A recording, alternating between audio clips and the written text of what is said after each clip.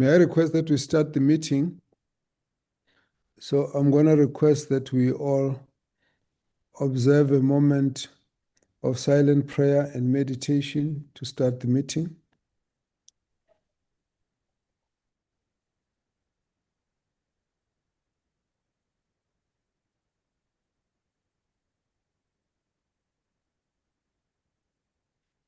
Thank you. May I therefore request that we table the agenda. In the meantime, may I request honorable members to show your faces. If you can, I can see your names, but I get very comfortable if I've got an assurance. Honorable Daibosh, Honorable Van Veek, morning. Good morning, Chair. Morning, Chair. We are short, Ndamase is in for now. Oh, all right. Honorable Ndamase, we know your rural challenge there. I see quite a number of members who are not showing their faces yet. But nevertheless, Can you see me, Chair? yes, Nkosi, Honorable Telezi, we can see Nkosi. It's not AI, it's me, Chair. Yes, you look very real from here. Thank you very much. Kabazela. You look pretty much alive. Thank you, I am. I would like to believe. Yes, no, we believe you too. Thank you. It's just that the AI thing has really made us to be very, very concerned, you know. In the meantime, let's look at the agenda. Honorable members, can you move this agenda up a little bit? I want our TBC.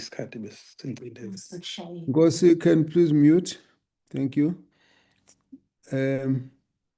All right, that is our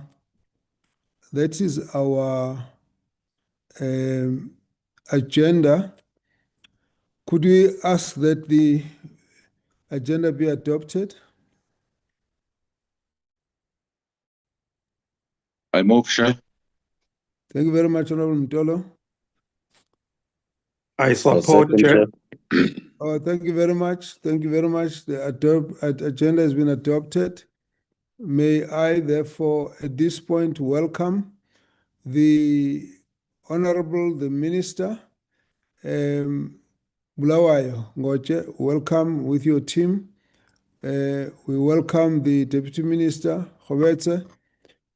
We welcome the Deputy Minister, Liachiga Chawe. Honorable members, the Directors General who are present, and all the senior officials from the Department of COCTA. We have the blessing of a whole day attention from you, Minister, and your team, and we take this very seriously, and we really appreciate that you have made the time. We do understand that due to your busy schedule, we had to start at 8, which for us works well. We've also noticed that there's quite a bit of documentation, mainly slides that have been sent through, and we appreciate that. Members are ready to engage. So we will therefore be inviting the Minister in the next while to do the introduction and presentation. May I, in the meantime, invite Honorable Mtolo? Honorable Chair, honorable members, honorable ministers, and deputy ministers. Honorable Chair, I would like to formally lodge an apology to be released at 1:30. I'm having a portfolio committee on standing committee on intelligence at 4. I have to go and look for documents and read documents before that. Thank you. No, you're welcome. Thank you very much, Honorable Mtolo. I'm aware as well that Wednesday is a bit of a tricky day because some of the members double up into other days. It's not a normal allocated day for committee work. However, because of the special circumstances, we were to ask for indulgence. So those members who have indicated that they are doubling up on other committees, we do understand that. Honorable Ndamase had raised a similar matter, and we do understand that. So we will note your apology, but thanks for your presence at this point. So thank you very much, honorable members. May we then proceed to invite the Minister, Bulawayo, to table your presentation. Thank you very much, Honorable Minister. Thank you very much, Honorable Chair Kabazela, and greetings to all honorable members of the portfolio in the platform. Greetings to the entire delegation from Cooperative, which is in the platform also. For now, Honorable Chair, the deputy ministers, when I'm trying to locate them in the platform, I can't identify them, but we are present with the entire administration, and I am hopeful that we will remain until 3 o'clock, although I will have to switch over to the NCOP debate at 3.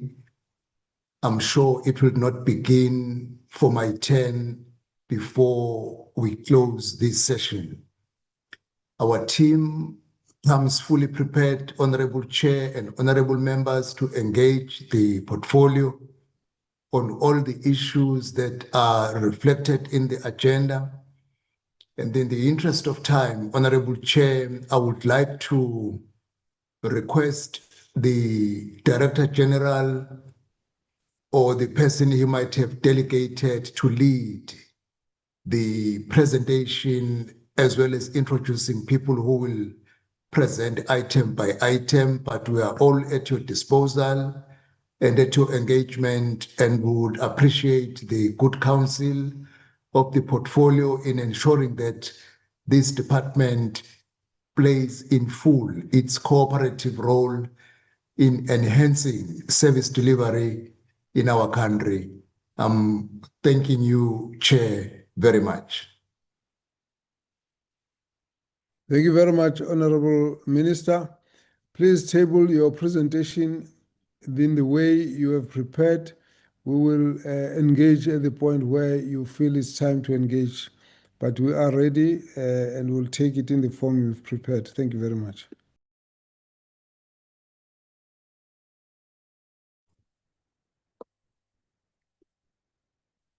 Thank you very much, Honorable Chair. Good morning to you and good morning to the members of the Portfolio Committee. Chair, we've broken down our presentation into 3 parts. Part A, we are going to be led by Acting DDG Cheney, Mr. Neville Cheney. And Part B, we are going to be led by DDG Dr. Naidu, Kevin Naidu. And the last part, which is Part C, we are going to ask Advocate Marna Danglekok to lead us in presenting that part. Can I ask that the Secretariat help us with sharing the presentation? It's not showing yet.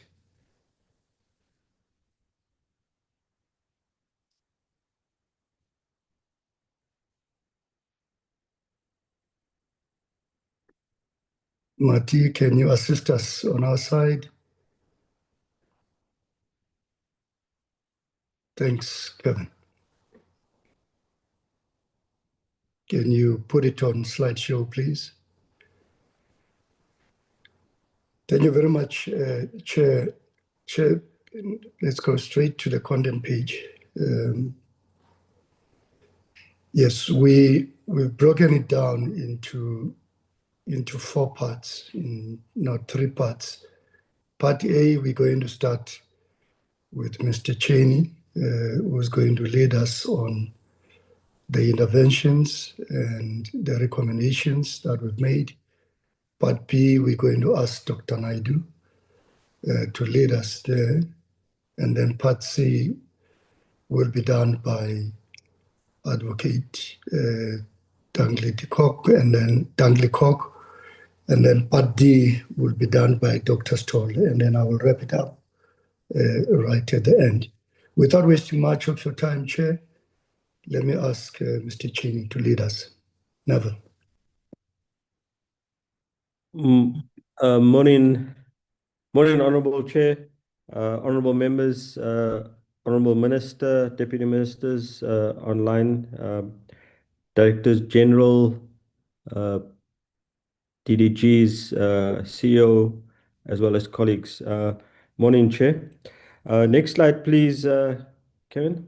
Chair, if it's okay, can I switch off my my camera? Because I'm not sure about the stability of my, but it should be okay. Will you check? Okay, thank you. Chair, as indicated by the DG, we will start off with the Section 154 support that we provide, but we thought that we would perhaps give an indication of where local government sits, but particularly in relation to the MDTP, the 24-29.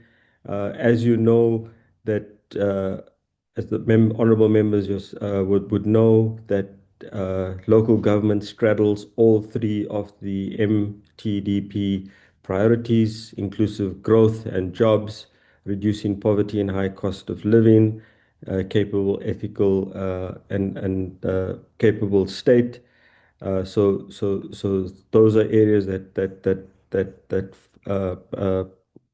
straddle the portfolio that the department does undertake in terms of the MDDP.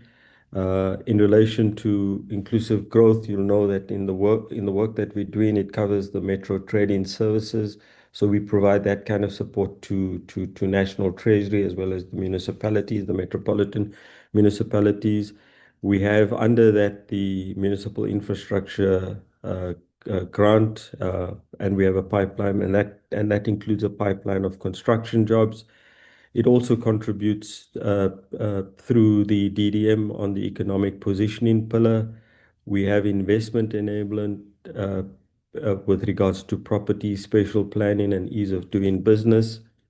In relation to reducing the high cost of living as well as reducing poverty, there is the basic services delivery, the free basic services indigent component that we undertake, the electricity and water tariff pass-through, so cost of living pressures that we undertake.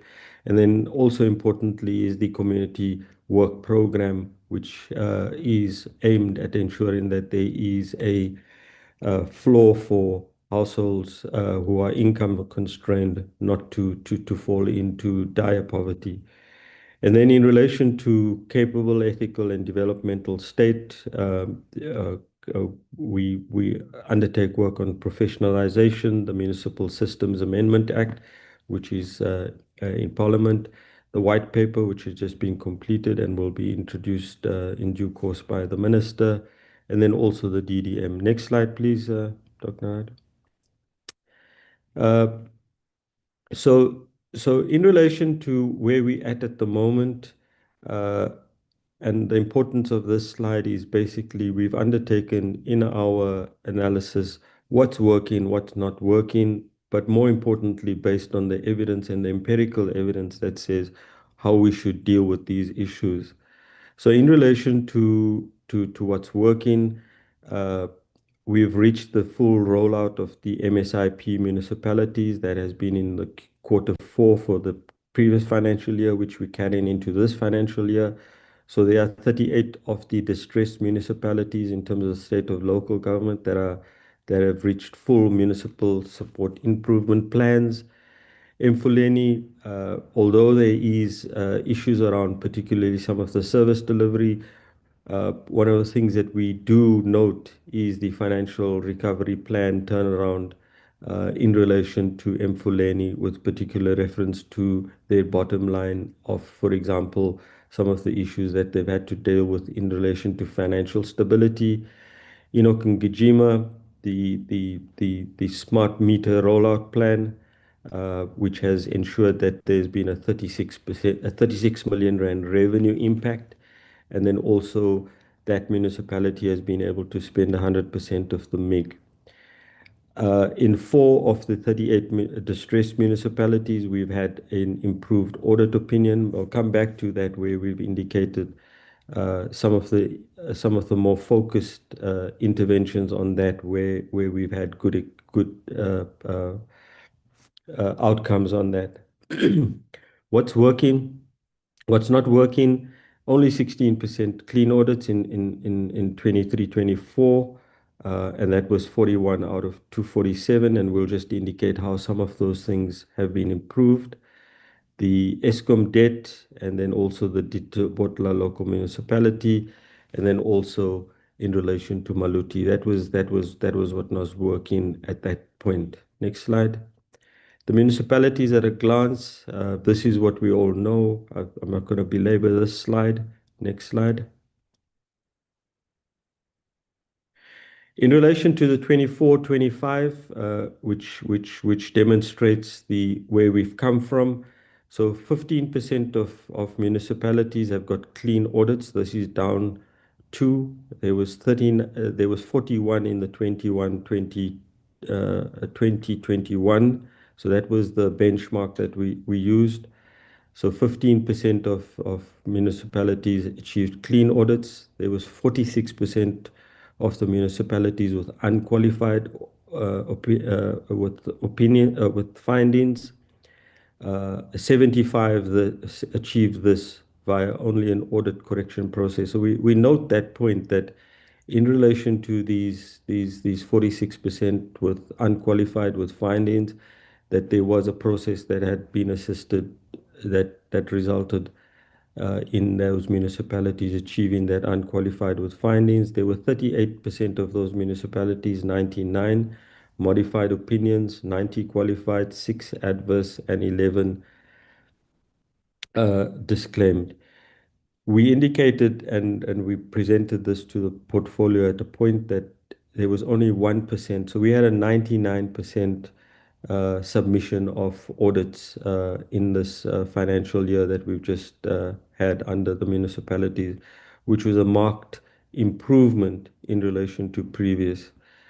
The compliance indicators, there we've indicated what the dashboard is. 84% with material and non-compliant with key legislation, 83.6 billion on irregular expenditure, 51% non-compliance with consequence management. And then the big number that has been raised is the 1.6 billion on financial consultants.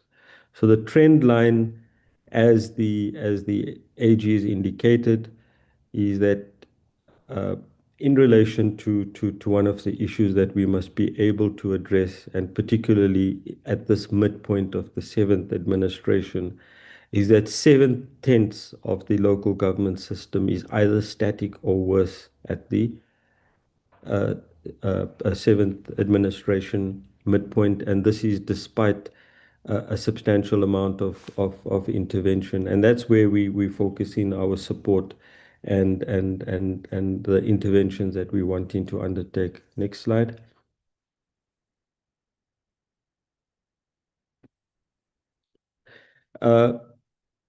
Of concern that has been raised, particularly which we highlight to the portfolio, is the metro audit regression, what we would term the failing top tier. That although these 8 municipalities, metropolitan, represent what would be the top tier in terms of capability, in terms of sustainability, in terms of experience, knowledge, expertise, there has been a regression with particular reference to the metro audit distribution. in relation to where we've been able to. So you'll see that picture is something that we have to be able to address. But in doing that, there is the course correction that we must highlight that we've undertaken with particular reference to some of those issues, and that's at the bottom of the slide, where the Metro Trading Services program has been approved in December and is now being brought through the system. And then also there's the presidential work groups, and the presidential eThekwini work group demonstrates just how through concerted Section 154 support we can be able to achieve a substantial amount of a turnaround in a municipality, even in the case of a metropolitan municipality, and we find that that's the case. So in relation to eThekwini, there's phase 2, which is the flagship metropolitan intervention, and that's in the slide that will follow. Next slide. We just give an indication on this slide, Chair and honorable members, around the question of the money story, the financial systemic risk, the distress within the system, particularly in relation to where we at around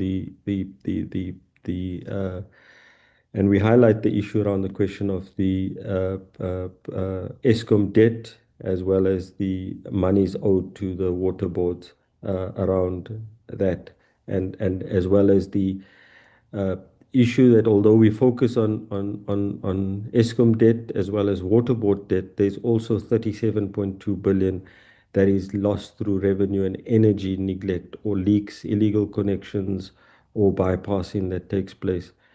And as a result of this, we highlight in the bottom point of the slide the causal chain. So it results in unfunded budgets, unauthorized expenditure, deferred maintenance, infrastructure losses, unrecoverable revenue, bulk debt, bulk supplier debt collapse, and we see the consequences with regards to Eskom as well as the water boards. Next slide. The water interruption reality. So honorable members, Chair, you'll be aware that the President has launched the Watercom, which Minister and the DG are part of at a technical as well as an executive level. And it just indicates what the water interruption reality is. And this is based on what Stats SA has indicated in 2025. So although overall access has improved, there has been an increase in the percentage of water interruptions in 2025, with some outages lasting 4 days, extended disruptions for 2 days or more sits at about 24%. And we just give an indication in the slide of the water interruption reality around the various provinces, with the Northwest, Northern Cape, Mpumalanga, Limpopo, Eastern Cape being the highest in relation to either water interruptions or extended interruptions. Next slide. Access to services. We thought we'd just put this, Chair, honorable members, to give an indication of where the national service access baselines are with regards to electricity, solid waste, sanitation, as water. And we just give an indication of 2 provinces, one which is struggling, being the Northwest, in relation to the service quality index versus the minimum standard, around what are some of the issues. So you'll see water, sanitation, solid waste remain a major issue together with electricity in the Northwest. Whilst in the Northern Cape, there is a moderate service quality index measurement that comes out in 3 of those: electricity, as well as sanitation and water, but solid waste remains a concern in relation to that. Just the important point, and we know that this is an issue that there is this perception around the urban, but we also note that Access to services in rural municipalities, that's category B4, remains substantially below the minimum required standards in the Northwest, for example, and comparable provinces where there's a higher level of rural households. Provision of water, sanitation, solid waste to households in rural municipalities remains below the required minimum standards in a lot of the municipalities. And just to indicate, so if you look at our APP, the annual performance plan, indicator 2.11, we have embarked on a targeted program to support 20 rural municipalities in reducing service backlog. So although we highlight this, we just indicate that the department, through its own networks and capacity, is taking steps to address this. So it's not only about lamenting, but it's also what are we doing as a department to do that. So I think it's important we indicate that in the slide. Thanks. Next slide. The improving. So in relation in addressing all of these things, there are 4 levers that are being focused on. And these, you'll see what we try and do is link this to the MTDP, but also to substantial issues that are being undertaken. And I think the portfolio, through you, Chair, are aware of all of these things. So in relation to audit outcomes and fiscal discipline, we know that SALGA has a substantial program to support the municipalities, with particularly the 41 repeat disclaimer local municipalities. There's consequence management enforcement, currently 53% non-compliant, and that's been done through the department's regulations, the directives that have been issued by the Minister together with the Director General, and we've seen that through also support from National Treasury. There's SCM reform to reduce this 28 billion irregular expenditure, consultancy dependency being reduced. And this is a point that the Minister has emphasized with particular reference to reliance on consultants, but also the fact that even when there's reliance on consultants, there's no material benefit realized from employing those consultants. In relation to professional and professionalization and capacity, the municipal staff regulations, there's full rollout by 2027 to be expected. The senior management competency framework, the engineering process and skills adjudication through both DPSA and the National School of Government, and then the political administrative interface protected in law.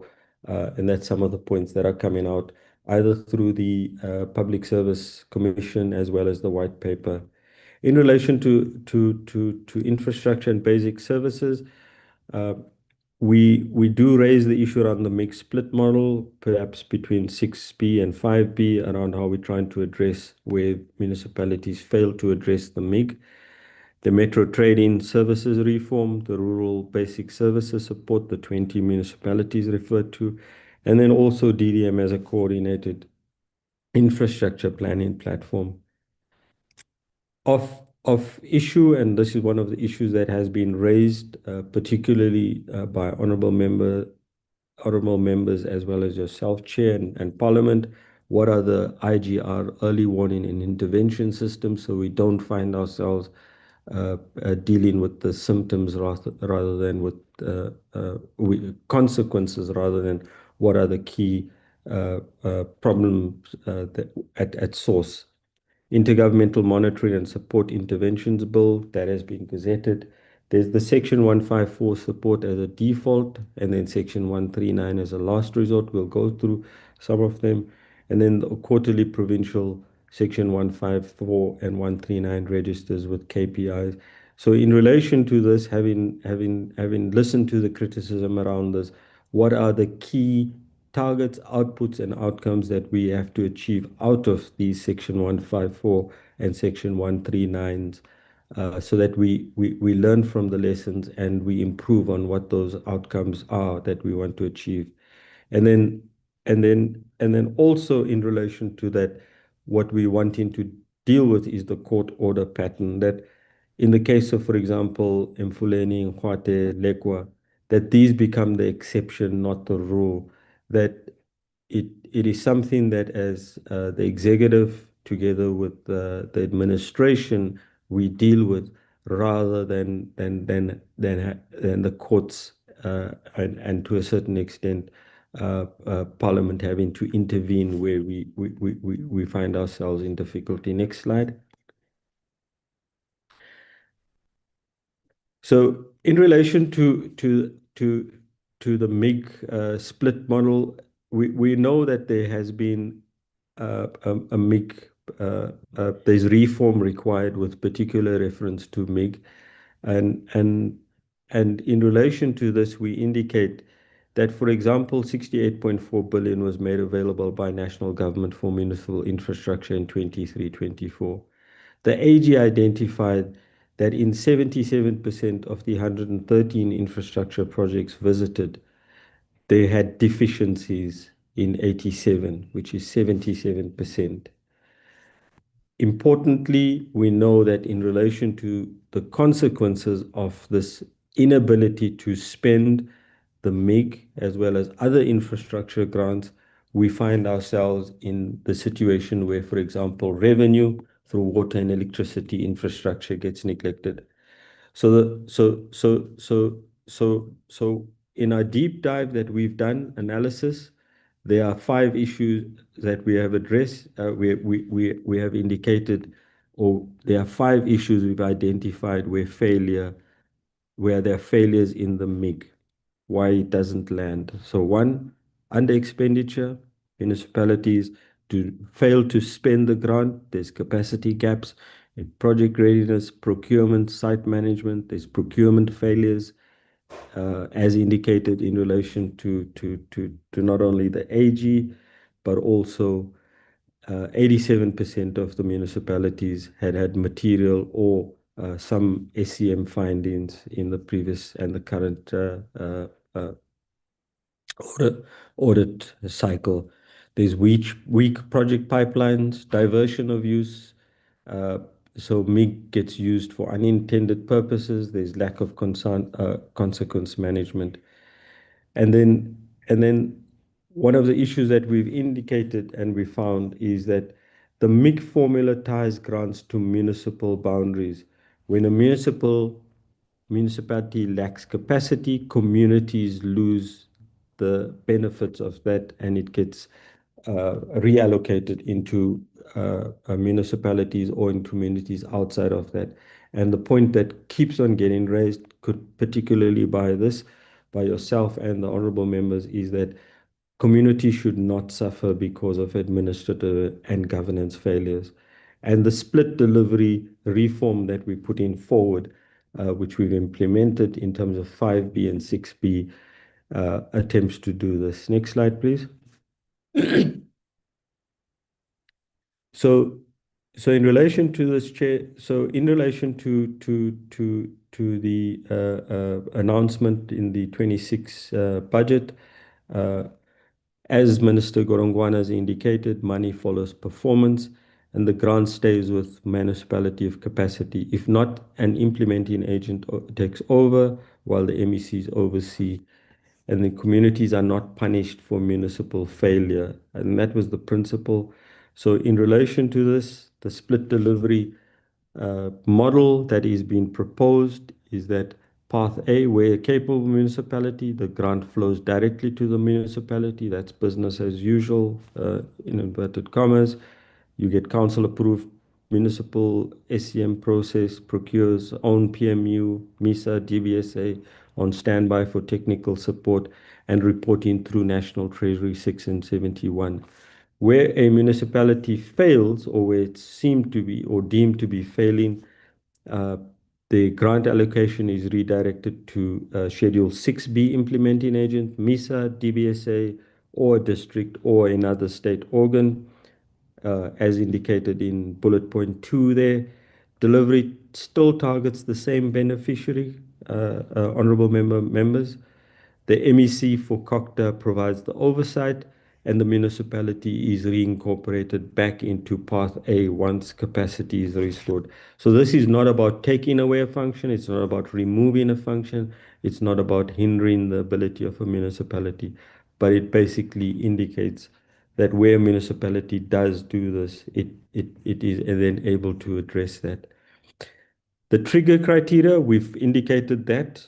So where under expenditure is 60% by year end for 2 or more years, material irregularities on infrastructure procurement, active Section 139 intervention, or specific determinations by National Treasury. So where we at, there's an operating model design and Section B allocation rules that are still to be finalized, and the National Treasury has committed to publish this based on recommendations that we've made. Next slide, please. I'll try and go faster. So as indicated in the previous slide, Honorable Chair, members, this is the escalation leisure where there are failures. We wanting to include a fourth where there's a state organ, a capable state organ that maybe act as a municipal implementing agent under MISA as the program manager. So importantly, I think for Honorable Chair and and members, the council remains politically accountable to the community. The IDB-based project selection stays with the council functions. Assets vest with the council. Assets vest with the municipality on completion. Operation and maintenance obligations remain within the municipality, which is why we have indicated that the split delivery model must be paired with the Section 1.5 capacity building to prevent asset failure after handover. So it's part of the issues that we've learned. The scorecard at the end of May 2026, the allocation was 17 billion, expenditure was 13, and the spend rate was 79.9.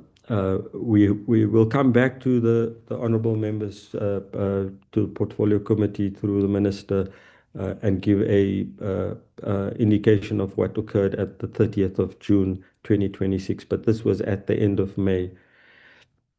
But what this tells us is there's some green shoots. Aggregate spend has improved. So the 79% at May sits above the historical mid-year benchmark. So we know that the national system is moving. The story is now about distribution, not aggregate. Quarter of projects still not on site. 16% of projects remain at design or tender or complete. A weak forward pipeline threatens the 26-27 spend if not accelerated. And then 3.4 billion is at risk. So there's a 20% shortfall, which is larger than the entire Free State, Northern Cape, Western Cape. So in the bigger scheme of things, that represents quite a huge chunk of money. So next slide. Just an indication, we give an indication that, and this is part of this must be seen as part of the Section 154, the support that the department through its various linkages with the other departments.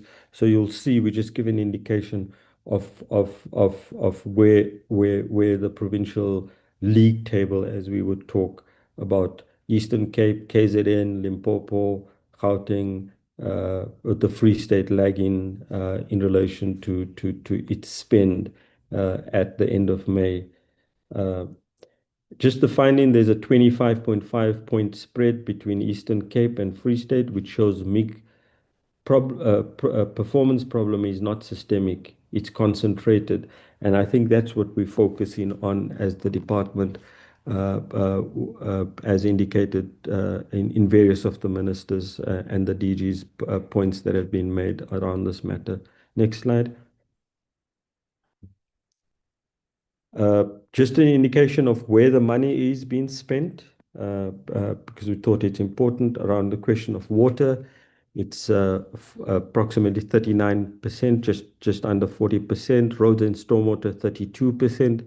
Sanitation, 16%. Community facilities, 7.6%, and as we go. So you'll see there's almost 75% of the 85% of the funds, the MIG funds, is going to water, road and stormwater, and sanitation, which indicates quite a good focus on those areas that need the money most. The structural findings, just roads dominates by count, water by rand. So the roads projects are a lot more, but the water projects cost funding is substantially more, and that probably makes sense in relation to that. There are six triple six road projects, which is 40% of the pipeline, and then 332 water projects, which is 5.4 billion around that. The basic services tried 87%. Sorry, I miscalculated that. It's 87.2% of the spend is water, roads, and sanitation, which absorbs 12 billion of the current, or at the end of May, 13.8 billion spend. So next slide, please. Just an indication of the project pipeline status. There's 1,662 live MIG projects, 1,385 at implementation, 231 at design, 46 have been completed, which is stage 3 for handover. So it just gives an indication. Forward, I mean, we've highlighted the bottom two blocks. The forward pipeline risk we've indicated, and we've highlighted this, and the colleagues in MISA, together with the DBSA, as well as some of the initiatives by the department. So the execution opportunity does present going forward for the new councils that will come into place on the 4th of November. There's 1,385 projects on site, and delivery engine is running, as we would want to say. This is where MISA, DBSA support adds the most immediate value, keeping active sites productive through Q4, and we're hoping that we will be able to tell a more intense story of implementation. Next slide. We just give an indication, Honorable Chair, members, just on how we've managed to do this. So, as you will see, and then just the slide finding 4, 5 provinces need 154 support with regards to MIG. So it's Gauteng, Mpumalanga, Northwest, Western Cape, North sit at 71, which is below average but not distressed.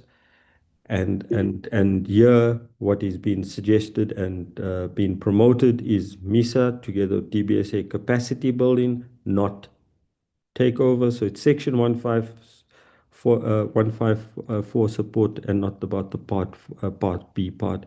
So we just give an indication. The distress zone, and we'll focus on part of that, and that is the Free State, which is the Part B Day 1 candidate. So that's where the focus is. And in relation to that, we've just signed over DG's in the process of considering 2 additional implementing agents, one being a district municipality in the case of the Free State. Next slide. Honorable Minister, Chair, honorable members, we just give an indication of the Metro Trading Services here, the 37.2 billion problem. We know that this is where it is, so we just give an indication of where the Metro Trading Services in the next few slides around this issue, around the question that we're in the current financial year, the municipal financial year. Why this process has been, there's been a failure chain, under maintenance, asset deterioration, non-revenue water, unbilled electricity, declining revenue, deferred maintenance, deeper losses, and this has been evident in some of the metro engagements that the portfolio has undertaken. So this is what the status quo is. Next slide, please. Just where we at in relation to the metro trading reform. The focus is 3 services. That's water and sanitation, electricity distribution, and solid waste. It will cover all of the 8 municipalities, and it will focus and hopefully address the 22 million people in those municipalities. But it also, more importantly, accounts for 85% of the national economic activity. And in relation to this, it's not a marginal grant reform. It addresses the operational spine of the metropolitan municipality. So it goes to the heart, and as honorable members, honorable chair, you'll know wastewater, electricity, solid waste represents the core of what would drive the economic indicators in those municipalities and by design the national economy. Thank you. Next slide. We just give an indication of the where the World Bank Metro Trading Services Program is in with regards to National Treasury, and there's a detailed documents around this. Next slide. Just again, we thought that we'd put this on the table, honorable chair, members, so that members have an indication of the work that the department is doing together with National Treasury as well as the metropolitan municipalities in supporting these reforms. Next slide. We highlight the issue around the question of the Presidential eThekwini Working Group. The first phase came to an end at the end of June, and then there's the new phase 2 which has been launched, and that phase 2 has been launched by the President after, as we indicate, the generally successful initial stage. And the emphasis in this phase is on the economic reconstruction, the financial stabilization, governance, investor confidence, and then the new economic development work stream. So some of the milestones that were achieved in the first phase, the partnering framework, and it's quite important that we can provide through the eThekwini some of the funding, some of the stabilization that's taking place, particularly in relation to economic development, as well as contributions by some of the economic partners in them, and that the Mlazi Canal, that was quite an important part, particularly in relation to the non-revenue water, and then the work stream integration. So we've integrated the economic development into the DDM. Next slide. These are just an indication of what's happening in eThekwini in the presidential work group. There are 8 work streams. We just give an indication of where and what some of these work streams do. There are detailed reports that are available in relation to this, and I think it's important to note each work stream co-led by a DCOG DDG and an eThekwini executive, and this reports to the DG for cooperative governance, and reporting through that goes to the presidency through the minister. Next slide. The district development model will just give an indication and where we at around this. We know there's 44 districts, 8 municipalities, 52 DDM spaces. What the architectural focus areas, the 5. Next slide. The 5 key achievements, and I think this is important. I'll just spend maybe a few minutes more. The national institutional architecture has been established, and I think it's important to note that in turning around one of the big issues around our country, and the IMF have just released a report, or about to release a report, honorable chair, honorable members, around the question that one of the biggest issues that we need to deal with as a country is the issue around the question of fragmentation of planning, fragmentation of funding, and fragmentation of implementation. And one of the things that attempts to address this and is addressing this is the DDM. So the national architecture has been established. There's a coordinating structures, provincial forums, the Live in One plans, the implementation framework, and the agreements have been formally established. There's one plans across all 52 districts and municipalities. In fact, those plans have been revised. Minister Slabisa will, in due course, be looking at that. We will present to Minister the process that we've undertaken around the question of revision, where we've, together with the municipalities, together with the provinces, local priorities are identified, integrated infrastructure planning, catalytic project pipelines, guidelines, implementing monitoring in each one plan space. There's improved intergovernmental coordination, there's joint planning events, better sphere alignment, improved engagement with municipalities, and coordinated infrastructure prioritization.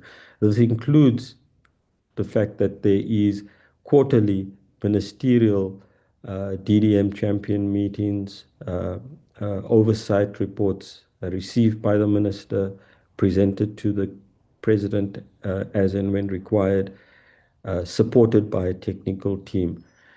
The catalytic projects, water, sanitation, electricity, roads, logistics, agriculture, all of those have been identified as catalytics across districts and municipalities.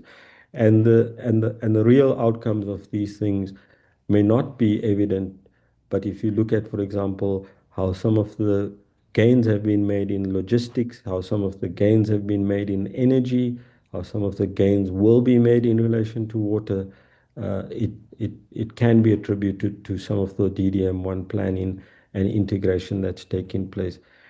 And then growing results-based monitoring. It's important to note that what we're doing based on a national strategic hub is shifting compliance reporting to outcomes-based reporting, project delivery, institutional maturity, and developmental impact. So what are these achievements? And the next slide shows the concrete impact on district municipalities, Honorable. So in relation to this, there's the MPTAS 38 district municipalities, the Municipal Performance Turnaround Strategy, which is a DCOG instrument led by the Minister for distressed municipalities. Just important, 35 of the 38 distressed municipalities now have a council adopted MSIP or FRP, Financial Recovery Plan. The split between MSIP and FRP interventions is a 26-12. So 26 have MSIPs, 12 have FRPs. Priority municipalities, we started off with 10, and then based on a directive from the minister, we now have 38 to ensure that there's a comprehensive view of how this is being done. We just give an indication. The bulk of those FRPs, MSIPs have been reviewed, they've been adopted, and then just to indicate, in relation to the nationally classified distress list from 2022, this is now 35, and in the state of local government to be released in due course by the minister in November. We will tell a better story around the reduction of that 35. Next slide. 3 of the 10 municipalities identified have improved their 24-25 audit opinion. Tabazimbi, Mamusa, Umzenyati. We indicated the issue around the question of the positive revenue impact from Enoch and Gijima's smart meter rollout, as well as the issue around the question of Tembelishle. Tembelishle and Hopetown, is one of those areas which has been distressed. I mean, it was one of those issues where through the department, through its professionalization as well as its senior management regulations, and the ability to be able to have, for example, incentives for senior managers to move into rural areas, we now can say, for example, we've reached full funded senior management complement in Temelishle. So the important part about this, Honorable Chair, members, is if you look at the slide on the right-hand side, the audit for 24-25, and then the trend. So you'll see out of those 10 municipalities, 7 have had improvements in their audit, 2 are mixed, and 1 has regressed. Without wanting to express an opinion on the Maluti, the regression in Maluti is particularly that they've not been able to consolidate their core financials with that of an entity. So that's where that regression is, and we have now taken. So through the municipal performance turnaround strategy, IMC, that the minister leads, that's where we're looking at. And yes, we might think that it's an issue around the question of moving from a disclaimer to an adverse to a qualified, but these small gains, as the minister indicates, is a step in the right direction, and that's what we're looking at. So in the next financial year, as directed by the minister, together with the AG as well as SALGA, there is a concerted effort to move those qualified municipalities into the unqualified with findings, and where you've got adverse or disclaimers, to move them one. We think it would be important to be able to be realistic in what we can do. Next slide. Just the scorecard around the MSI performance. 38 municipalities have reached full rollout. 8 municipalities have rolled out smart metering, lifting revenue collection, cutting distribution. 11 chronic underperformers converted to mixed schedule 6B for direct MISA-led delivery. So that just gives an indication of what are some of the impacts of the Section 154 and the support that the department. I think that's the holistic picture that one must get. Next slide. Sorry. Yeah. Just in relation to the 38-4, improve their audit opinion by at least one category in 24-25. Mamusa, Tabazimbi, Tishlabeng, Umzinati. So we can see that there. And just to note, Ditsobotla is a municipality currently under National 139, and we're hoping that in the next iteration of this, we would be able to see a movement away from its adverse opinion that has been achieved for the last 10 years or so. Thanks. Next slide. The DDM impact on district municipalities. So there's improved coordination, better targeting of government support, stronger infrastructure planning, improved alignment of funding, and enhanced accountability.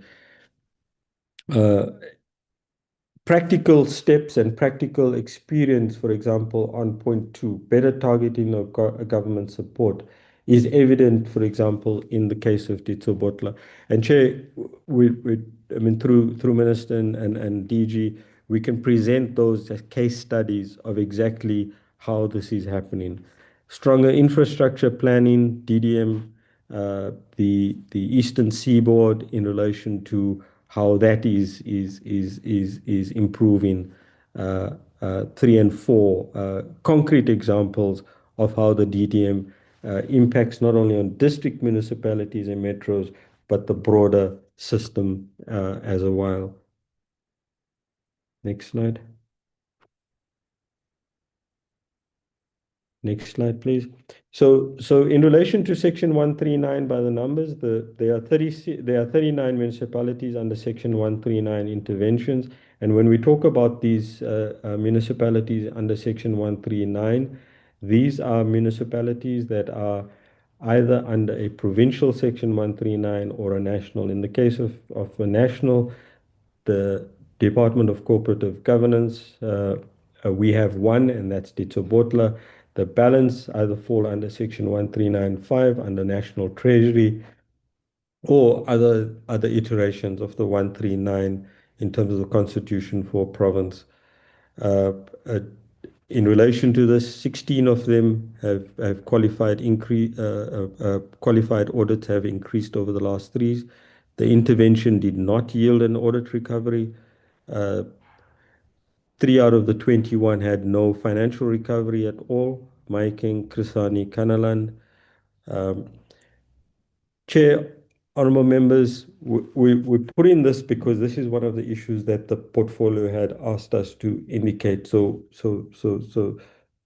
what problem are we wanting to solve and what is this issue? So we'll come back to this. So 21 municipalities under intervention with reviewable. 6 showed good progress, 2 moderate, 9 had no documented progress at all due to poor reporting, and 6 of the 33 interventions had service delivery indicators above the national average. So that's where we're at, and this is what we are wanting to focus on as the national department, with particular reference which those that fall within us. And I've indicated the scale of the problem is that it falls within different spheres of government and different sectors. Next slide.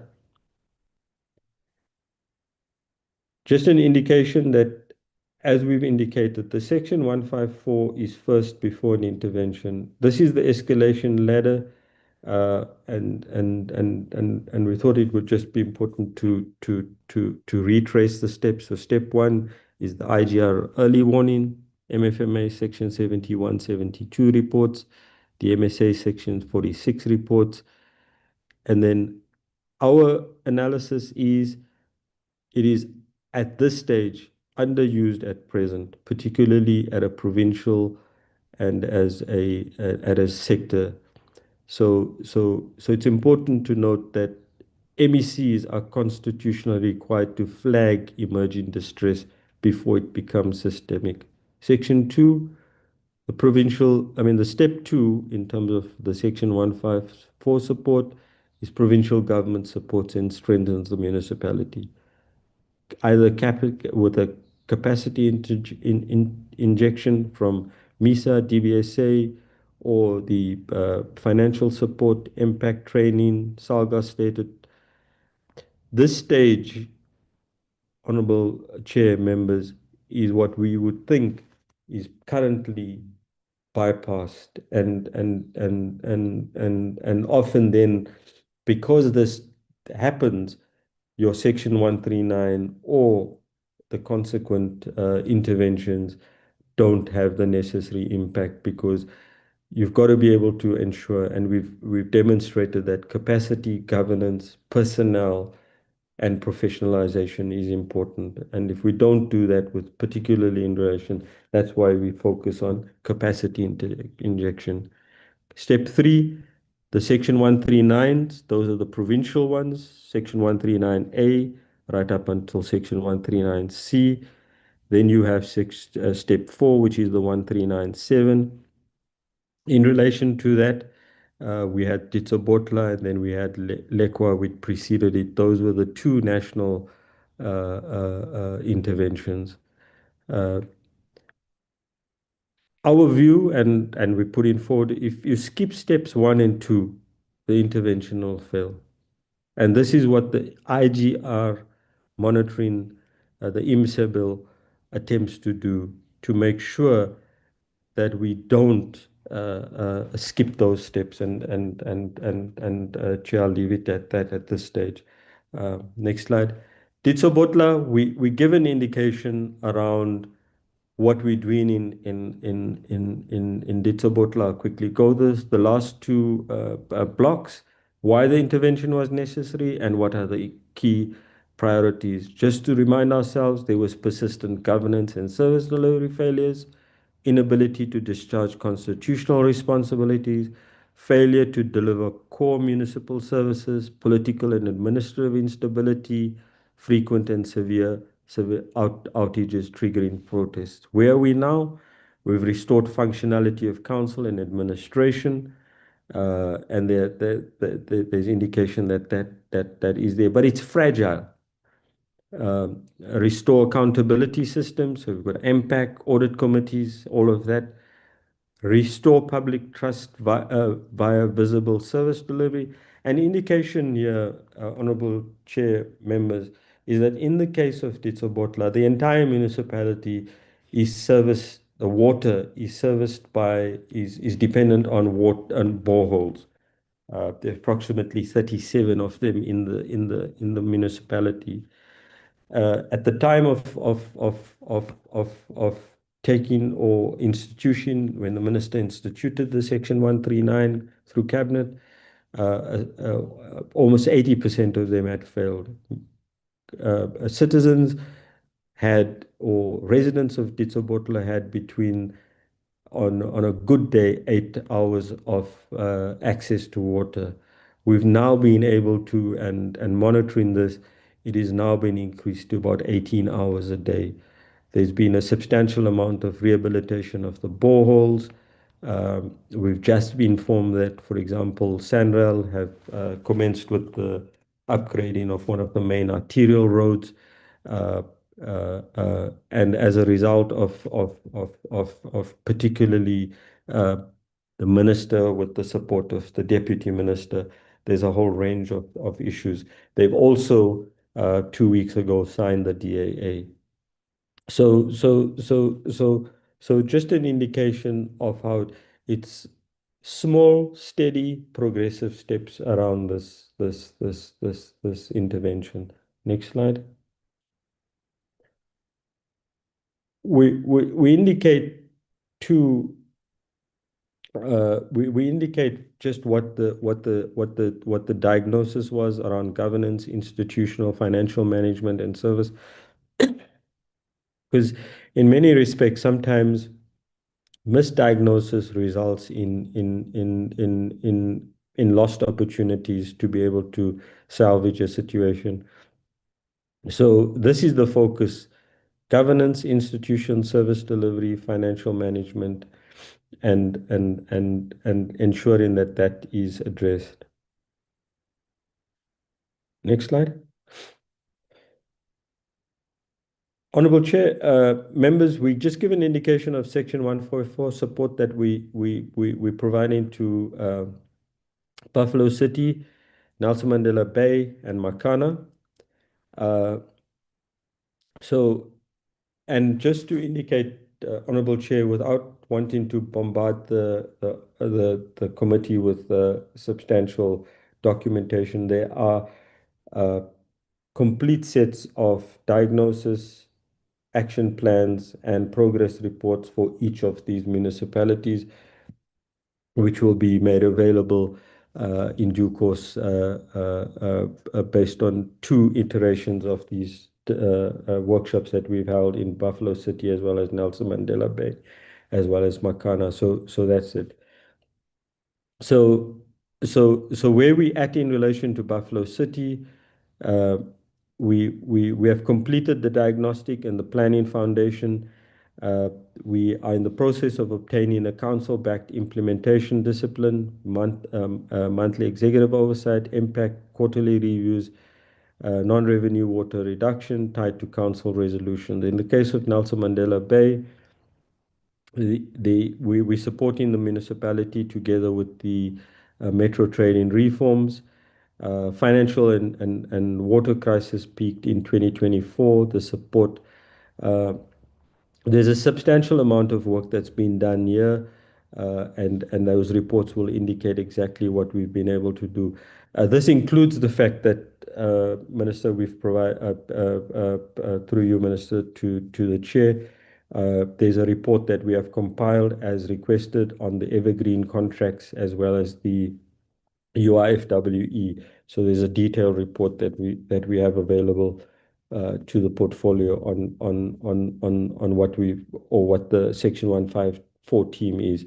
In the case of Makana, also there's a technical recovery support plan with particular reference where we wanting to do. This is a little more of a difficult situation given some of the governance challenges, which puts the Section 154 team in a spot not to be able to achieve their entire objectives. Next slide.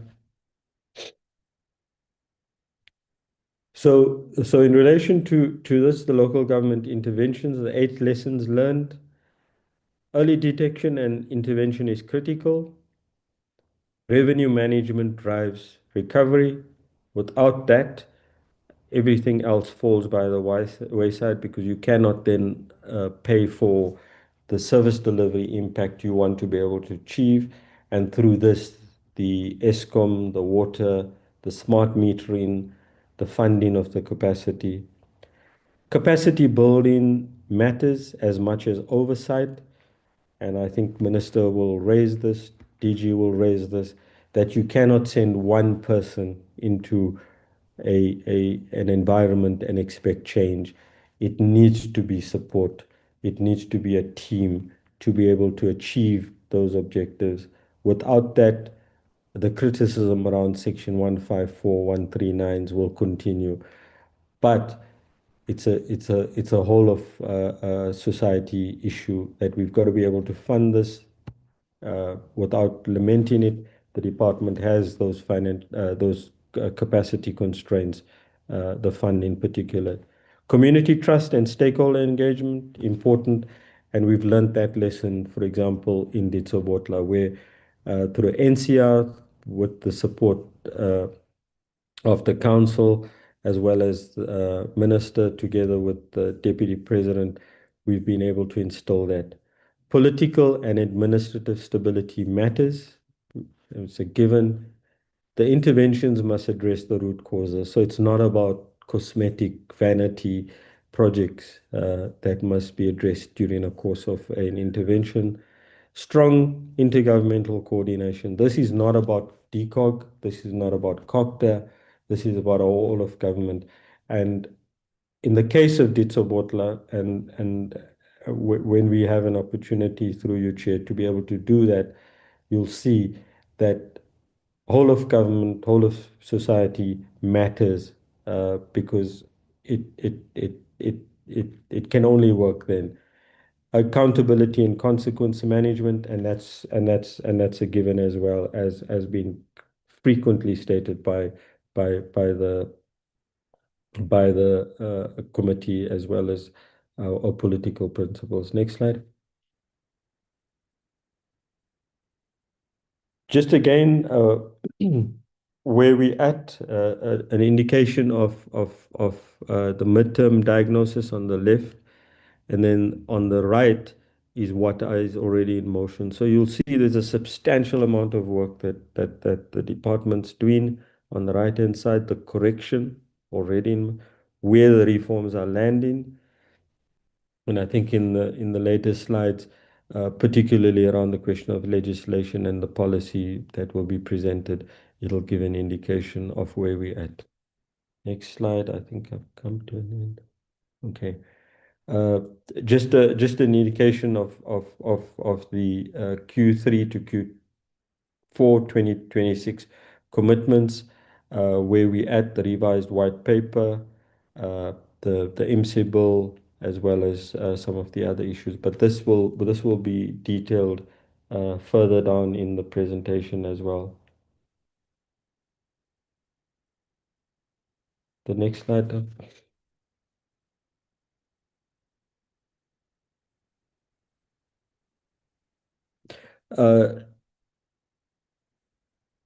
Chairperson, in relation to the investigations referred by the committee, in relation to the eThekwini disclosure, that's the protected disclosure, the minister has requested the SIU to assess the disclosure. The SIU has agreed to assess the disclosure as per legislation, and Minister will await feedback from the SIU based on what their determination is, and that's where that is in relation to that. In relation to Ilembe, the allegations of procurement, fraud, maladministration, public health risks, and governance failures, the Minister has referred this matter to the province. This was in a letter dated 15 June 2026. The MEC requested the Mayor of Ilembe to provide a comprehensive update on the investigation, including the recommendations and corrective. So in relation to that, the Mayor of Ilembe has indicated that in a response on the 6th of July, the investigation commenced on the 11th of June and is currently in the preliminary phase. The investigating team presented its report and investigation roadmap to the council. So it's assumed that once that happens and it goes through the system, the MEC will then inform Minister, and Minister will inform yourself through that. We've referred also the Amajuba investigation into the irregularities on the council meeting of 3rd of June. So the MEC has indicated that he has addressed this, requesting the Speaker which will request the Speaker of Amajuba to provide the comprehensive report, and then once approved, will be circulated. Next slide. We've covered this point around the question of the Nelson Mandela Bay. As I've indicated, Chair, just in relation to the governance, evergreen contracts, and UIFW, we provide this. So as part of our Nelson Mandela Bay turnaround plan drafted by Section 101 team, Section 154 team, we have 101 activities that we've identified for the municipality to address across 7 focus areas. Matters have been resolved with the portfolio committee. Matters raised and resolved at the political portfolio committee. And then we also had an outcome. We had 2-day strategic session, which outcomes have also addressed this. So the central finding is Nelson Mandela Bay's governance failure is not a shortage of policies, strategies, or templates. It's a failure of implementation, accountability, and consequence. Instruments adopted and then not applied. So the point that we raised around them is that deviations are not a substitute for competitive procurement. UIF balloons with no confirmed register owner. Executives act for months without council endorsement, and then council defers matters without recording why. So that's the central finding that have come out. Next slide, just around the governance failures. Where we at in relation to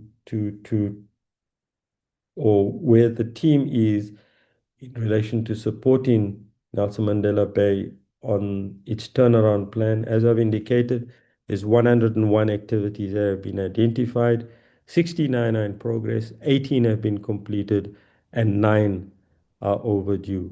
So that's, and then those bar graphs give an indication of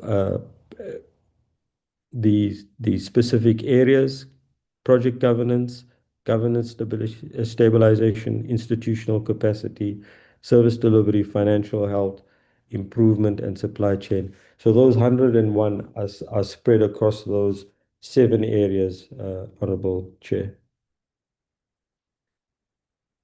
In relation to this, in relation to the government instruments, the team has supported the municipality to improve its governance instruments, because one of the things that we found, with particular reference to the points raised by the portfolio committee, honorable members, honorable chair. So what have we done, or what has the team done? We've drafted the SEM policy, the deviation standard operating procedure, the appeals policy. We, as the Section 154, we've supported them with BEC, BAC specification templates. We've undertaken a contract management overhaul report, which gives them an indication of how they should manage their contracts, as well as their contract management post procurement and conclusion of agreements. There was no SEM risk management framework, and that has now been done by the team. And then there's also the UIFWE reduction strategy. There was unfortunately not this, and without this, there was no, it was just a haphazard situation where UIFW was determined and written off and investigated, but it was not clear. Then there's the consequence management. What has not followed is enforcement. No directorate has been held accountable for failing to use an adopted instrument, and that remains governance. It remains administrative. What are the 6 governance failures driving evergreen contracts in UIFW? SEM non-functionality and the city manager deviation trap. What the team and we would term a deviation trap. There's no valid competitive bid contract for a full year. So every protective deviation becomes a UIFW entry. Okay. Acting executive directors, no endorsement for 6+ months. Only the CFO and COO hold posts substantively. And then it is a known fact that acting decisions normally carry a legal review risk, and that results in this UIFWE escalation. BSc, BEC decentralized to acting directorate. It removes any centralized check at a point where irregular procurement is created.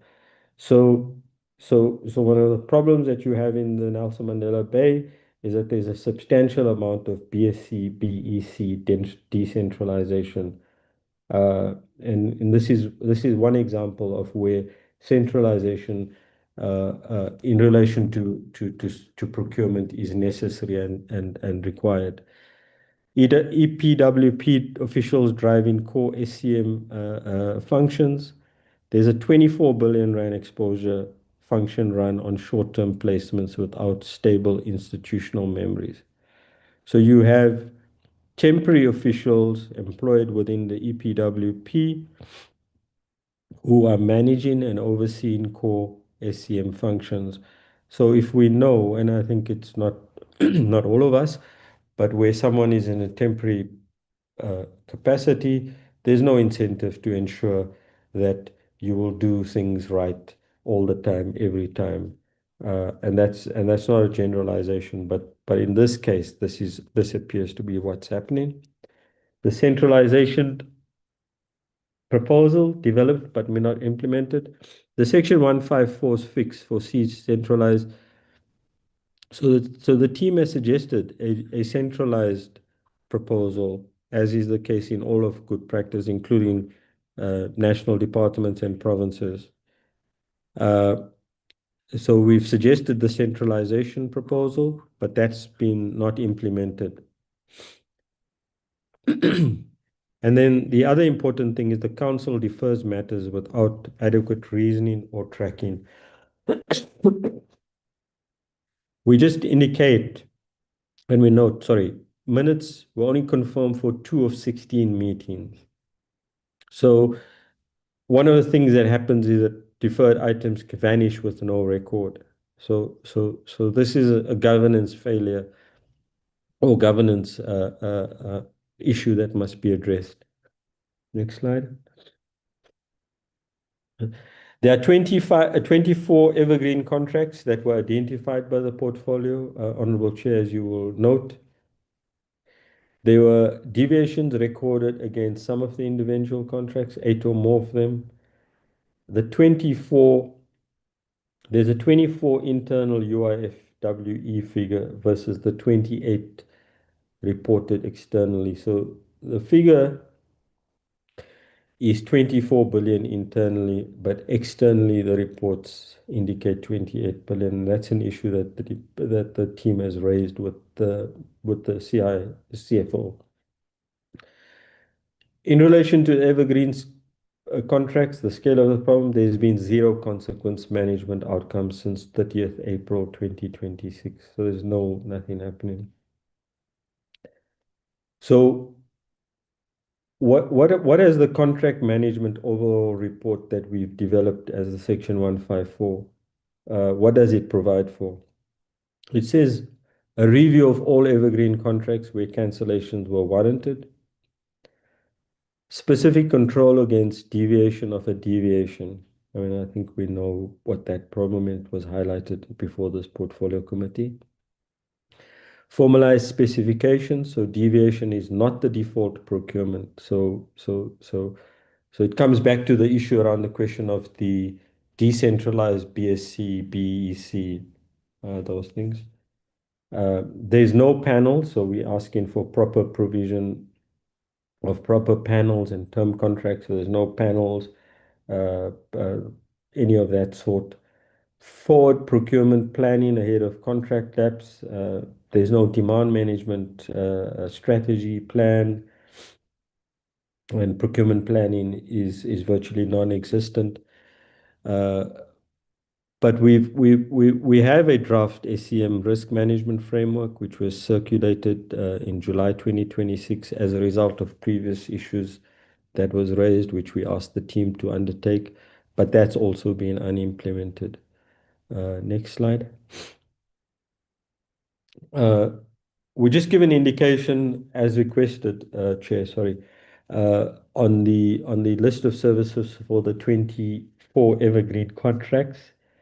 We've attached this for transparency on some of the issues, so that these are some of the things that are causing this.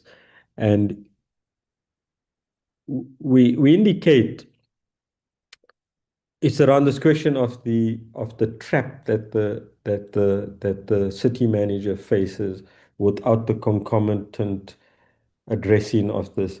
You'll see that in a substantial manner, in fact, all of these are key service delivery key line function departments and services. So, for example, turnkey electricity prepayment online services. So, without making an excuse, I mean, what does the city manager do? Terminate the electricity prepayment online vending services. What are the consequences of that? Electricity and water meter reading. Terminate that, and what are the consequences for the revenue? So it's about the trap that you find yourself in relation to that. The interactive voice response system. I mean, go through this, Honorable Chair members, and you'll see deviation for the reappointment of Xerox. So those are just some of the issues, and this demonstrates, we put this here, so it demonstrates to the honorable members what is the trap that we referred to in the previous slide. Next slide, thanks.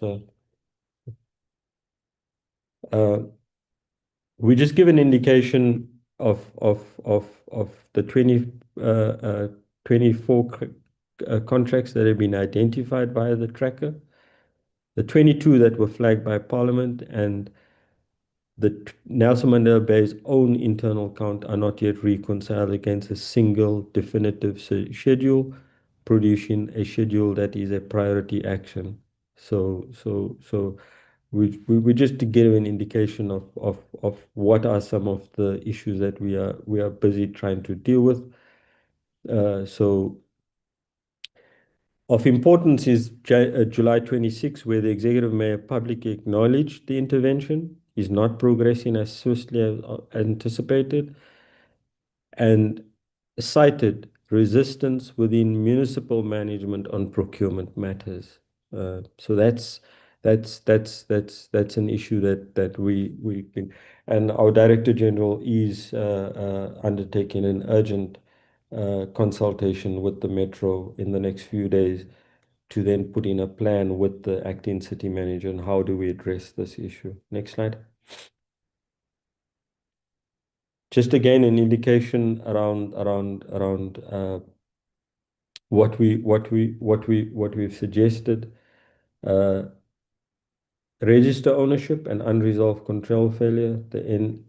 Cannot confirm. I mean, the municipality cannot confirm which officials are authorized to input, amend, approve entries, either on the UIFWE or with or without delegation. Finance could not answer on who's capturing. So this is it. So we've recommended impact, budget, and treasury action, formal instruction designating by position who may input, amend, or approve the register, access controls, audit trail, UIFWE, and monthly reconciliation against budget and treasury records. Next slide. We just give an indication of again the policy versus the implement, the financial consequences, what has been done around the UIFW, the strategy, the consequence management, disciplinary board, section 32. The structure was reestablished, that's the disciplinary board, but there was partial and no concluded cases being reported as far as we are aware. In relation to the Section 32 committee, it has been established, but there's partial or no quantum of resolved or written off amounts in relation to this. Next slide.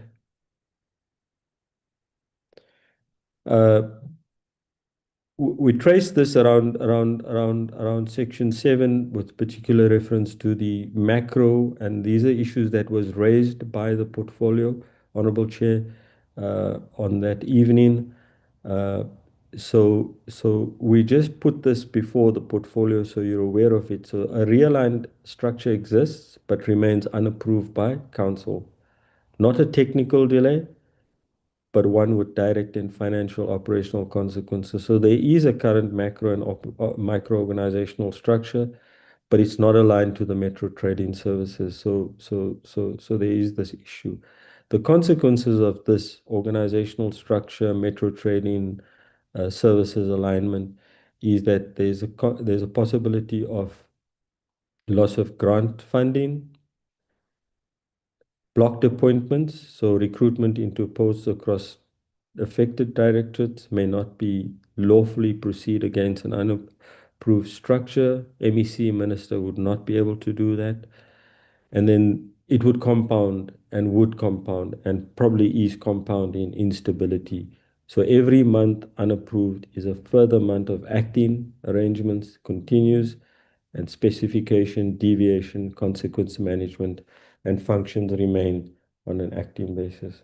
We've given recommendation on what we've indicated, that the council should prioritize the macro structure at its next available citizen, given its bearing around this issue. The next slide. These are the issues that we've raised around the risks in the priority order around SEM. We cannot place competitive bids because directorates withhold specifications, forcing deviations. Executive directors act without council endorsement. The council cannot confirm who is authorized on the UIFW register despite the reported balance, the 24 evergreen contracts, the National Treasury withholding, but that's something that's been addressed.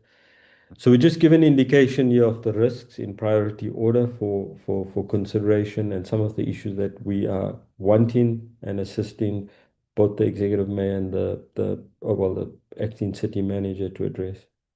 Next slide. We give an indication of what we've done so that the portfolio is aware that we've just not left this, but we're given an indication of what is some of the work and what is the content of the Section 154 team that gets deployed into any of the teams. So in the case of Buffalo City, we would be able to provide this. In the case of Makana, we would be able to do this. In the case of some of the recently instituted Section 154s, this is what we would be able to, and this is what the teams do in relation to this. Of importance is you'll see in the middle column, the owner, the Section 154 team provides support, is not an implementer, has got no authority to implement this, and that's where the issues are. Next slide. So progress, it has produced, as we've indicated, the positive progress. We've produced a governance architecture. Procedural implementation is progressing across most tracked activities. What's the gap? There's a gap between documents adopted and outcomes implemented, not yet closed. And this is particularly around the question of the governance administrative response to the entire proposal that has been put on the table with specific reference to this issue. And we focus on this issue. That's the UIFW, the consequence management, the SCM, the contract and the contracts management. Thank you. Chair, honorable members, we just give an indication of a summary of the issues that the portfolio committee had. We've clustered this into areas of the matters raised, the progress, and the responsibility. In each of these instances, in the case of the Northwest, the Free State, as well as Gauteng, which will follow, the slides will follow, around the question of political instability, council dysfunction, levels of unauthorized, irregular, fruitless, and wasteful expenditure, withholding of equitable share, all of those kind of things. We give the progress around what the MEC's office, what the Premier's office has done, around MPAC, the provincial government, and in relation to the responsibilities of where these things start. We have collated and in the process of collating the various reports. We've received one of them from the Free State, which we will then provide to your office through the office of the Minister once it's been signed off by the Honourable MECs in each of this. So it's the Northwest. The next slide, please, Kevin. Gauteng, again, on the issues, as the honourable members will know, it was around the municipalities, Ekurhuleni, City of Tshwane, City of Joburg, as well as the local municipalities. Crime, corruption, those were the issues raised. Governance failures, assassination of whistleblowers who exposed corruption. That was raised in the case of Ekurhuleni. Municipal finance management, billing systems, UFW, non-compliance, debt owed to municipalities, effectiveness of Section 139s, and irregularities in senior management appointments. Those are issues that are there.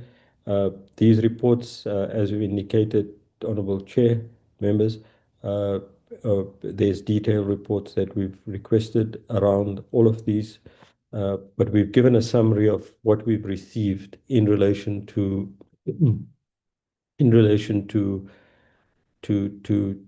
a summary around that. For example, in the case of Gauteng, the Gauteng Ethics Advisory Council, the SIU Service Level Agreement produced 77 forensic reports. There's been a political killing task team established, profiled 250 suspects, 118 arrested and 18 deceased around that. We give an issue around the question of the municipal billing, and then the provincial executive that's been tasked with the impacts around the question of the 139 intervention in Mfuleni. As honourable member, honourable chair, you know, was quite an issue that was raised at the hearings in Gauteng during October of last year.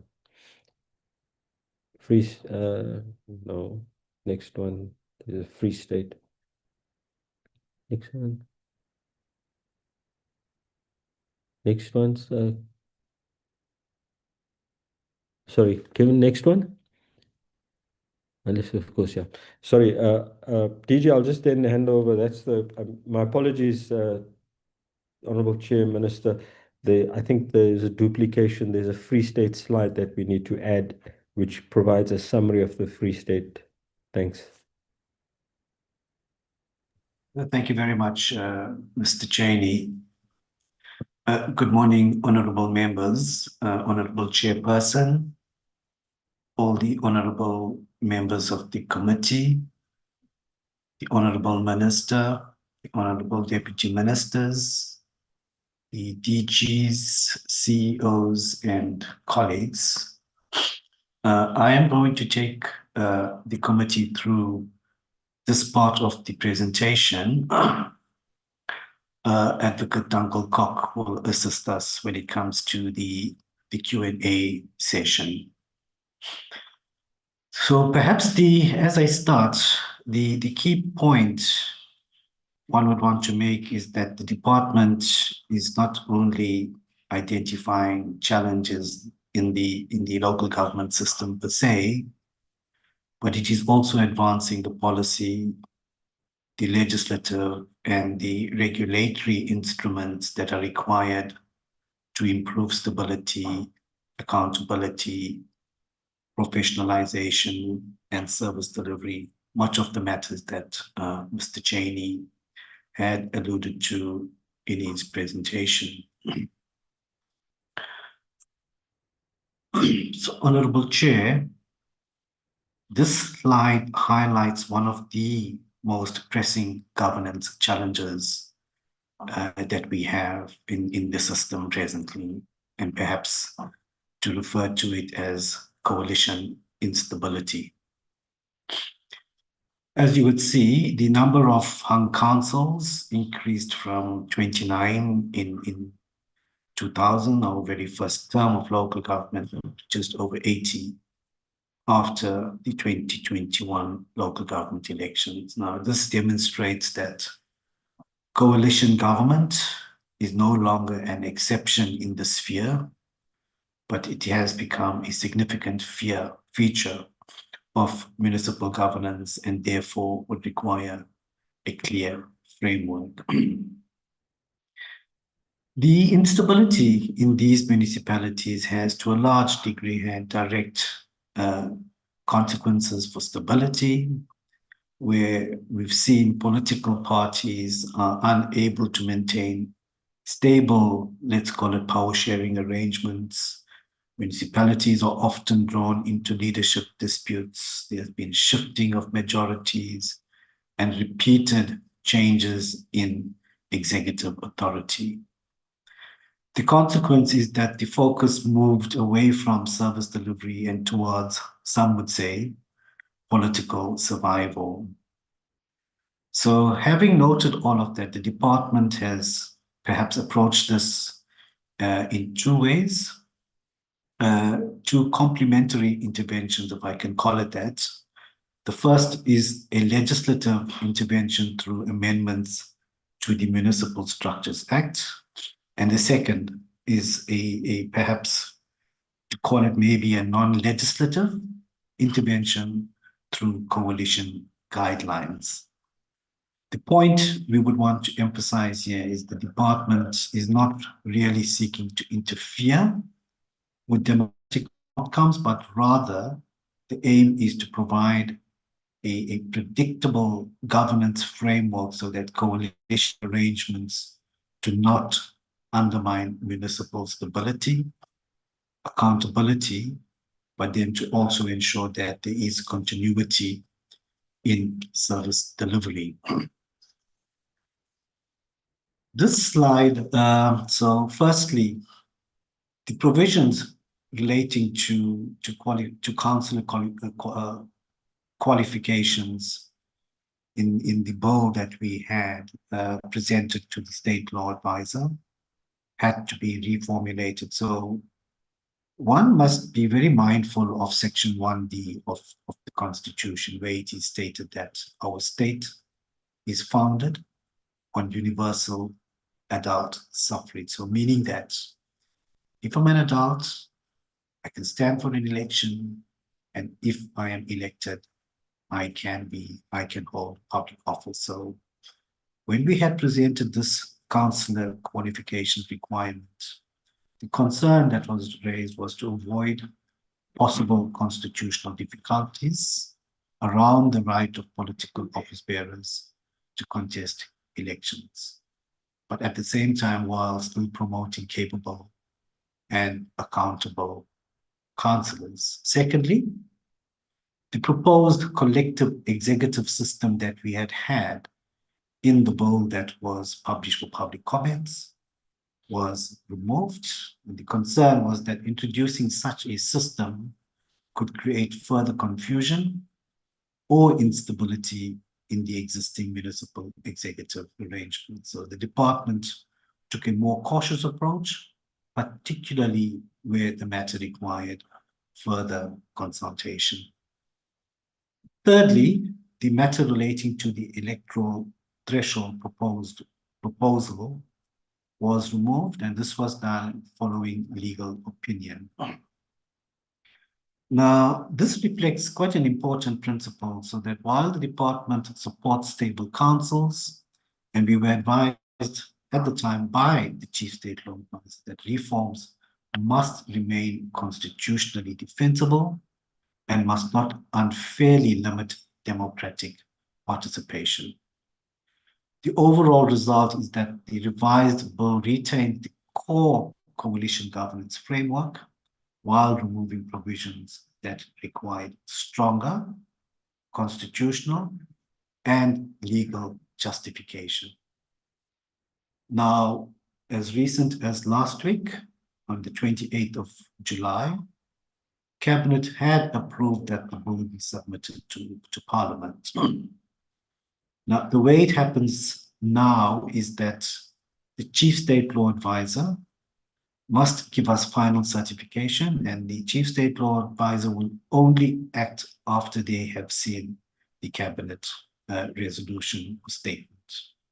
So they would give us final certification, they will give us a revised bill, whereafter we will take that and we will publish a Rule 276 notice in the Gazette, and then under the hand of the Honourable Minister, write to the Speaker of the National Assembly and to the Chairperson of the National Council of Provinces. So that's the formality that needs to be followed before the bill will end up in Parliament. Honourable Chair, this slide provides an overview of the key legislative instruments currently being processed as part of the local government reform program. So firstly, and this was alluded to in the previous presentation or input by Mr. Cheney, the IMSI bill. So this slide records that public participation has been conducted by the Portfolio Committee, and that the next milestone would be the completion of the department's inputs on the public comments received or the stakeholder engagements that have been held. And this will be done through the committee's processes. The second is the Independent Municipal Demarcation Authority Bill. And you would see that this bill was adopted by the Standing Committee or the Select Committee on COCTA and the Portfolio Committee, and it is now being submitted to the National Assembly for consideration. So as we have learned yesterday, the bill will be considered by the National Assembly next week on the 11th of August.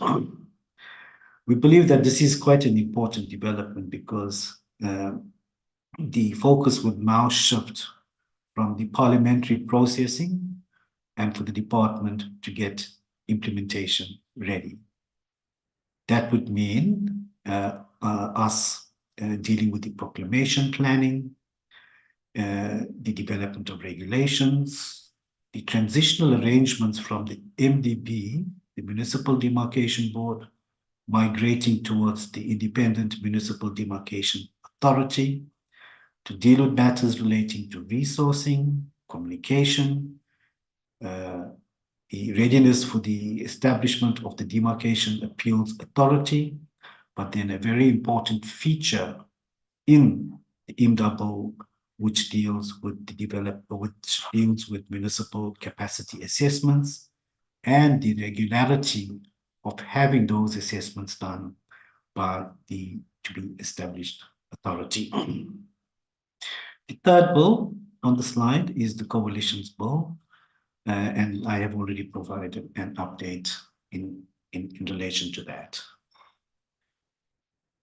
Honorable Chairperson, this slide deals with the municipal staff regulations and its deposit towards professionalization. We believe that this is central to building a capable local government system. The slide positions the Systems Amendment Act of 2022 and the municipal staff regulations as the regulatory spine of the local government professionalization agenda. So this regulatory framework standardizes organizational design.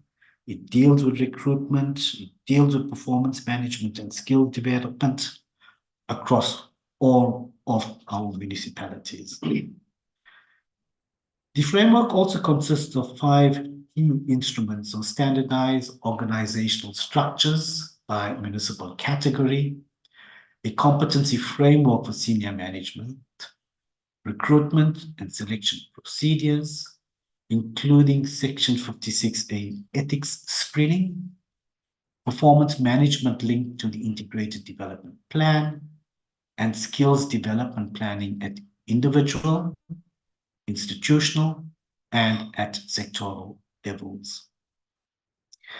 We believe that the importance of this framework is that it moves municipalities away from uneven and discretionary practices, but creating a more consistent basis for appointments, performance expectations, as well as for capacity building. The slide also deals with the political administrative interface, and we believe that this is vital as it must protect officials and councillors from any inappropriate interference on both ways. So disciplinary processes must be clear, and support through mechanisms such as DDM champions must be used to address sphere level challenges. The slide also notes the DCOG, the department's partnership with the Ethics Institute. It includes the development of the Local Government Ethical Leadership Initiative Code of Ethical Leadership, and at last count, it was institutionalized. Institutionalized meaning that it was adopted by municipalities in more than 30 across the country. The slide also records SALGA's local government professional Indaba, and this is an ongoing multi-sectoral compact with sub-themes including ethics and integrity, attracting talent, learning programs, legislative review, civic perception, etc. So while on that note, perhaps to also indicate that as we end the present term and enter into a new term after the local government elections of November, already in place is a collaboration between ourselves, SALGA, the National School of Government, the DPSA, National Treasury, with the view to putting together an induction manual, which would be used to induct councillors post the local government elections. However, the slide also flags a critical gap. Engineering and process control issues nationally underfilled in B3 and B4 local municipalities, and we believe that this is where professionalization must become more targeted. The next slide then takes us to introducing the major review that the department has been leading on, which is the review of the white paper on local government. Perhaps the central or the core message that we would want to communicate here is that the reform could no longer be postponed. The slide indicates that many municipalities face deep governance, financial and infrastructure failures. It also highlights widespread financial and operational distress, declining public trust, and uneven service delivery. The slide also makes a very important distinction that South Africa has achieved democratic local government in form, but the challenge is to achieve democratic local government in substance. This would mean that municipalities are not only elected, but capable, accountable, financially sustainable, and then also being trusted by the communities it serves. The slide also identifies several reasons for reform: weak execution, poor enforcement, fragmented support, a lack of transparent governance, limited consequences for poor performance, and the need for an outcomes-focused and resourced program of reform. So we want to believe that the review of the white paper is therefore not an academic exercise. It is something that must respond to the lived reality of communities, including unreliable services, weak accountability, and the declining confidence in local government. So this slide deals with the strategic focus of the review. The first focus being that is constitutional implementation.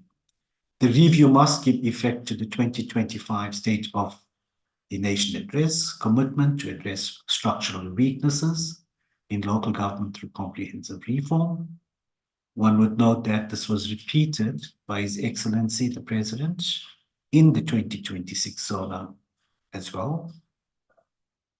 The second focus area is alignment with the Government of National Unity priorities, particularly building strong municipalities and strengthening cooperative governance. Third focus area being alignment with the medium-term development plan for 2024 to 2029.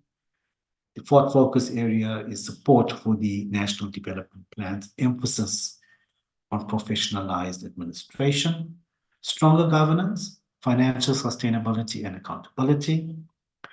And the fifth being alignment with national priorities such as infrastructure investment, economic recovery, etc.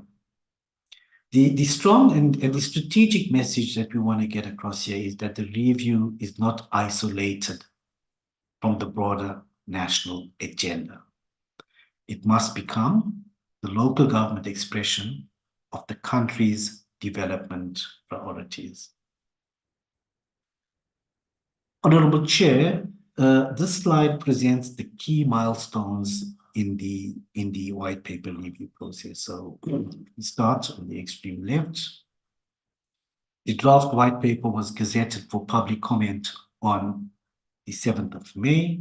Public submissions closed on the 28th. And after that, having received 158 submissions. 2 weeks ago, there was a final in-person writing retreat that took place from the 20th to the 22nd of July. And that was followed by a revised white paper, which has been delivered to the department. Our next target in terms of our planning is submission to the August Cabinet cycle, followed by approval by Cabinet at the end of the month that we are in. And our plan is to have a public launch of it on the 15th of September next month. The important point to note here is that this timeline reflects a very decisive path that we had planned towards a transformed and sustainable local government system. So the task that the department must be seized with now is to ensure that the substance of the white paper is sharp, it becomes implementation oriented, and then properly aligned with the legislative program. The next slide just unpacks the August 2026 cabinet submission cycle. It sets out what would need to be followed. So the first stop for us would be tomorrow, where we would want to give. So before we can get to the cabinet, the full cabinet meeting of the 26th, we would need to make various stops at various clearing houses,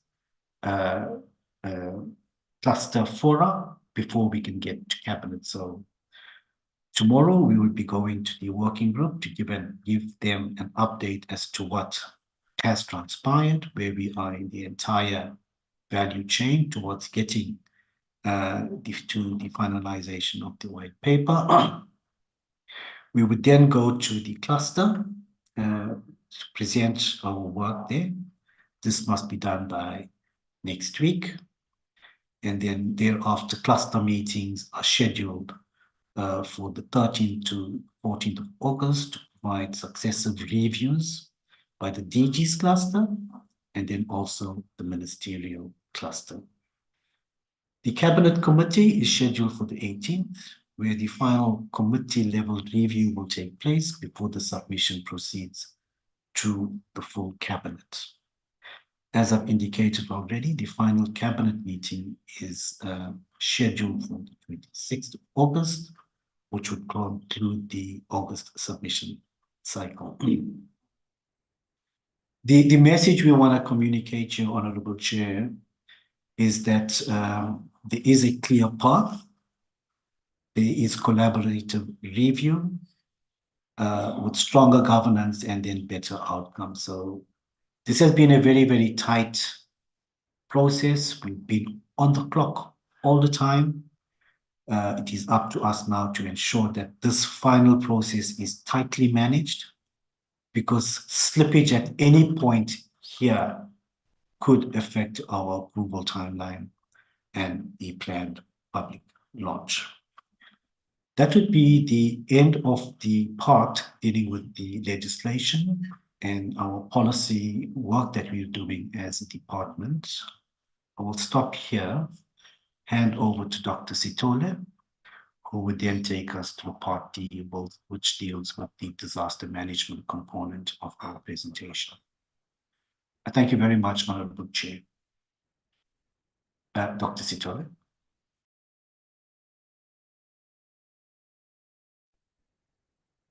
Good morning, DDG Naidu. I'm going to be presenting on behalf of Dr. Sithole. Good morning to you, Honorable Chair, honorable members. Let me write on to the protocol already observed. My name is Thabo Kupari. I'm from the National Disaster Management Center. In terms of the report that we would like to take the portfolio committee on is based on the disaster response coordination which have been undertaken by the department since June 2025. Honorable Chair, safe to say that the National Disaster Management Center continues to coordinate disaster preparedness and response measures, and we are working very closely with the South African Weather Services. We work also with the provincial disaster management centers who coordinate municipalities in responding to disasters. Additional to that, these municipalities are working with the NGOs who provide relief during disasters, but the coordination of the response measures is done through the disaster management centers. Next slide, please.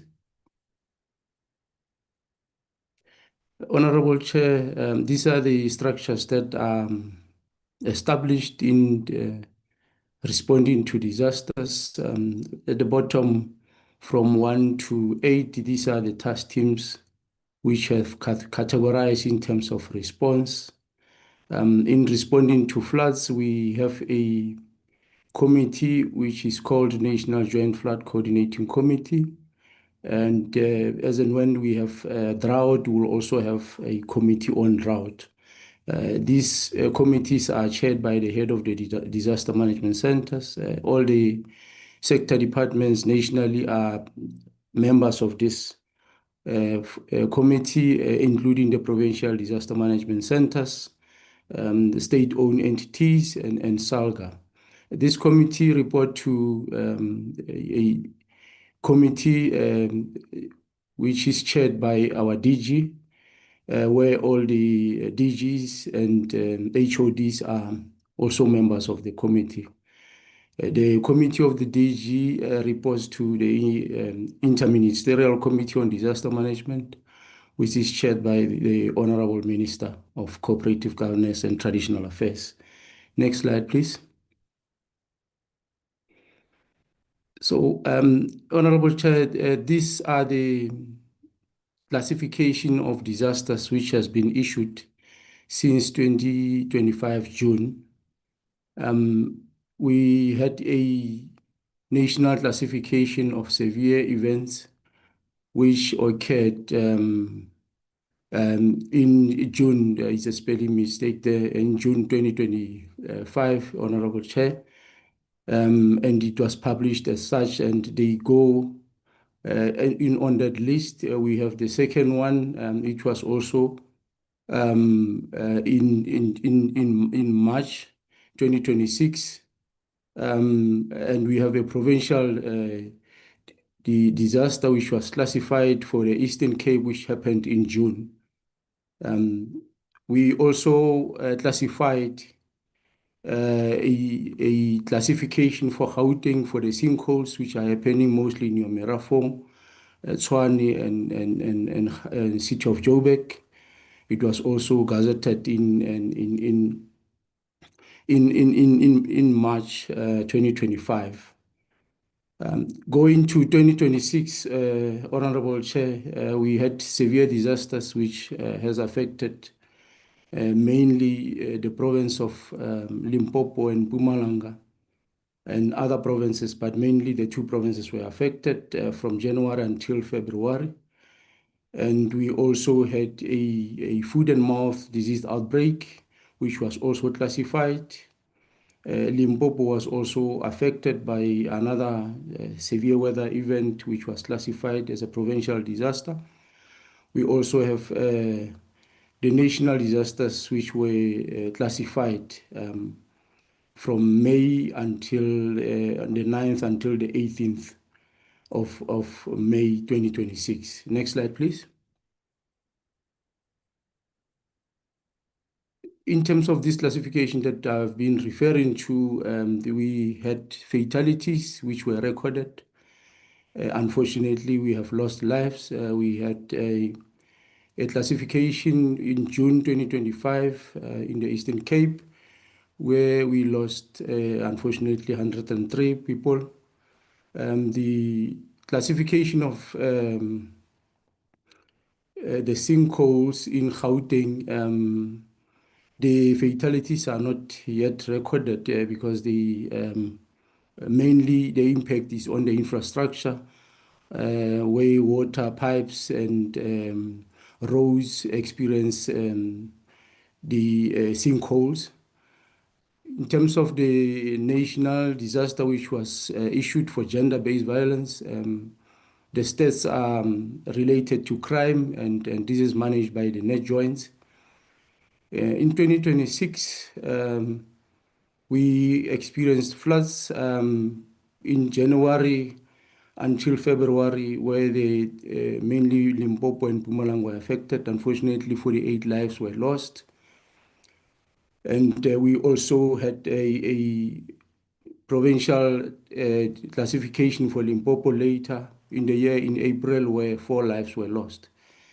The classification for May, which happened in May until beginning of June, where provinces like Western Cape, Eastern Cape, and the others were affected. Unfortunately, 16 lives were lost. The damages to all of these disasters are related to, we are seeing that mainly roads, water, electricity, and houses are the ones that are affected, including your key or public facilities like clinics, hospitals, who experience flooding. Some of the building structures are compromised after these disasters. They are displaced communities, and the Department of Human Settlement come in to assist with the temporary residential units in the affected areas. The program is still undergoing to date, and there are families who have resettled after these disasters. The process continues until the disaster recovery phase has been concluded. So it's a working process to ensure that the areas that have been affected are, the communities they are assisted. Next slide, please. In terms of the government interventions, specifically from the Department of Cooperative Governance, there were disaster grants that were disbursed to the provincial departments in the Eastern Cape and KwaZulu-Natal for the June 2025 floods which has occurred. So for Eastern Cape, a total amount of 786,186,000 was disbursed to municipalities in the Eastern Cape, amounted to 496 million. The Department of Education received 100 million, Department of Health 40 million, Roads and Transport received 150 million. In KwaZulu-Natal, the Department of Education received 354 million to repair the damaged schools which were affected. All in all, in total, 1.1 billion was transferred to the two provinces. Next slide, please. Another transfer was made in February 2026 to the provinces of KwaZulu-Natal, Mpumalanga, Limpopo, and Northwest. And this is the Provincial Disaster Response Grant. And the past sector departments listed in those provinces were allocated that money. In total, provincially, the KwaZulu-Natal province received 22 million, Mpumalanga received 49 million, Limpopo received 53 million, and Northwest received 27 million. Next slide, please. The municipal disaster response was also allocated to the municipalities in the Eastern Cape, KwaZulu-Natal, Limpopo, and the Northwest in response to the incidents that has occurred in June 2025. And the funds were transferred in August 2025. Eastern Cape, the municipalities are listed there, Honorable Chair, but a total amount of 50 million was transferred to Eastern Cape. To KwaZulu-Natal, 13.5 million was allocated. Limpopo received an amount of 55.6 million, whilst the Northwest received 42 million. In total, 161,160,000 was transferred from the Municipal Disaster Response Grant. Next slide, please. The other transfer of it was a second batch of the Municipal Disaster Response Grant, which was transferred in February 2026. These are for the incidents or classification which was experienced in January, February 2026. And the beneficiary provinces are Limpopo, Mpumalanga, Northwest, KwaZulu-Natal, and the Eastern Cape. And a total of 34 municipalities shared an amount of 203,894,000. Provincially, Limpopo received a total amount of 92.8 million. Mpumalanga received an amount of 72 million. Northwest received 7 million. KwaZulu-Natal received 20 million, whilst Eastern Cape received 12 million. Next slide, please. The Municipal Disaster Recovery Grant was also transferred in February to the Eastern Cape province, Honorable Chair, for the municipalities as listed there. A total amount of 196,186,000 was transferred to the Eastern Cape. We can move to the next slide. A second batch of the Municipal Disaster Recovery Grant was also transferred in February to KwaZulu-Natal, Mpumalanga, Limpopo, and the Northwest. And the total amount of this grant is 995,955,000. KwaZulu-Natal was allocated as per the municipalities listed there, and Mpumalanga, Limpopo, and the Northwest. Next slide, please. With regard to the challenges, we can report, Honorable Chair, that there is an increase in extreme weather events due to climate change. We are seeing severe or an intensified floods, droughts, and the heat waves, as is also anticipated that this coming summer the country will be experiencing El Nino. We, in implementing these grants, we are experiencing delays in spending this money, and this is related to weak capacity at the municipalities. Either there's lack of technical expertise, shortage of personnel, and poor governance in some of the municipalities. We have also observed that these funds are actually insufficient because they have become a sole reliance to disasters. The municipalities and provinces have no other option of responding or funding disasters other than these grants, and initially they were meant to augment the response. Hence, the review of the disaster response capabilities is underway to ensure that the alternative funding for disasters is established in the country to ensure that we respond effectively and efficiently.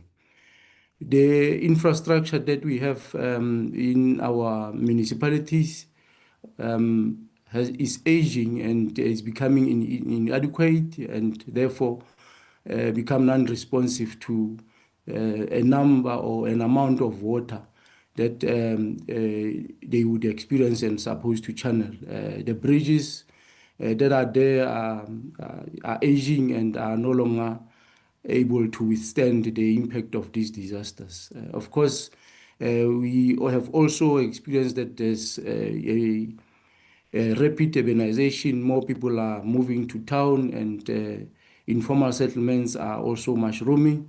And most of these informal settlements are in areas that are not conducive for human habitability. So they are prone to disasters, and they are become more vulnerable. As and when disasters occur, they become mostly affected. The coordination and governance challenges is also one of the factors that affect effective response and recovery to disasters, because as and when grants are disbursed, there's more time spent in your supply chain and appointment of service providers, and this delays recovery from disasters. So part of the review for the disaster management response capabilities, we're looking at this to ensure that there's an improvement in responding to disasters and becoming more resilient to the future disasters. This will be my last slide. Thank you, Honorable Chair. I'll hand over to you, DDG Naidu. Thank you very much, Mr. Kupari. Having presented the 4 parts of the presentation, we would want the portfolio committee to note, but to also discuss the contents of the presentation. With that, I will stop here, hand back to the DG for any further comments, inputs. Thank you very much, Honorable Chairperson. Thank you very much, Dr. Naidu, Mr. Kupari, and DDG Cheney for the presentation. Chair, before I hand over to the Minister, let me just pull it all together by saying the first part of our presentation, which is part A, focuses on 2 areas. It focuses on governance and service delivery. And the biggest measure of governance is audit. So we spend a little bit of time on those audit measures because we do know that the best run or the best governed municipalities are those municipalities that have delivered a good audit. So we pay attention to the audit outcomes. Our target is to make sure that all municipalities submit annual financial statements. We're targeting to achieve 100% on the submission of the annual financial statements, and that target has to be delivered this month. The second part, which is the service delivery part, we take a deep dive into the instruments that we're using to improve service delivery, and we spend a lot of time in the metro trading services, just to explain why metro trading services is important. And the intention, again, is to make sure that there's reliability of service, and that service is funded in a very sustainable manner. Hence, we talk about ring fencing of some of these trading services. So it's 2 parts. There's an incentive part of it. There is a performance part of it as well. We incentivize performance of these trading services, and we encourage the municipalities to ring fence it and focus on maintaining the service. We do talk about the split delivery model, and again, you may be asking, what problem are we trying to solve by creating the MIG split delivery model? You would have noticed in the past that all what we've been doing together with National Treasury is to move funds from poor performing municipalities to high performing municipalities. And this doesn't solve the problem. In fact, it constitutes collective punishment of the citizens in those municipalities. So the split delivery model allows us to convert the grant into 6B for those municipalities who are not performing, and still spend the money in the municipalities that are not performing using our implementing agencies such as DBSA and MESA.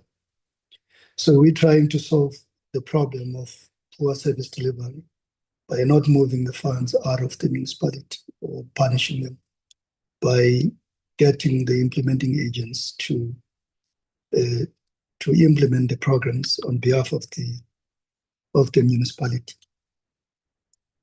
We touched a bit on Ditsobotla. Again, the intention is just to refresh our memories about what we're doing there. We do need funding to deal with infrastructure service delivery that has been neglected over the years. As late as yesterday, the National Cabinet representative was locked into a meeting with the councillors and the unions to discuss the servicing of the debt to the third parties, including pension funds, ESCOM, and other related third parties such as SARS. We've tried to get into an arrangement with SARS so that we can pay what is affordable to the municipality, because SARS threatened to take the entire equitable share as well of the municipality in order to pay the debt. So the NCR is negotiating with the third parties there, SARS, pension funds, ESCOM. We've signed the DAA already with ESCOM, the distribution agents agreement with ESCOM in Tsavo. So maybe another day we will have to come back to the portfolio committee and zoom into Tsavo. The chair would have noticed that Mr. Cheney spent a lot of time on Nelson Mandela Bay Metro. We know that the portfolio committee is very much interested in getting the metro to be out of the current quagmire that they are finding themselves in. Our team on the ground is very confident that this metro could achieve an unqualified audit within a short space of time, within 2 years. But in that chain of activities, we would want the council to do what is expected of it. We would want the administration to do what is expected of it, because part of the problem is that that chain of activities is not working the way we would want it to work. We all know that the 24 billion rands, the UIFWE, the misconduct of 24 billion rands is not going to be condoned without consequence management. The principle is that there will be no condonation without consequence management. So we haven't seen consequence management in this municipality. At least in Buffalo City, we can say that the needle is moving. It's not moving as fast as we want it to be. Consequence management has started already in that municipality. There are executive directors who have been put on suspension because they want to condone. The municipality wants to condone the UIFWE. So consequence management must kick in. On the white paper, Chair, I think we're sitting at 95%. We'll do some final bilaterals as well with Treasury, with Presidency, and with SALGA. And we'll run these processes parallel as we go to Cabinet. The implementation of the white paper is going to depend entirely on what Treasury, COCTA, Presidency, and SALGA do. We will also have a small bilateral with FFC as well. Chairperson, the last one is disaster management. For disaster management, we are of the view that the fiscals will never cope with the frequency of the disasters that this country is experiencing. So we do need an alternative arrangement for financing disasters. We've done the work with Defense and with Treasury. We think we're sitting at 90% of that work. Treasury wanted to get clarity on 2 areas. They wanted clarity on the proposed institutional arrangement. They also want clarity on the proposed alternative financing arrangement. And our teams met on last Monday, and we're hoping that we will be able to meet this target. The minister has been extremely impatient with us, rightly so, because this process started in 2022 with the cabinet resolution to review our institutional arrangement and also our response approach to disasters. So the work that we're doing with Defense and with Treasury is intended to respond to that cabinet resolution. Chairperson, I'm going to hand over to the Minister. Thank you very much for the opportunity.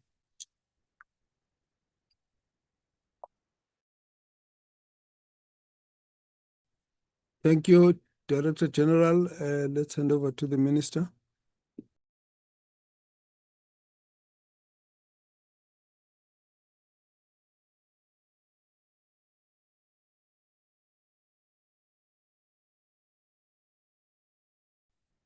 Do we have a Deputy Minister in the meantime? Yeah, very good morning, Honorable Chairperson and members of the Portfolio Committee and other senior officials present in the meeting.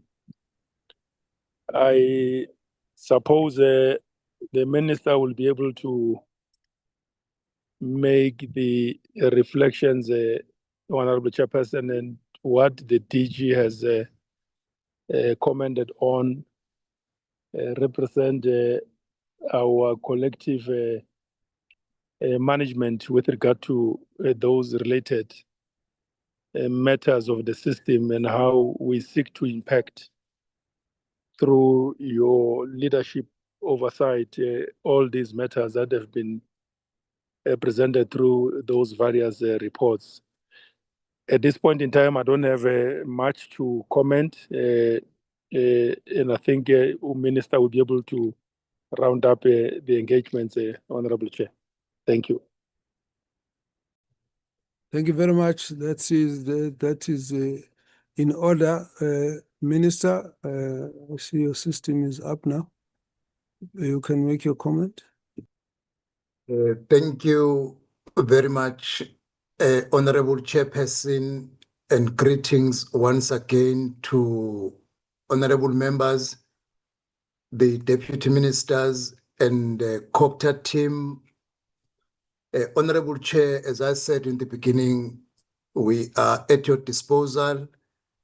The presentation that has been led by our teams reflect our work in terms of the agenda today, and we are at your disposal for the engagement and responding to the areas that will be raised by the honorable members. But as the presentations demonstrated, the interventions that we are doing and the monitoring that we are doing, and we are ensuring that as we are approaching a transition period, our municipalities must remain intact through transition to beyond the 4th of November, so that the service delivery is not impacted negatively due to the upcoming local government elections. Other than what the officials presented, there is no more chair, because they represented our work, which we went through a day before yesterday, preparing for this engagement. We can come in when it is questions, giving more clarity on certain issues. Other issues, we engage with the portfolio on the issue of the equitable share, although it appeared in the presentation. I don't think we can go back on that matter, except on the decisions that were highlighted in that meeting. But other than that, Honorable Chair, I'm quite covered by the presentations by our teams. Hawazel. Thank you very much, Honorable Minister Bulawayo. Thanks to the Deputy Minister, Khobetse, and the Director General and all the officials who have done the presentation. Minister, thank you very much. This presentation has been very comprehensive and detailed enough to clarify a number of issues. For that, we are very appreciative. And certainly, we do realize you are focusing on issues that the Portfolio Committee has had lots of concerns about. Coming back to some of the issues, we have decided on a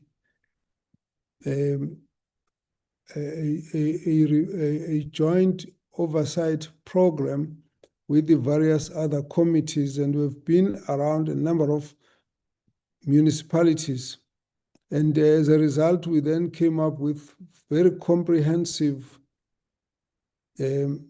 recommendations, report with recommendations that go from municipality to municipality.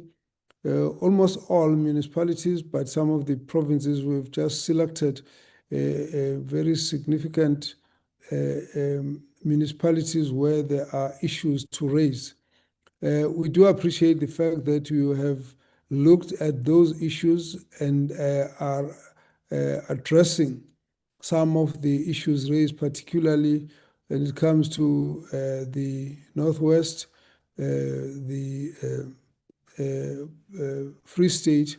And of course, we've also had specific municipalities where we've had to dive into look at various challenges, and we have referred all of those for attention to your good offices, and we can see you have given attention to those issues. Now, that again, we appreciate. I think for purposes of our understanding of our approach, it's important to indicate that we intended to ensure that the accountability model covers an interspherical collaborative approach, which means not only will the minister at national level and the department of COGTA would be the area for us to focus on accountability, but we've gone further to collaborate with the provincial government so that the provincial legislature works with the National Assembly committees to ensure collaboration at the provincial level.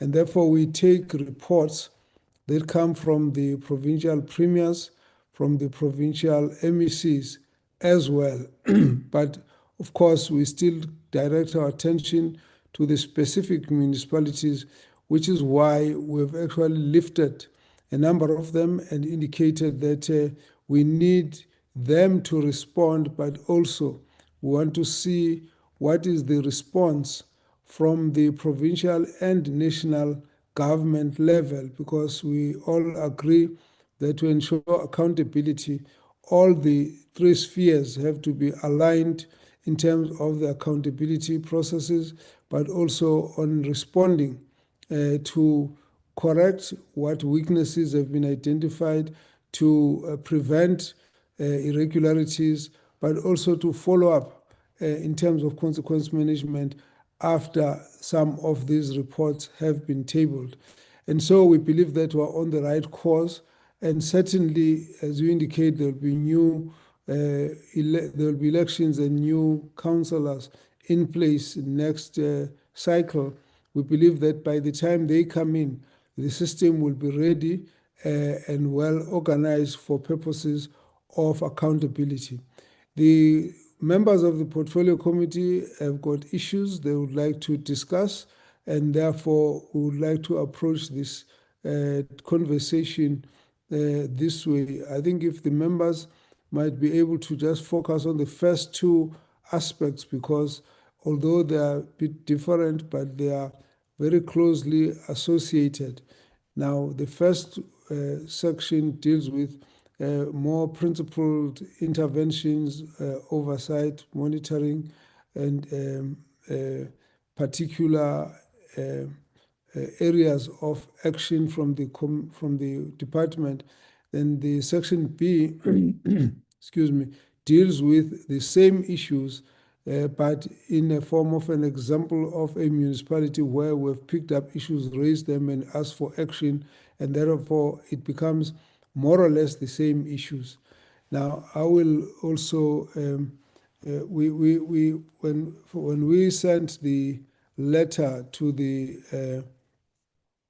minister, there were specific issues that we had actually encouraged that they must be focused on, particularly so most of which you have covered, but we had raised a number of issues that relate to responses to the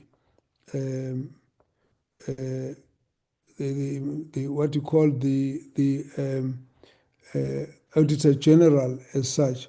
So we will deal with the issue of bills, which we had raised in the request, and so we'll come back to that in the next cycle of our conversation.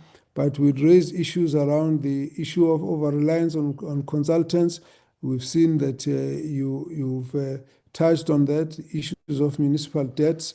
We raised that, and issues of unfunded budgets, unauthorized, irregular, fruitless, and wasteful expenditure, disclaimers, poor financial management, administrative instability, late submissions, and a number of all of those issues were put up specific recommendations.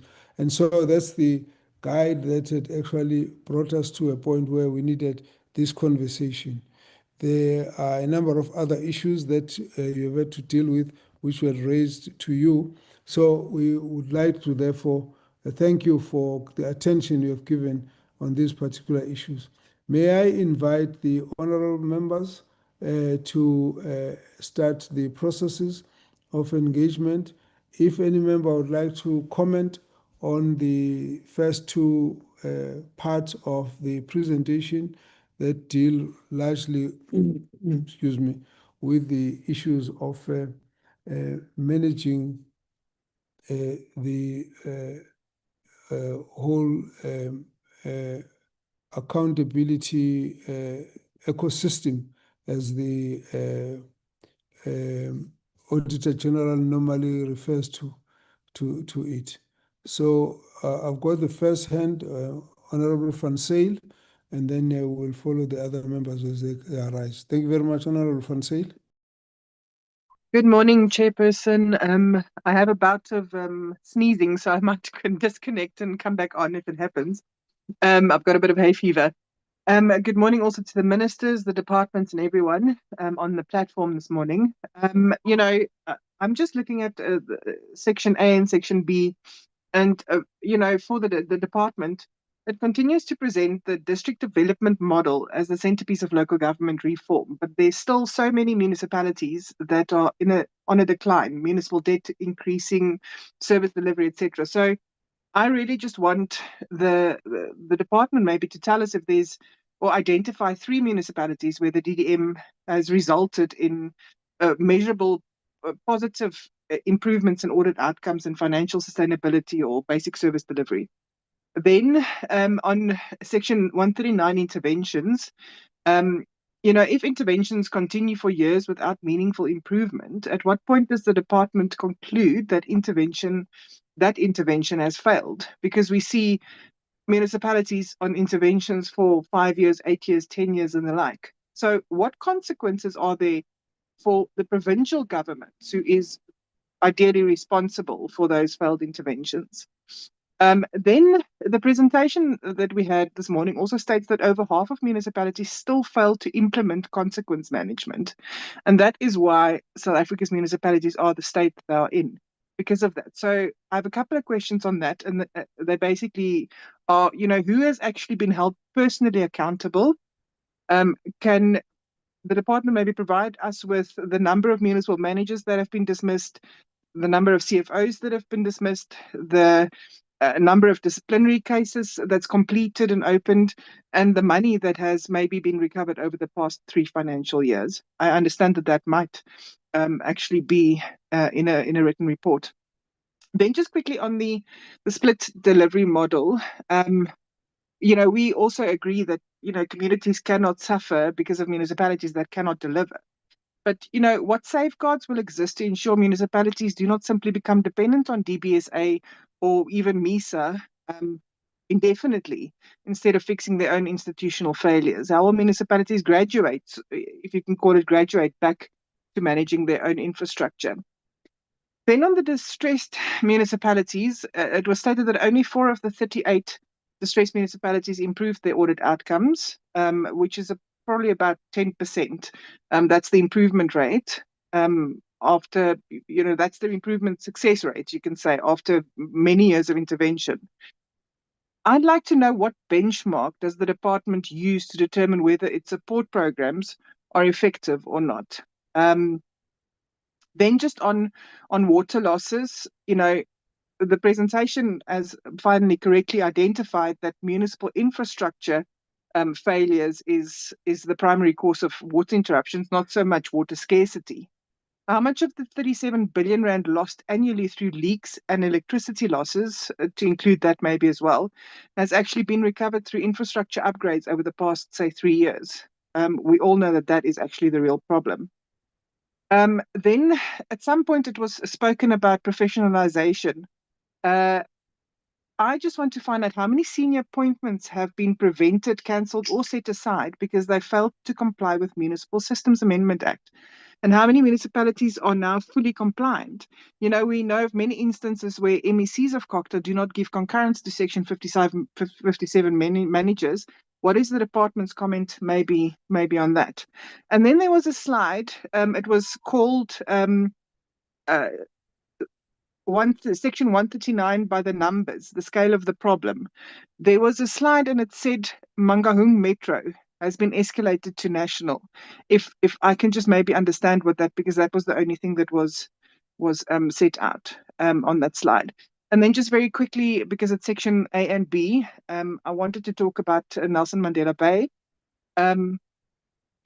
This presentation, and we know that the department has put Nelson Mandela Bay as receiving a Section 154 support, and states that a joint stabilization team, I think MISA engineering support and non-revenue water plan are in place, but the metro continues to experience severe governance instability, ongoing water outages, major financial stress, and stalled infrastructure projects.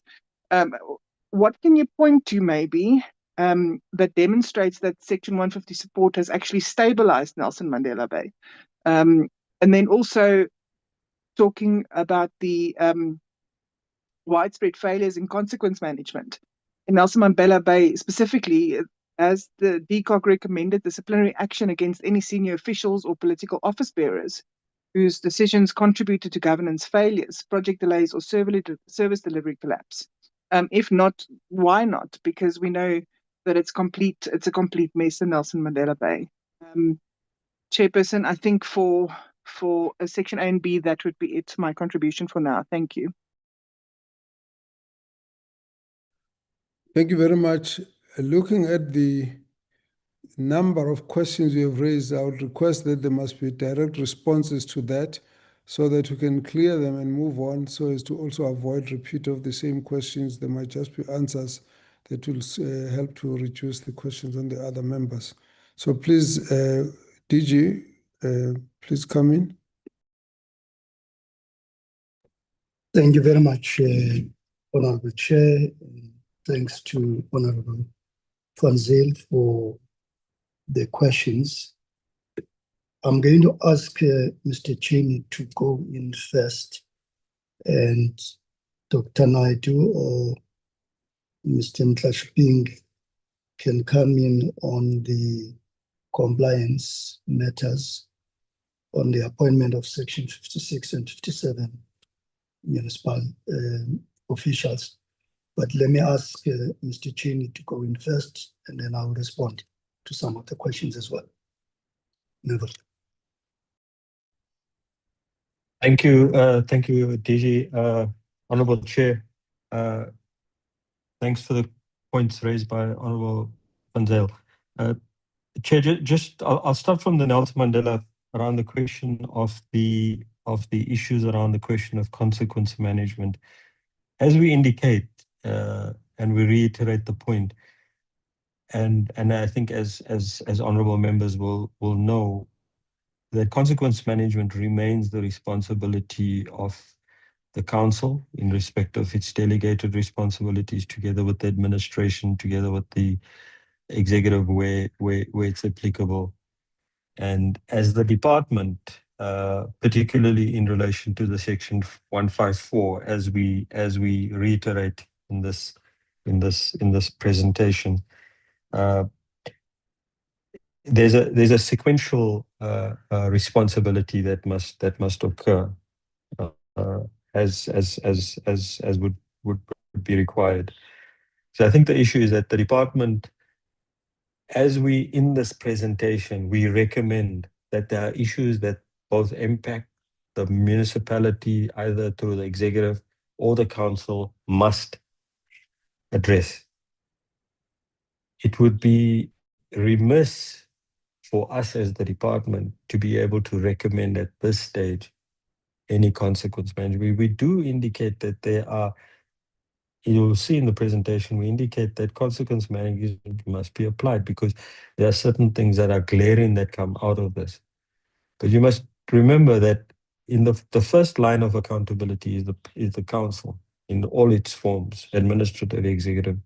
So as the department, you'll see the report and there's a narrative to that indicates clearly that there are consequences that must be taken, but the department cannot exercise it. The department cannot take that because there's an investigation.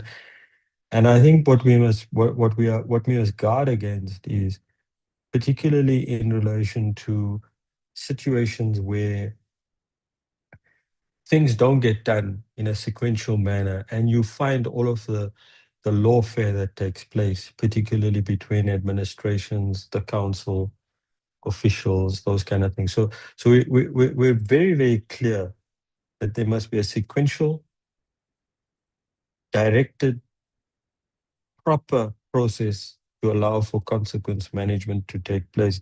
Because if you don't do that, you end up with the kind of situations where where officials return, they overturn decisions because of the way things get implemented with regards to consequence management. I'll then go to the issue around the question. I don't intend to interrupt you, but when you respond to the issue, direct us to the way you act on them and the specifics of a case, but don't give a debate that suggests that when members are calling for consequence management, are putting pressure for you to do wrong things. Now, it should not be part of the conversation that processes might have been fudged and all of that. There's no call from the portfolio committee for that to happen. We simply want to know what actions are you taking. If you say you cannot, and these are the reasons, or you can, these are the processes, that's what you must deal with. Otherwise, you're going to create a debate about what the committee is intending. When the committee is very straightforward, what are the consequence management? And we don't want an answer that says you can't do this, you can't do that. We know what you can't do. We want to know what you are doing. And I want us to try and direct it like that. So proceed, but I do want you to focus on what you have to do and what the law allows you to do and what it doesn't allow you to do. But don't create an impression that you are being forced to do wrong things. That's why I have to intervene. Proceed. Thanks, Chair. Thanks, Honourable Chair. Noted. Chair, as I indicate, we in the report and in the slides around Nelson Mandela Bay, we do indicate exactly where there are areas that the municipality in either executive or administrative must take those actions, and we suggest that there are consequence management that must be applied based on what we've identified as failures, either administratively or in relation to operational management of those areas. So that's where we frame, and that's how we frame it. In relation to the issue around the question of the district development model, Chair, I mean, an example of where the district development model has resulted in improved outcomes is obviously The first one that comes to mind is eThekwini. So in relation to that, there's been a concerted effort between national, provincial, as well as the municipality itself, and the outcomes that have been addressed there. And part of that example would be, for example, where in relation to particularly agreements have been reached between the province, the municipality, as well as national government around government debt that has been long outstanding. Part of those work groups have been able to facilitate the fact that there's now acknowledgements of debt and payment plans that are in place between the province around what it concedes it owes to eThekwini, but more importantly also around the question of the unfunded mandates that are there. Chair, as I've indicated as well, if you look at the district development model, there's the Eastern Seaboard, and if you look at how, in relation to the particularly the strengths of the Eastern Seaboard, how in all of the affected and impacted districts, together with the local municipalities, we have been able to coerce and cohere around a plan that allows for what is an underutilized resource in terms of the Eastern Seaboard. And those municipalities would include, for example, Amatole or Tambo. So that has been underpinned by DDM1 planning and coherence and management from a national, provincial, and a municipal sphere. So those two examples give an indication of that. In relation to the balance, DG, I think part of the issues there, Dr. Nairo and the team would be able to provide on some of the details around monies recovered, as well as the professional appointments in relation to that. Thanks, Steve. Thank you, Neville. Dr. Naidu, do you want to pick up that question on the appointments, compliance, and any other question that you want to respond to?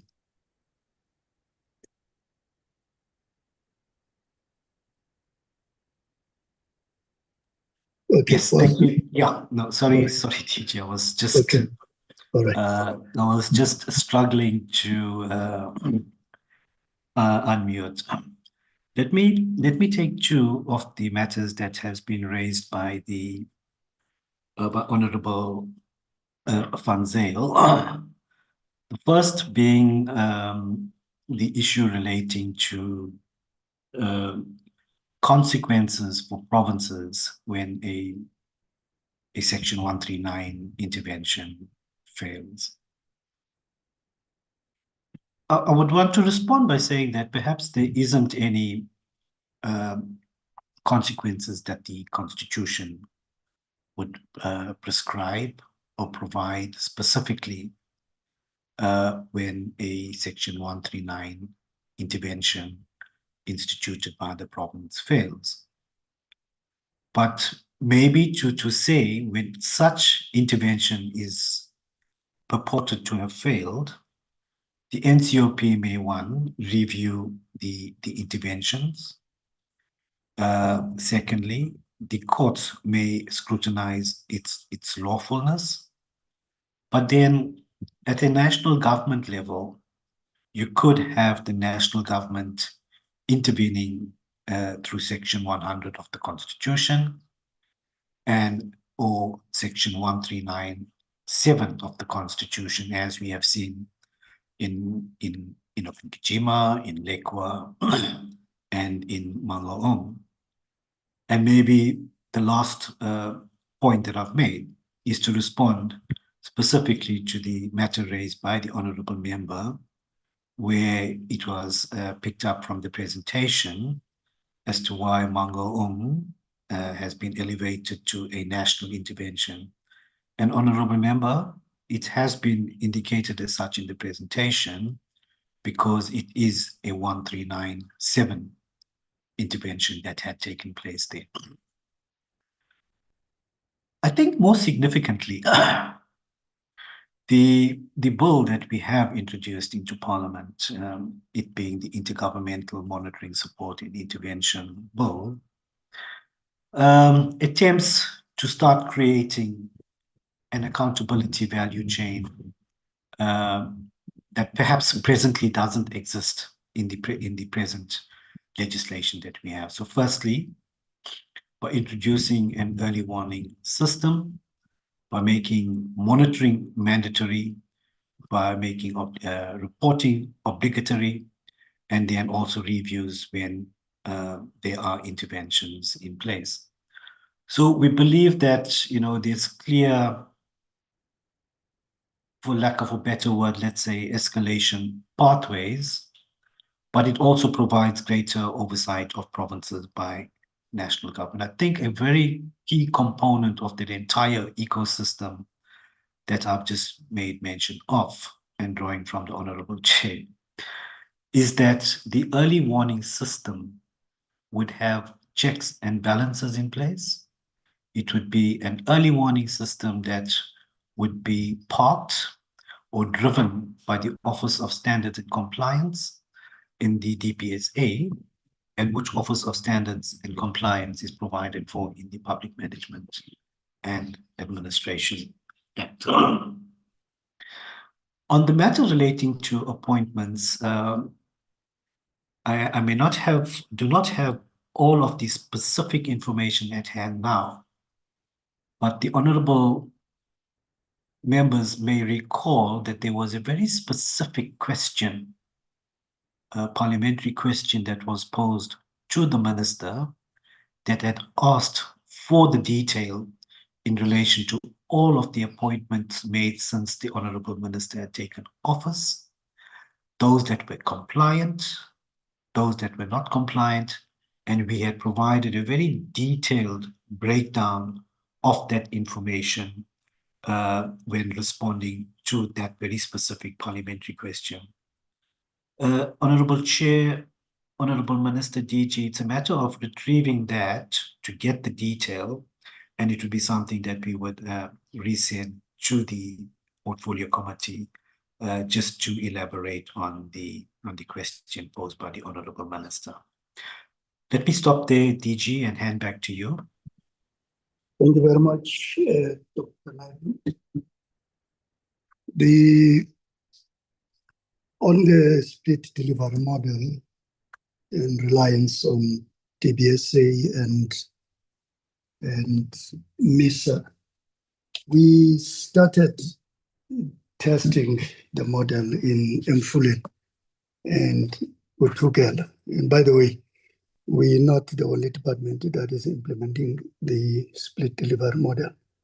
You would have noticed that the Department of Water and Sanitation, on their grants, both the RBIG and the WISR, the Regional Bulk Infrastructure Grant and the Water Services Infrastructure Grant, they have this split delivery model, which is 6B and 5B. The intervention is specific and it's time-bound. It's not taking over the entire grant. We look at areas that are not performing and we intervene. We did exactly the same in Mfuleni. We managed a specific project and we implemented it. We don't convert the entire grant. Currently, Mfuleni and Rainwater have come together to form a special purpose vehicle, which has been approved by the Department of Water and Sanitation and National Treasury. And this will be responsible for the management of the entire water services infrastructure in Mfuleni, which I think is probably the biggest in Gauteng after the 3 metros. Then Utukela, there are still some glitches. We went in, the intervention was specific. It was on Ekuvukeni, water project. We did not take over the entire MIG grant. Currently, they are being assisted by Umgeni Utugela Water Board to deal with some of the challenges that they are faced with. We do think that there's a bigger intervention required there. So, in a nutshell, the split delivery model is intended to solve a specific service delivery related problem. So it's time-bound. It's not meant to create that dependence. And I take it, Chair, that we can take this as a recommendation as well, that as we intervene, we don't want to create that dependence. On the non-revenue water in eThekwini, the non-revenue water was sitting at 57% before our intervention with DBSA Infrastructure Fund. As you know, I co-chair the Governance and Finance Workstream in the Presidential Working Group in eThekwini. It has come down from 57 to 53%. I'll check the latest figures. I'm told the latest figures are below 53. But you can quantify that in monetary terms. eThekwini is one example where non-revenue water has come down. The target, the norm should be at least 25%, but their target is that they will reach that target in 10 years from now. And the team is adamant that they will reach the target in 10 years. They can reach it earlier, but it will require more funding for them to be able to shorten the turnaround time. Tshwane is another example of where the technical losses were reduced through revenue enhancement. And you'll recall that Tshwane used to have a massive challenge with servicing the ESCOM debt. And they have reduced that debt significantly. We can share the numbers, but they intervened in that space through the smart metering exercise that they introduced. As a result, Tshwane is no longer having the same problem that they had in the past with ESCOM. And there are other examples that we can use as well. I want to go back to the point about consequence management. The process is known, the framework is known, and the players in that chain of activities are known. For instance, just to give one example, our team have mapped out what needs to be done in Nelson Mandela Metro. In that team, we've got accountants, we've got auditors, we've got engineers, we've got strategic planners, we've got SCM specialists. The biggest challenge is in SCM, and I think Neville has outlined it. Now, for UIFWE, for that 24 billion rands to be condoned, for that process to be managed properly, it needs to start with an investigation. Some of the investigations have been done. A lot of investigations have been done. Now, the investigations have to be presented to the council, and the council committees, MPEC being one of them, must then make a decision. And this is the part that Neville was stressing, that you need to record why are committees deferring these items, because if we're consistently deferring the items that are supposed to sit in MPEC, we're not going to be able to achieve the consequence management that we want, because from MPEC we go to the board, the DC boards, they must act accordingly. Investigations were done. By the way, one of the reasons why the city manager of Nelson Mandela is sitting at home, is on suspension, is because that process was started of investigation, and it needs to be concluded. Now, if the council committees are not functioning, we are not going to conclude that consequence management process. And that's the problem that we've been experiencing in Nelson Mandela Metro. So the committees in the council must do their work for that process to be concluded. The reason why you have, I think, 3, we can confirm the exact EDs who are on suspension in Buffalo City. It is because the process started of investigation. MPEC started to sit, and then recommendations were made for the municipal manager to suspend some of the executive directors. So that is why we are saying in Buffalo City, you can see the needle is moving. It's not moving as fast as we want it to move, but you have executive directors who have been put on suspension. And that's the beginning of consequence management process. You go on suspension, DC processes will start.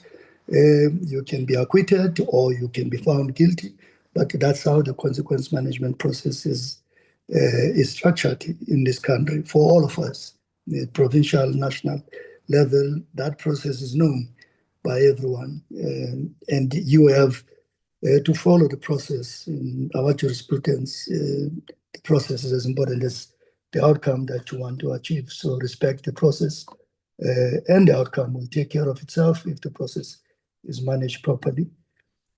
Chair, I didn't get the question about Mangaung. There was a specific question about Mangaung. We can always come back to it as well.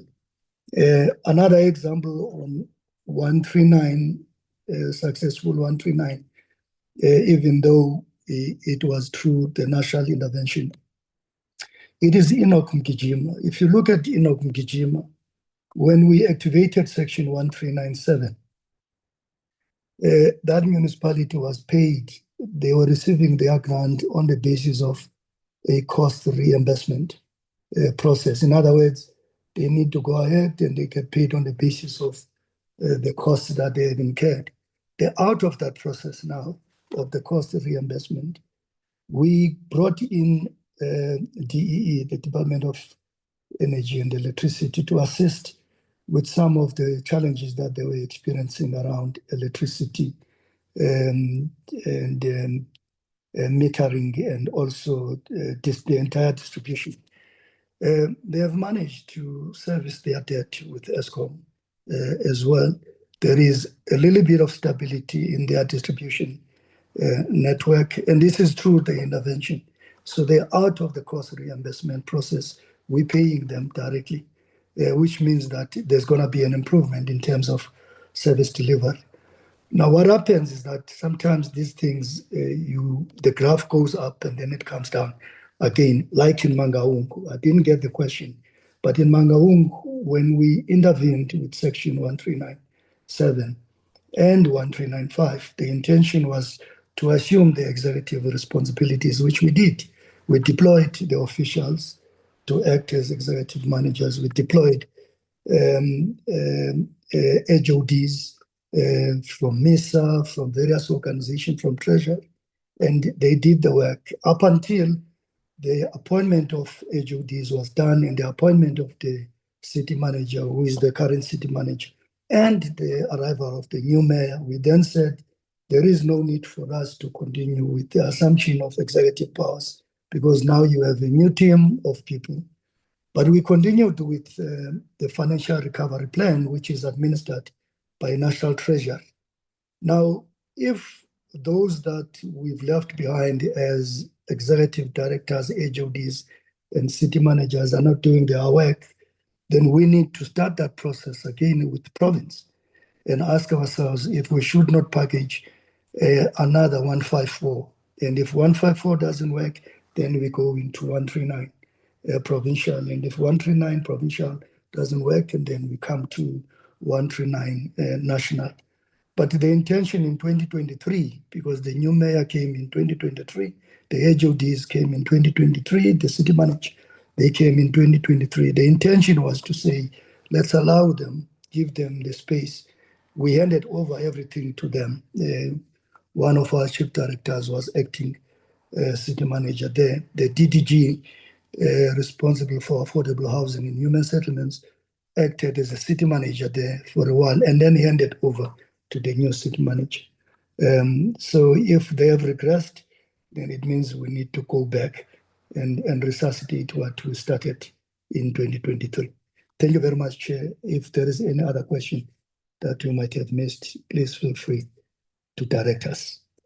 Thank you very much. Thank you very much, DG. I'm going to check with Honorable Van Zyl on the response on Mangaung, but you have dealt with some of the aspects. The issue around the split delivery model, the concern is that you've got the consultants which were introduced as a temporary measure. They've now started to spend, to cost 2 times what, more than 3 times what it was originally the case. So that's the basis on which the members are asking, how do you prevent dependency now? The other issue that you're dealing with on the consequence management, it sounds like you're answering next to the question, not on the question. Question is, you've seen something that's gone wrong with the way the MPEC works and the way the municipality, the council does not take the reports from the MPEC and things aren't happening. Now, the question is, what are you as Cooperative doing to intervene in that situation when things aren't being done properly and there are consequences that should actually be going on to that process? What do you do? Do you just sit and say, we told them what to do, that's it? That's the question is about what Cooperative, what is your role in the process? I see your hand is up, Honorable Van Zyl. Let's just clear your questions so that we can move to the next one. Anyone that got left unanswered, so we can move on. Van Zyl? Thank you, Chairperson. I just wanted to raise that, Mr. Cheney basically is saying that accountability responsibility remains with council and the department washes its hands. So does the department not have oversight responsibility over the provincial government responsible for direct oversight on councils? And you used words like suggesting that consequence management happens. So let me tell you honestly, the department's not really doing anything. Just saying you suggest councils institute consequence management is not enforcing anything. And on the DDM, he mentioned that it was only eThekwini that he could mention. I said if there's maybe three, examples. So is it because of the DDM or is it because of the presidential task team? Because success can't be claimed for both. Thanks. Let's close those questions and then we'll move on to the Honorable Taiposh. After that, DG. Thank you very much, Chair. We are not disempowered, Chair, in dealing with these matters on consequence management. We know exactly what needs to be done. The starting point in that chain is with the city manager, whether acting or not. It is the city manager who must ignite the process, which starts with investigation. And again, going back to Nelson Mandela Bay Metro, I'm meeting with the city manager on Friday, this Friday. My team has presented to him what needs to be done to deal with the 24 billion rands UIFWE. That process starts with him. We write to him to say this is what needs to be done. And there are timelines linked to that. He needs to present to the council for some of these decisions to be taken. If the council consistently fails to do what is expected of them, again, there's an executive matter there that will have to be taken by the minister in consultation with cabinet, that if council consistently fails to take the decisions that they are supposed to take, and this affects the service delivery, it affects governance, then we shift the gear, if I use minister's language, that we move to the next level, which will probably be Section 139, 1A, a directive, and maybe move from a directive to 139B, but starting with the province, because the constitution is structured in such a way that the province comes in first. But the starting point is the municipal manager. We're not disempowered. We have all the instruments at our disposal to act where we are expected to act. On the cost matter, Chair, on split delivery model, in our interventions with MISA and in Mfuleni and in Utugela, the cost was not so much of an issue because MISA charges a cost recovery fee. It's not charging a market fee.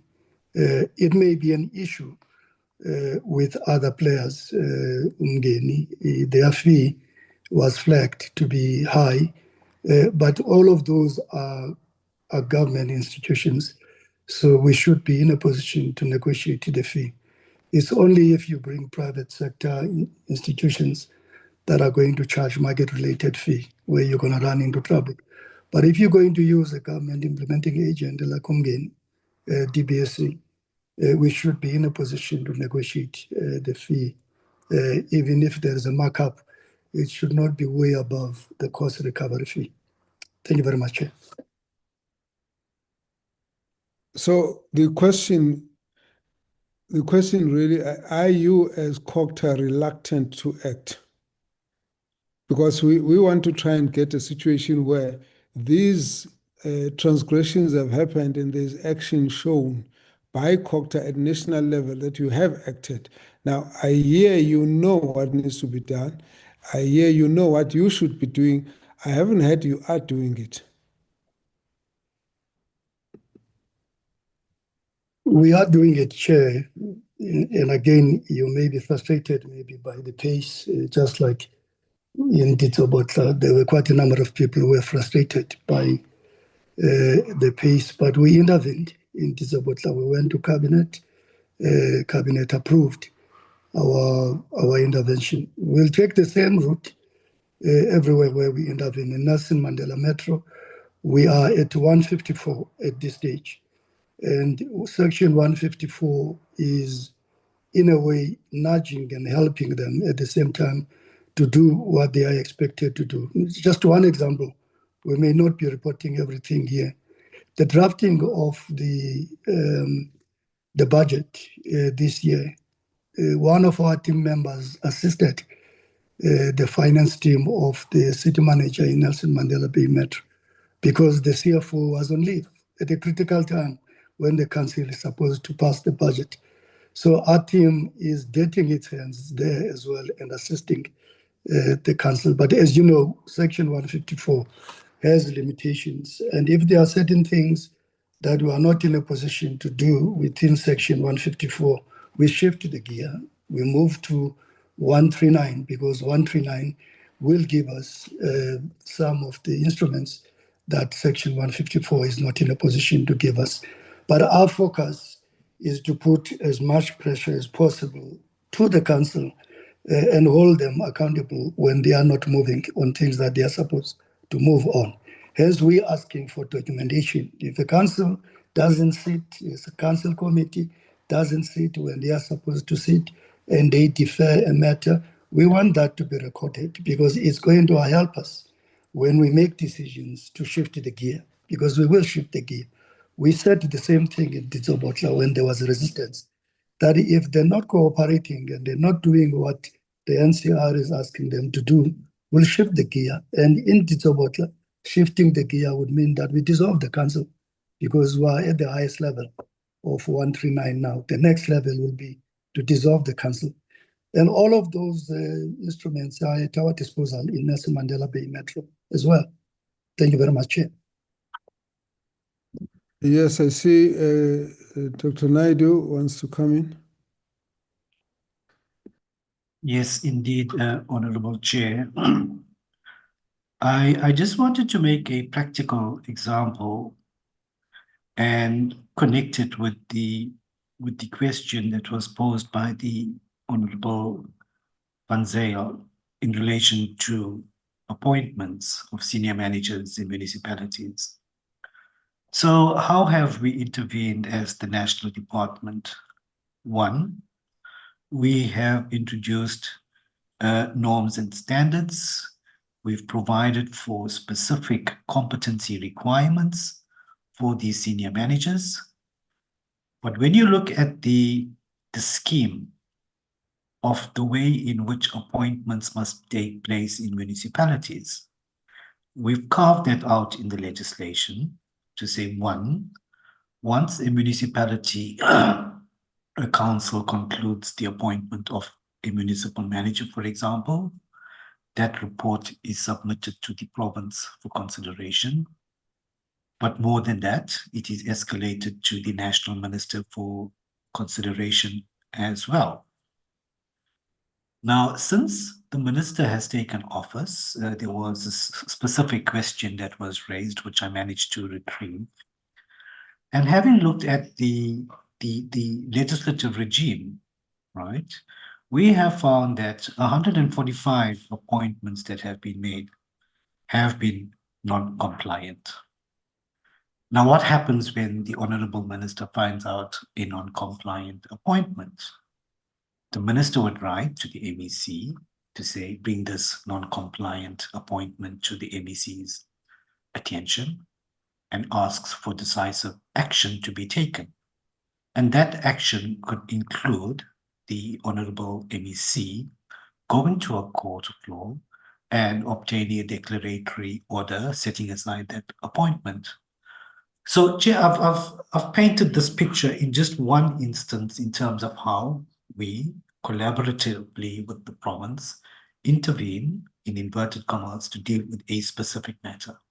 Now, there's many other examples that one could present in terms of how the national department does deal with matters of this nature. But I thought that let me kill two birds with one stone, give you the example, but also link it back to the question raised by the Honourable Member. Thank you very much, Honourable Chairperson.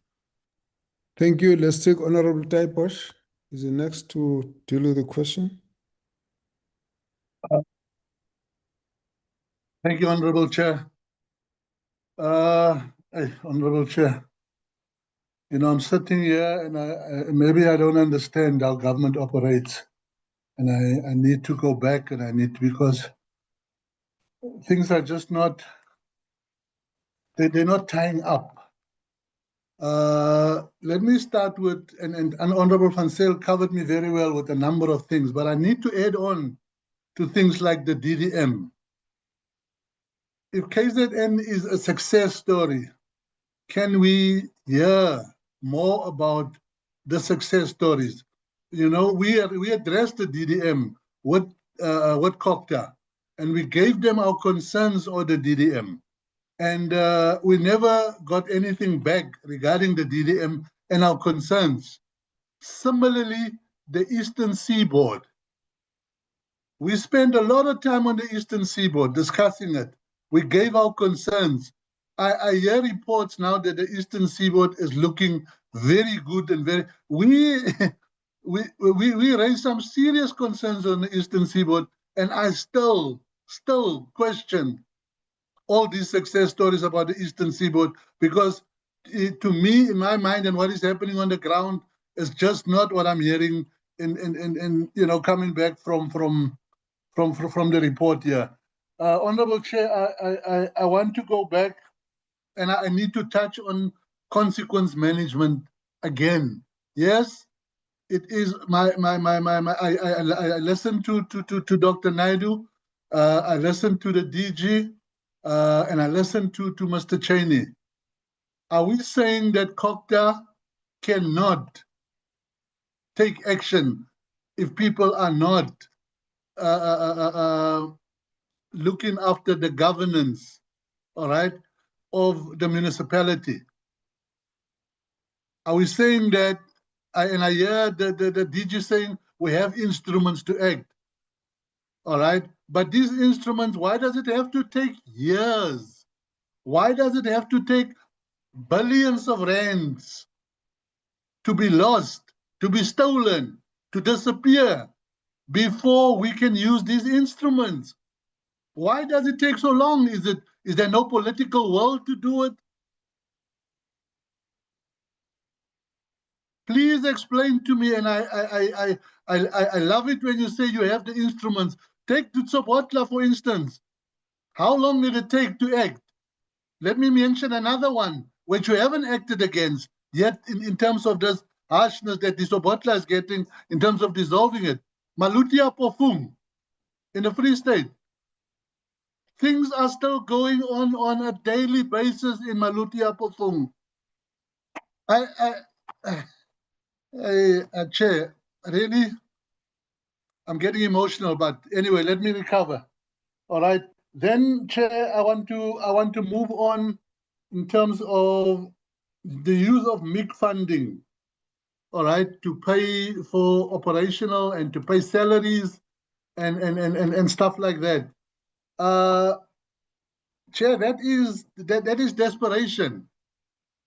And that desperation comes now, you know, at times when Treasury, National Treasury decided to withhold the equitable share funds for the municipalities. It all boils back down to no governance or little governments or zero governance within the municipalities, because every year for 5 years it's an unfunded budget. Every year for 5 years, they don't submit annual financials. How much money goes down that black hole every year, year after year after year? 7.6 billion man budget this year, down the drain. There's no annual financials. And what happens? Now we're hearing that, and Dr. Naidoo is saying, you know, it sounds like we may have to amend the constitution to be able to act on municipalities and people that don't have political will to do the right thing at municipal level and provide service delivery, to stop people from being corrupt. If we have to change the constitution, so be it. But we have waited 10 years, too late. 10 years down the line, billions of rands have gone, all right? Billions of rands have disappeared. We cannot account for it. Yet there is no consequence management. Again, we're talking 24 billion rand, Nelson Mandela. There's a process. There can be a process, but if there's no political will, it will not happen. Nothing will happen. Those people are going to go free. They're going to resign when they see things are getting hot, and they're going to get re-employed at another municipality in a higher position. That's the circle that's going on. When we sit with these municipalities in the evening, very late, with joint committees with SCOA and whatever, okay, these people sit there and I feel sorry for them actually, because they cannot answer whatever questions it is that we throw at them. They don't know what to say. They cannot answer us. I felt sorry for this lady because she was close to tears. But then I look at it and I say, you know what? What about those poor people that are getting up in the morning? The children have to go to school, but they can't get to the other side of the street because you know, if the water is flowing and it's not just clean water, you know, it's sewage water. And they can't get across the street because the water is flooded with sewage water. But money was paid to that municipality to do maintenance, to do service delivery, and to do these things. You know, there is just so many. I don't know, and I have to come back to what the chairman just said just now in terms of COCTA not having the you know, not the ability but the right to act on these things. And I hear Dr. Naidoo with the norms and standards and things. These things are not working, guys. Your norms and your standards and your procedures is not working. We need to do something different. People are getting away with murder out there in the municipalities. They are, you know, and they know exactly nothing will happen, so they don't bother. They don't worry. They just do it over and over and better and better. So I'm not even going to go through the other list of things, Chair. I think I've said enough, but I hope that I'm getting through to the officials. If we need to change the constitution, let's change it. To me, it seems like COCTA. It's supposed to be cooperative governance and traditional affairs. I haven't even touched on traditional affairs. This is just cooperative governance, all right? And I am seriously very, very, very angry. I'm disappointed. And And I can understand why people take to the streets and burn things down. I thank you, Chair. DG, please respond. Thank you very much, Chair, and thanks to Honorable Taibush for the comments and questions. You are correct, Honorable Taibush. Malutia Pofongo is one of the municipalities that we have flagged. You will recall that at some point, this municipality, up until 2021, it was under provincial administration, if I'm correct. It has regressed over the years, and we are of the view that it requires serious intervention. We have deployed our team to assist the municipality. Last week, about a fortnight ago, I talked to the municipal manager, and the province has deployed a CFO. Remember the lady, I think it's the lady that you are referring to, who was a CFO. That position was not filled. The province has deployed someone who's acting as a CFO, and they have requested support from us. They've returned to the department to assist.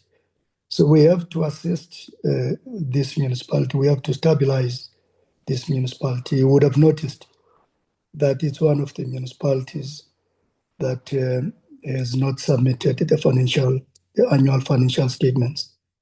And we think that they can still submit, even though they've asked for an extension. We are of the view that they can submit.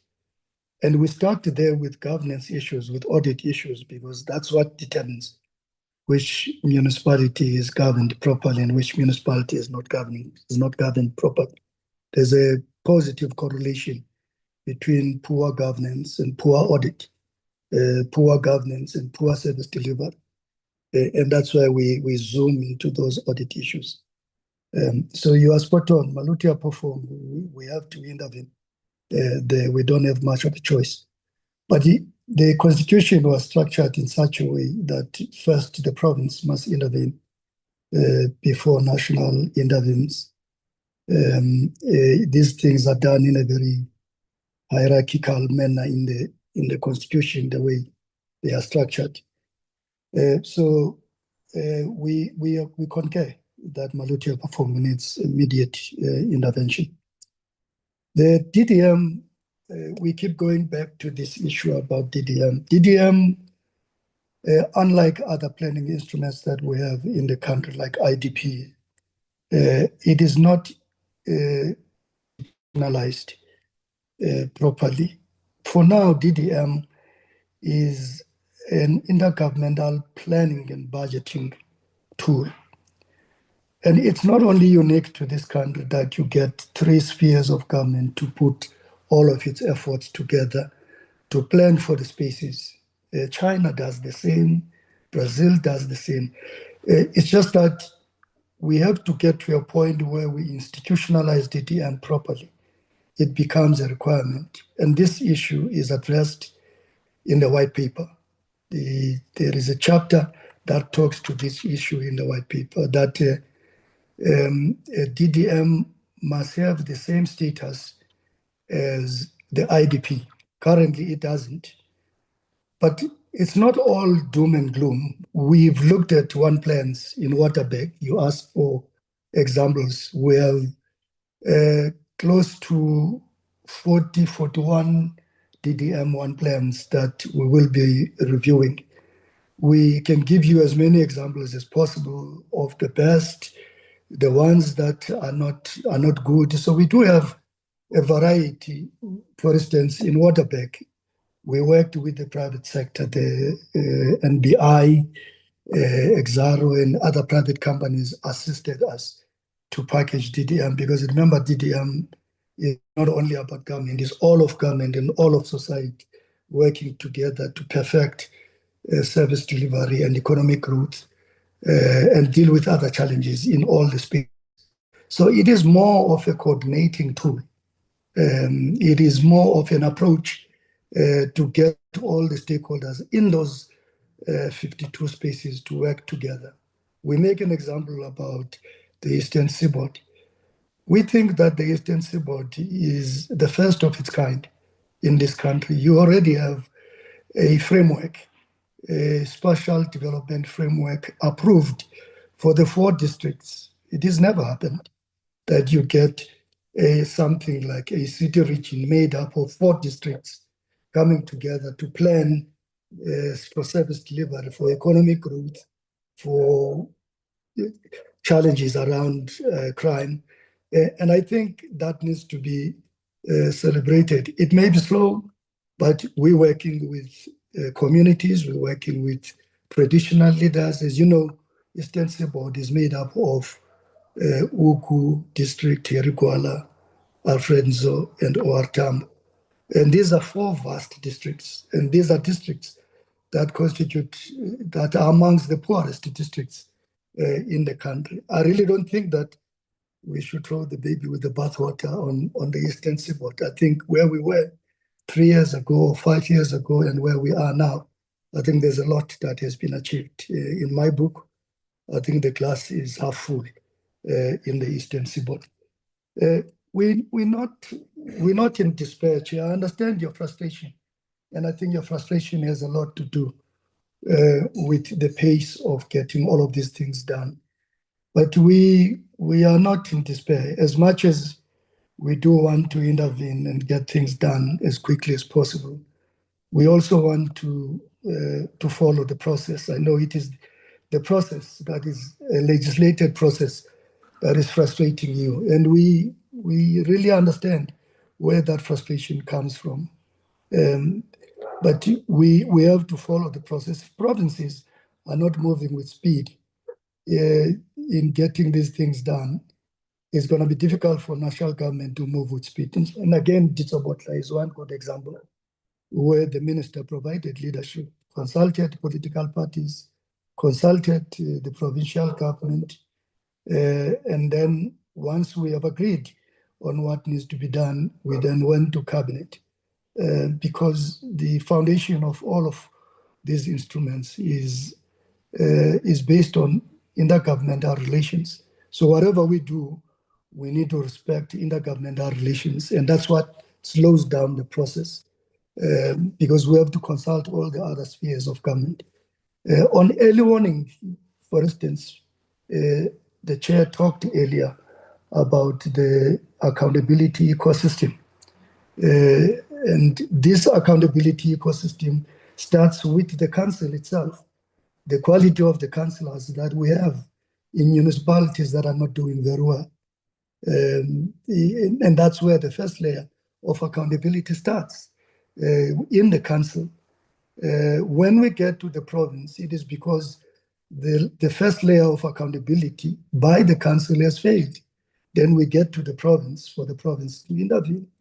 And if we get to national, it is because both the local accountability system and the provincial accountability system has failed.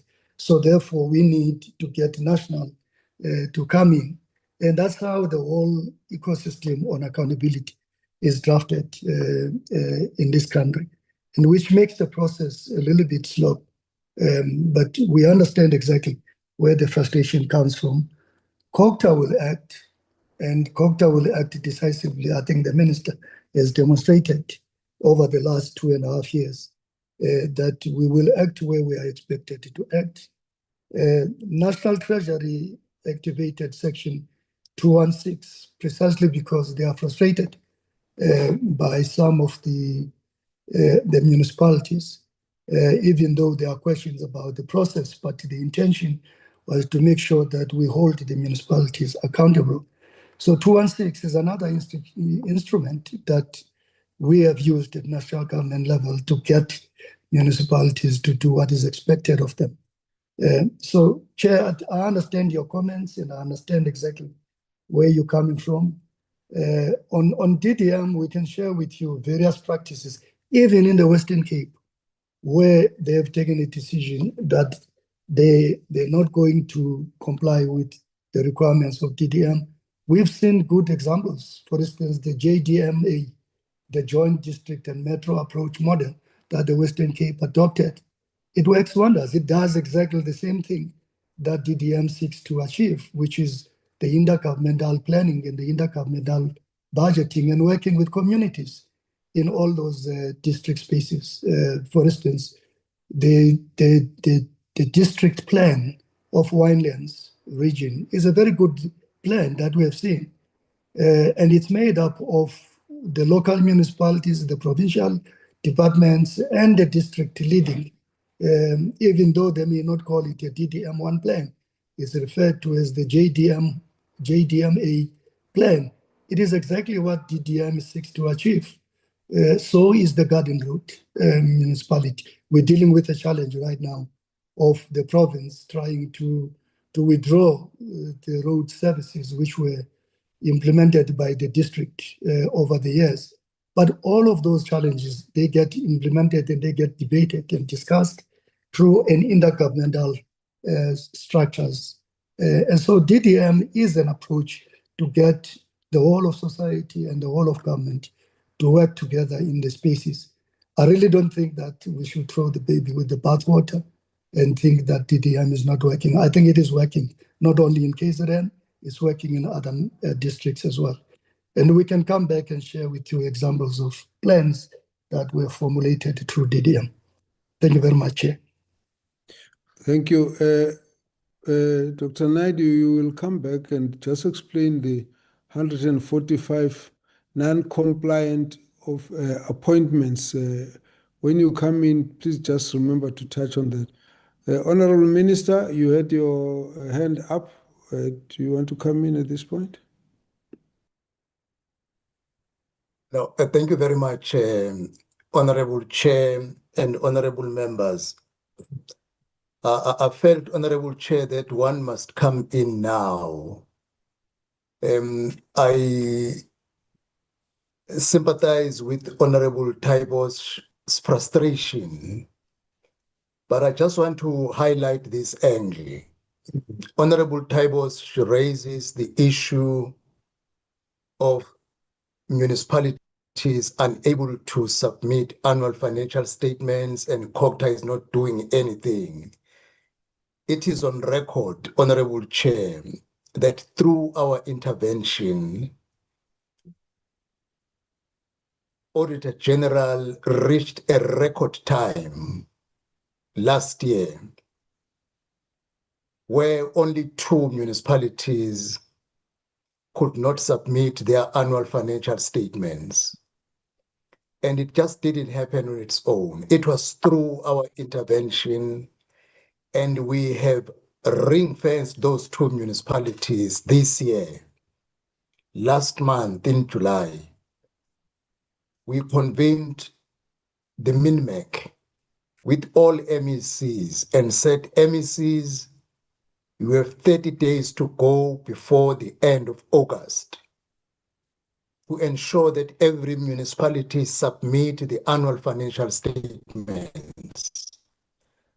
We can't go to municipalities because in terms of the law, it is the provincial government that must do so.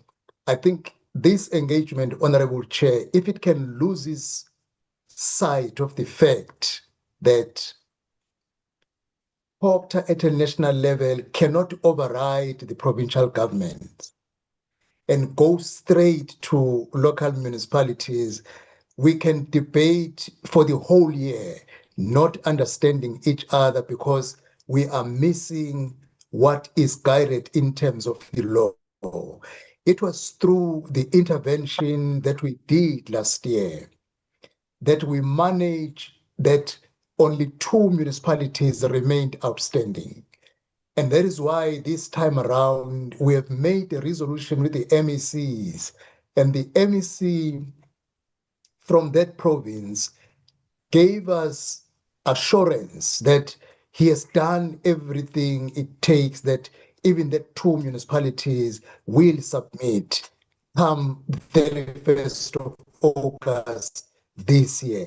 And we will be happy if we can reach 100% compliance in terms of annual financial statements submission, unfunded budgets. It would be unfair to prosecute us for what happened 15 years ago, yet knowing this is the 7th administration and we can't be blamed that for the past 10 years, 15 years, things are so bad. Let me come to unfunded budgets, Honorable Chair and Honorable Members. Dr. Naidu is going to share figures at the end of the day. Municipalities have been adopting unfunded budgets, some of them for more than 10 years. It has been a culture. And we engage the MECs that you see this culture must be brought to an end. And the number has decreased from last year to what it is this year. And we are targeting January, February 2027. The municipalities have been identified who have a nice to have items in their budgets that you must remove this. But we know, Honorable Chair, some of them will not be able to adopt funded budgets next year during the budget review because of the bloated staff. But our first group in terms of targeting is January, February next year. The second group is June next year when they adopt a new budget for 27-28. And the last group is July 1, 2028 for 28-29 budget. And we are going to drill to zero in terms of the unfunded budget, but we just can't say you just do it now because practically it is not going to happen. These people have been in this culture for more than 10 years, some 15 years. The interventions that we are doing, working together with National Treasury, working together, and we are assisting them that remove these items so that you remain with what is core business in terms of the district municipality or the local municipality. And Chair, in Ditsobotla, credit must be given where it is due. Ditsobotla has been in the public domain for bad reasons for many years. Having 2 mayors, 2 speakers, 2 MMs, 2 CFOs, 2 parallel councils without forming quorums.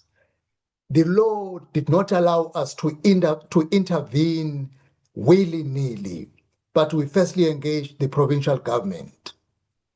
And the provincial government reached a point where they said, we have tried all what we can you intervene? And we intervened, Honorable Chair. And we went to Ditsobo, gave them 14 days. We said in 14 days, we are intervening now here. We are going 1 CFO and 1 speaker. If you do not want to do that, we are going to dissolve you. Within 14 days, they elected 1 mayor, 1 speaker, 1 CFO. There's still a battle with the MM because it's a labor matter, Honorable Chair. But a decisive action taken by Cooperative at Ditsobotla delivered what I can tell you today. If Ditsobotla was the same as it was before, during the stopping and withholding of the equitable share, workers would not have been paid. But Ditsobotla was not in the category of the unpaid employees simply because we were decisive in terms of the intervention we did. I think I wanted to raise, Honorable Chair, these issues that sometimes honorable members must acknowledge where change has been effected and is tangibly seen, and then say, can we move a step further and faster to Mangaung, to Nelson Mandela Bay? And we must be also mindful that in terms of the law, we cannot intervene if the provincial government says they are still doing their due diligence in terms of intervention. We can only encourage and highlight to them, but look, these are glaring failures. And honorable members know in terms of the law that if we can just override, they will challenge us in the court of law and will be found wanting. Lastly, Honorable Chair, the Eastern Seaport Development Project. I don't want to overemphasize what the DG has said. I wanted to talk about it. And if members one day can talking about, we can do that one. But it is the first of its kind, Honorable Chair. And I challenge anyone who can say there is the other one that reached such mileage over such a period. It is only this one of its kind to reach the mileage it has reached. Honorable Chair, we are headhunting a champion, and we will look for a well-renowned business person who can move around the globe, even raising money for that project to become a permanent success for the people of Eastern Cape and KwaZulu-Natal. And we can give details on this one. In terms of DDM, if you want to see how the collaboration between the two provinces, the local municipalities, the district municipalities between two provinces, the two provincial government, and the national government, and the DDM champions in that space. And lastly, Honorable Chair, DDM model is JDM plan in Western Cape. It can be another matter if you want to argue the concept. But the principle, what is working in Western Cape is what is called DDM. And what is very good, Honorable Chair, Cooperative playing its cooperative role. Western Cape and the city of Cape Town objected to DDM regulations, and we engaged them until we agreed. We revised the regulations, and we are about to adopt the final regulations agreed by all 9 provinces and by all 257 municipalities in South Africa. And we agree, all of us, that in the DDM, if used correctly and accordingly and supported, they will advance our communities, because in deep rural areas where competency and abilities are limited, those communities will benefit better out of the DDM model, because you have both local, provincial, and national in terms of expertise, planning together, putting together resources, and also monitoring the resources together to similar or exactly as the JDM plan in Western Cape. And at a political level, at a ministry level, as DDM champions, we have all embraced this principle of DDM. It can be, Chair, that it could not succeed at the speed it would have been, because in the previous, in the 6th administration, DDM model did not receive the support of the 9 provinces. It is only now that the 9 provinces endorses DDM principles. It is only now 257 municipalities, all of them endorses the principle of DDM model. And some of the senior ministers were asking questions like, is for the first time understanding DDM model last year when we did orientation, and everybody is on board now.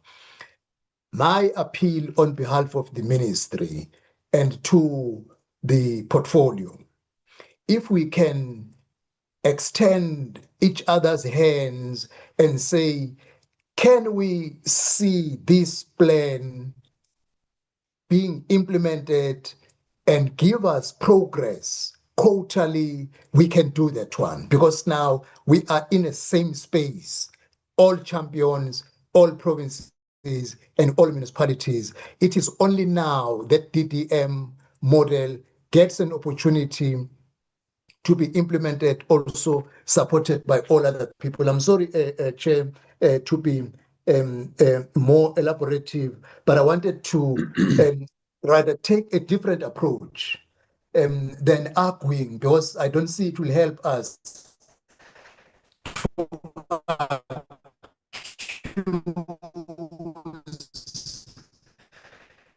and try to defend, but rather if we can say, all right, you say this, hold you accountable to those timelines. Thank you very much, Honorable Chair. Thank you very much, Honorable Minister, for your explanation. Yeah, your last few lines got a bit inaudible, but we have heard most of the gist of what you have said. Your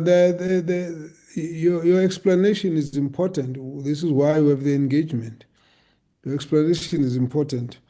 I will not go too back to the issues, but just to highlight, I think from the point of view of the committee, where you've had to intervene, what's been more visible has been when you would have assumed responsibility like the Tsobosha, but you've also indicated the one instance where you had to issue directives.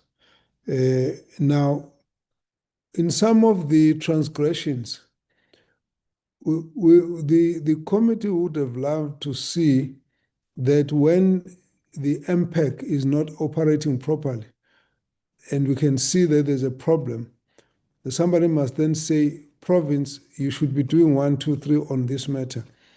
And if by this time this is not happening, then of course, this is what we're going to be doing. In the way you are saying in Tsobosha, our issue is we should get a sense of decisiveness and willingness to intervene, not necessarily that you will start by taking over.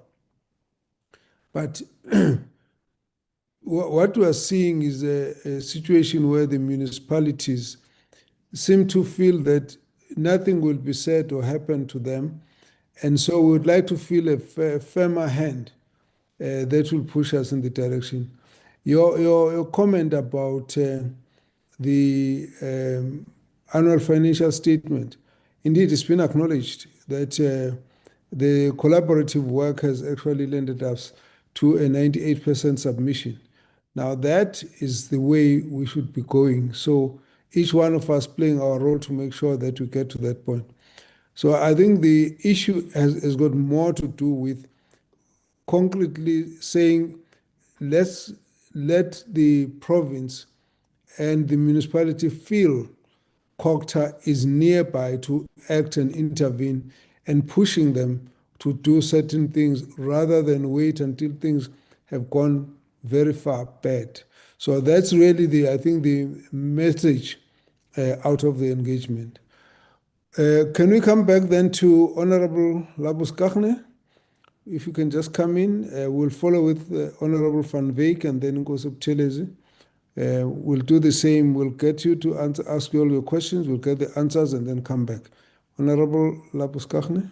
Thank you very much, Chair, I am going to start with what the last question and your response to the Minister. And I go back to the consequence management. And I do understand that the National Department does not have a direct sort of a system that they can intervene when consequence management is not happening on the municipal level. But it is, to me, at the moment, as you described, Chair, there is a reactive system that we are acting on instead of a proactive system. Because consequence management is something, it's not something new, it's not something extra. It is something that you have to do as a manager when people do not what they're supposed to do. So there must be a consequence. It must be a corrective action. It can be support, it can be anything. It doesn't always mean that it needs to be a negative intervention. But unfortunately, for not being proactive and being reactive, consequence management in local government is only being done when there's a crisis, and that's the perception that's created, and also the lived practices. So, what I would like to know is, as part of this deep dive report that we've got now, the feedback that we've got now, what kind of monitoring or oversight program can the National COCTA do with either the provinces or directly with provinces to get this information on a quarterly basis or on an annual basis? Because as it is at the moment, these things only comes to light most of the time out of the Auditor General's report. And we have to find a system where the department can have this information as an early warning that there's no consequence being done, there's no investigations being done. Take this example of UIF. Investigations that has not been done, they incurred in this first term, in this first quarter already, this amount of UIFs. It must be picked up in some or other way, either on the provincial level. And my question is, does the department have a system how they can pick this up? And further to do, I also think that we should speak to some of the other portfolio committees, because I think it should become part of the Minister of COCTA, the provincial minister, the MECs of COCTA, and the MMs on municipal level, part of their performance agreements, to make sure that consequence management is something that they have to adhere to. Otherwise, they should be measured and assessed on that. Then the second question is, I would like to know, for this report and this feedback, which I think is quite thorough, and thank you for that. The department did a deep dive, as you said many times, a deep dive. And it's based on our oversight program and so on. I would like to know what kind of raw resources did you utilize?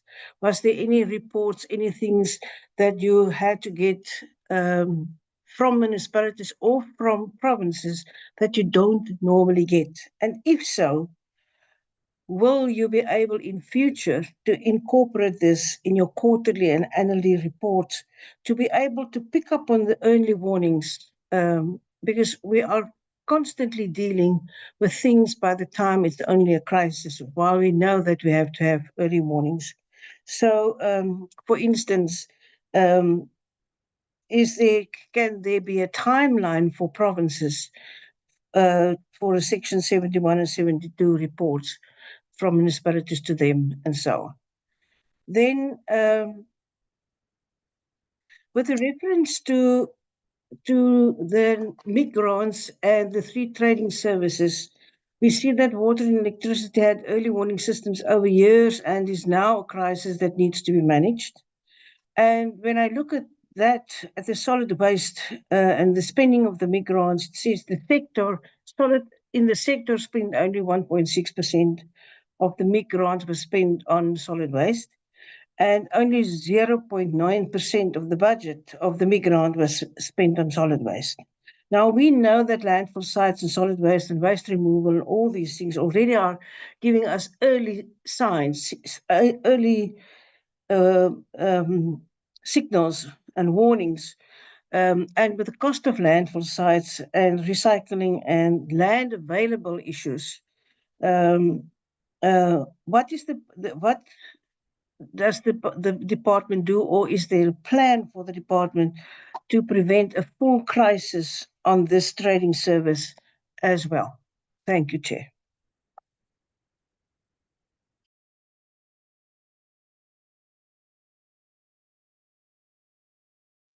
Thank you very much. Could you ask the DG to come in? Thank you very much, Chair, and thank you very much to Honorable Labuskakne for the question.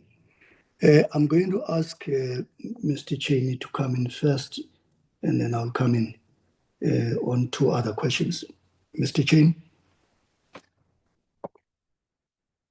Afternoon, DG. Afternoon, Chair, again. Honourable Member Labuskakne. DG, just on the issue around the question of the issue around solid waste.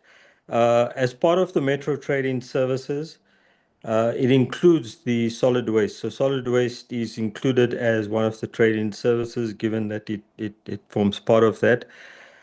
On the MIG, yes. I mean, I think it's probably one of those neglected areas, or should I say neglected areas, in inverted commas, because it's not ordinarily something that comes up unless, of course, we find it with the refuse collection not being collected.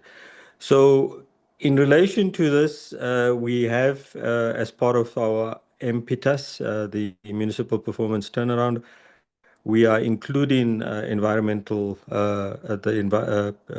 forestry, fishery, and environment into the a team that is busy looking at this. So as part of the National Treasury process, they are there.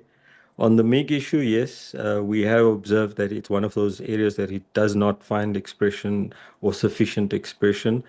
And it's also then an indication from municipalities not prioritizing that until it's too late. It's not been forward thinking about that.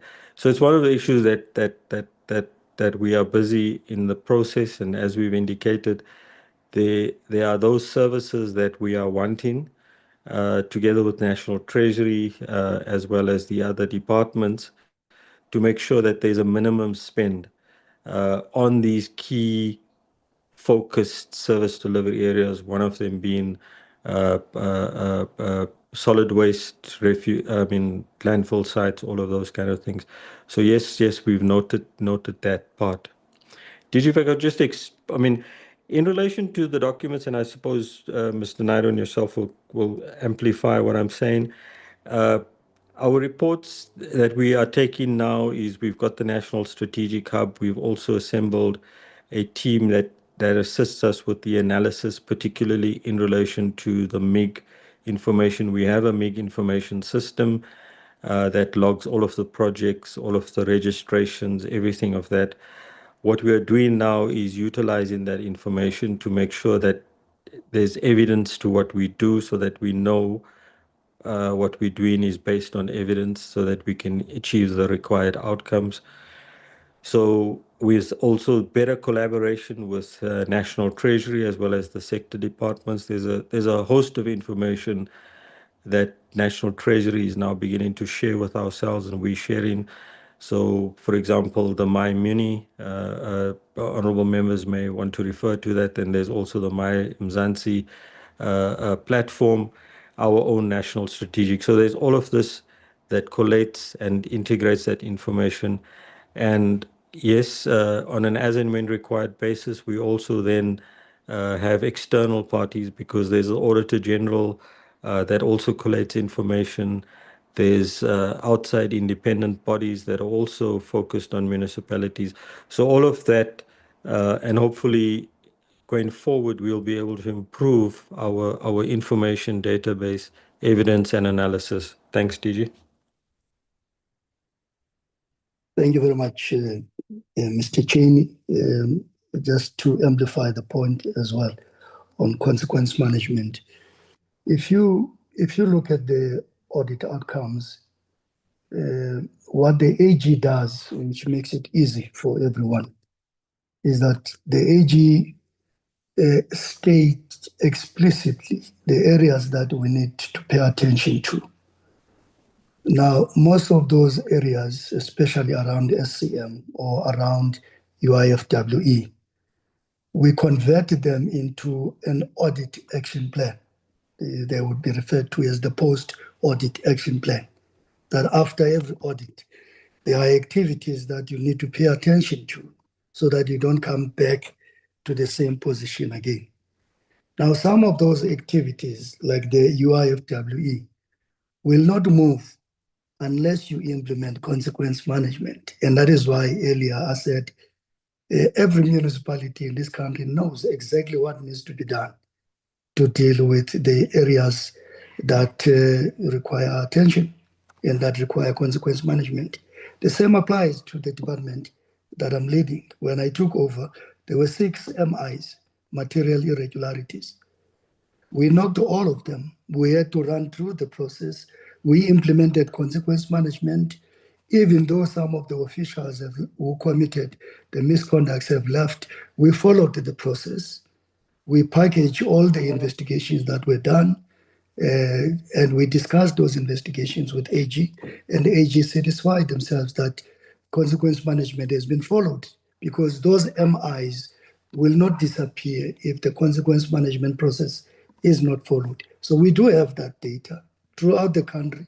Out of the 257 municipalities, we know exactly which municipalities must implement consequence management. We know exactly which municipalities must implement the audit action plan. So the data is available to us, to National Treasury, and to SALGA. We work very closely with SALGA because SALGA, they have been supporting a number of municipalities as well around this issue of the implementation of the audit action plans. And that is why in the IMC on municipal performance and turnaround strategy, we work with SALGA on audit matters and also on treasury matters. So we do have the data. We collect that data regularly because the municipal performance and turnaround strategy, which is chaired by the minister, the IMC or is chaired by the minister, expect us to report regularly on these matters. Then come to the solid waste. And again, just to add to the point that Neville has made, the 3 trading services are extremely under pressure across municipalities, big, small, they're all under pressure. Why they're all under pressure financially? It is because the economy is not growing. Trading services rely entirely on the performance of the economy of the country. If the economy is not growing, the ratepayers and people who are supposed to be paying for these services are also feeling the pinch. If you look at municipalities, they're struggling, all of them, big and small. They're struggling to service the debt. The national government is struggling to service the debt. The debt is the second biggest item in the national budget. It is the biggest item in the municipal budget. The only way that we are going to be able to come out of the problem that we find ourselves in as municipalities and as a country is if we grow the economy. As long as the economy is not growing, then all these trading services are going to be extremely under pressure. Take water, another example. We are in a crisis. In solid waste, we are already in a crisis as well. It's not like it's going to happen in the future. Already, we are in a crisis. In water alone, we need 400 billion rands to deal with the backlog. This is the figure that we're getting from the Department of Water and Sanitation. To be able to deal with the backlog in water services, we need about 400 billion rands. The fiscus, the contribution annually, is nowhere closer to that figure. So then the question is, what do? We have to grow the economy. We have to look for alternative service delivery models, alternative financing arrangement. For instance, you have the Ilembe Caesar Water in KZN, which is one of the oldest partnerships in the area of water. We may need partnerships in the area of solid waste as well. Elsewhere in other countries, Singapore, the UK, Brazil, they have utilized alternative service delivery methods to deal with solid waste. For instance, you have partnerships that are using solid waste landfill sites to lighten up the city, because some of the gases that come out of the solid waste can be utilized for energy that can be distributed to communities. Brazil has done that. Singapore has done that.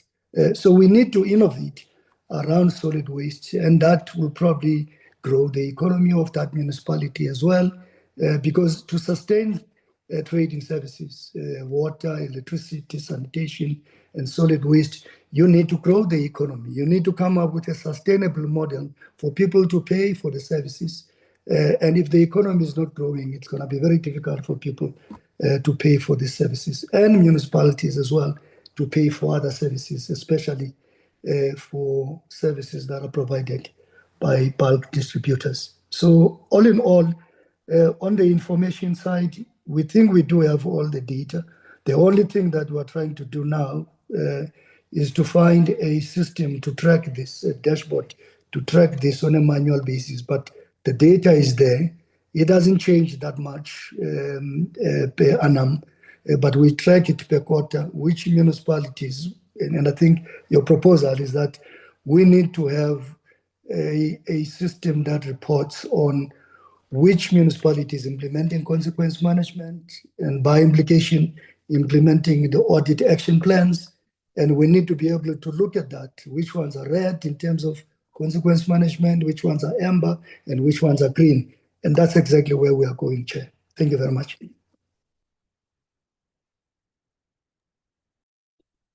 Thank you. Honorable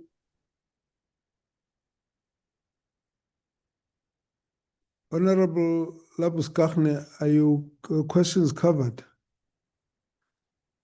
Yes, thank you, Chair. I just want to go back on the issue of the consequence management and the UIF. I use that as an example. I want to know, yes, if the department knows in time, not like in proactive, in the current situation, which municipalities are not doing consequence management on various levels. My question is, how do they address this? Do they address this on the MINMAC? Do they write a letter to the Premier and to the MEC to make them aware and say, we pick up these early warning things that this is not happening? What are they doing to address this in time? Thank you. Thank you. Please deal with that, DG. Thank you very much. In the accountability ecosystem that you talked about earlier when you opened the meeting, you have a number of instruments, and I think there's a slide that talks to that in Mr. Cheney's Part A presentation. Your starting point of that information is your Section 46 reports, which are reports that come from municipalities themselves. Your Section 71 in-year reports, which are reports that Treasury is collating and compiling. In those reports, Section 46, Section 71 reports, you already know which municipality is not doing consequence management. That data is available. We share it amongst ourselves as the two departments and as SALGA. So we have that information of checking which municipality is implementing consequence management and which municipality is not implementing consequence management. So we already have that data. In fact, you will notice that those municipalities that are not implementing consequence management, for instance, if you use Makana as an example, are the municipalities that are consistently getting a disclaimer. Makana has received a disclaimer for 7 years in a row. That's what the Auditor General is telling us. So we knew that Makana is not implementing consequence management. We have that data. So there's a correlation between not implementing consequence management and poor audit outcome. So all the municipalities that are not implementing consequence management, they get the same audit outcome. The audit outcome doesn't improve because the principle is that there will be no condonation of a misconduct without consequence management. So consequence management is a requirement to get out of poor audit.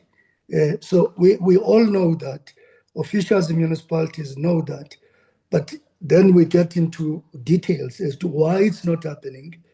One example, for instance, there's zero consequence management in Nelson Mandela Metro. Why?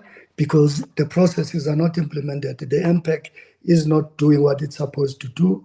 The DC boards are not sitting to implement those recommendations from the investigations. So we can get into the detail, but a good example is to say, we know if Nelson Mandela this year has not moved on consequence management matters, they're going to get the same audit next year.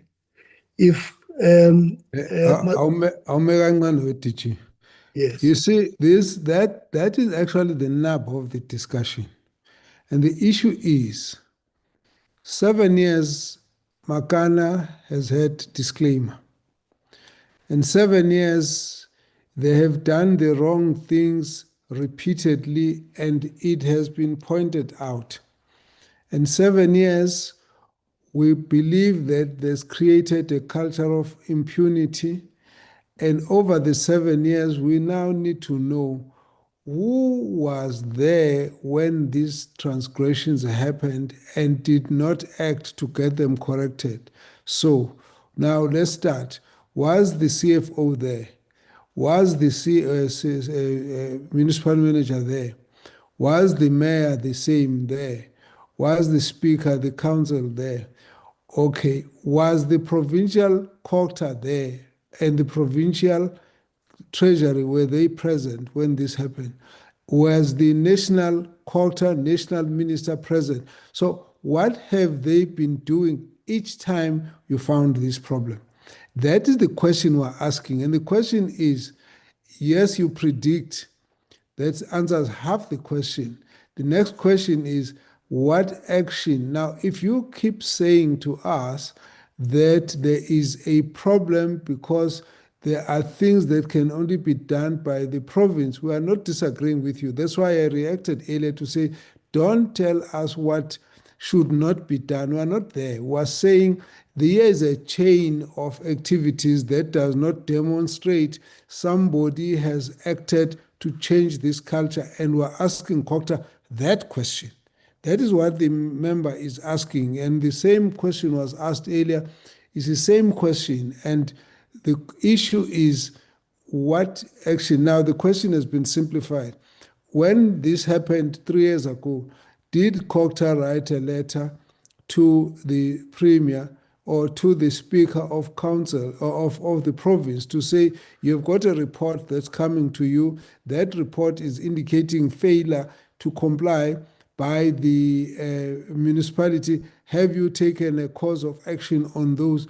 If not, what then do you take as a next step in that regard? That is what we're trying to decipher.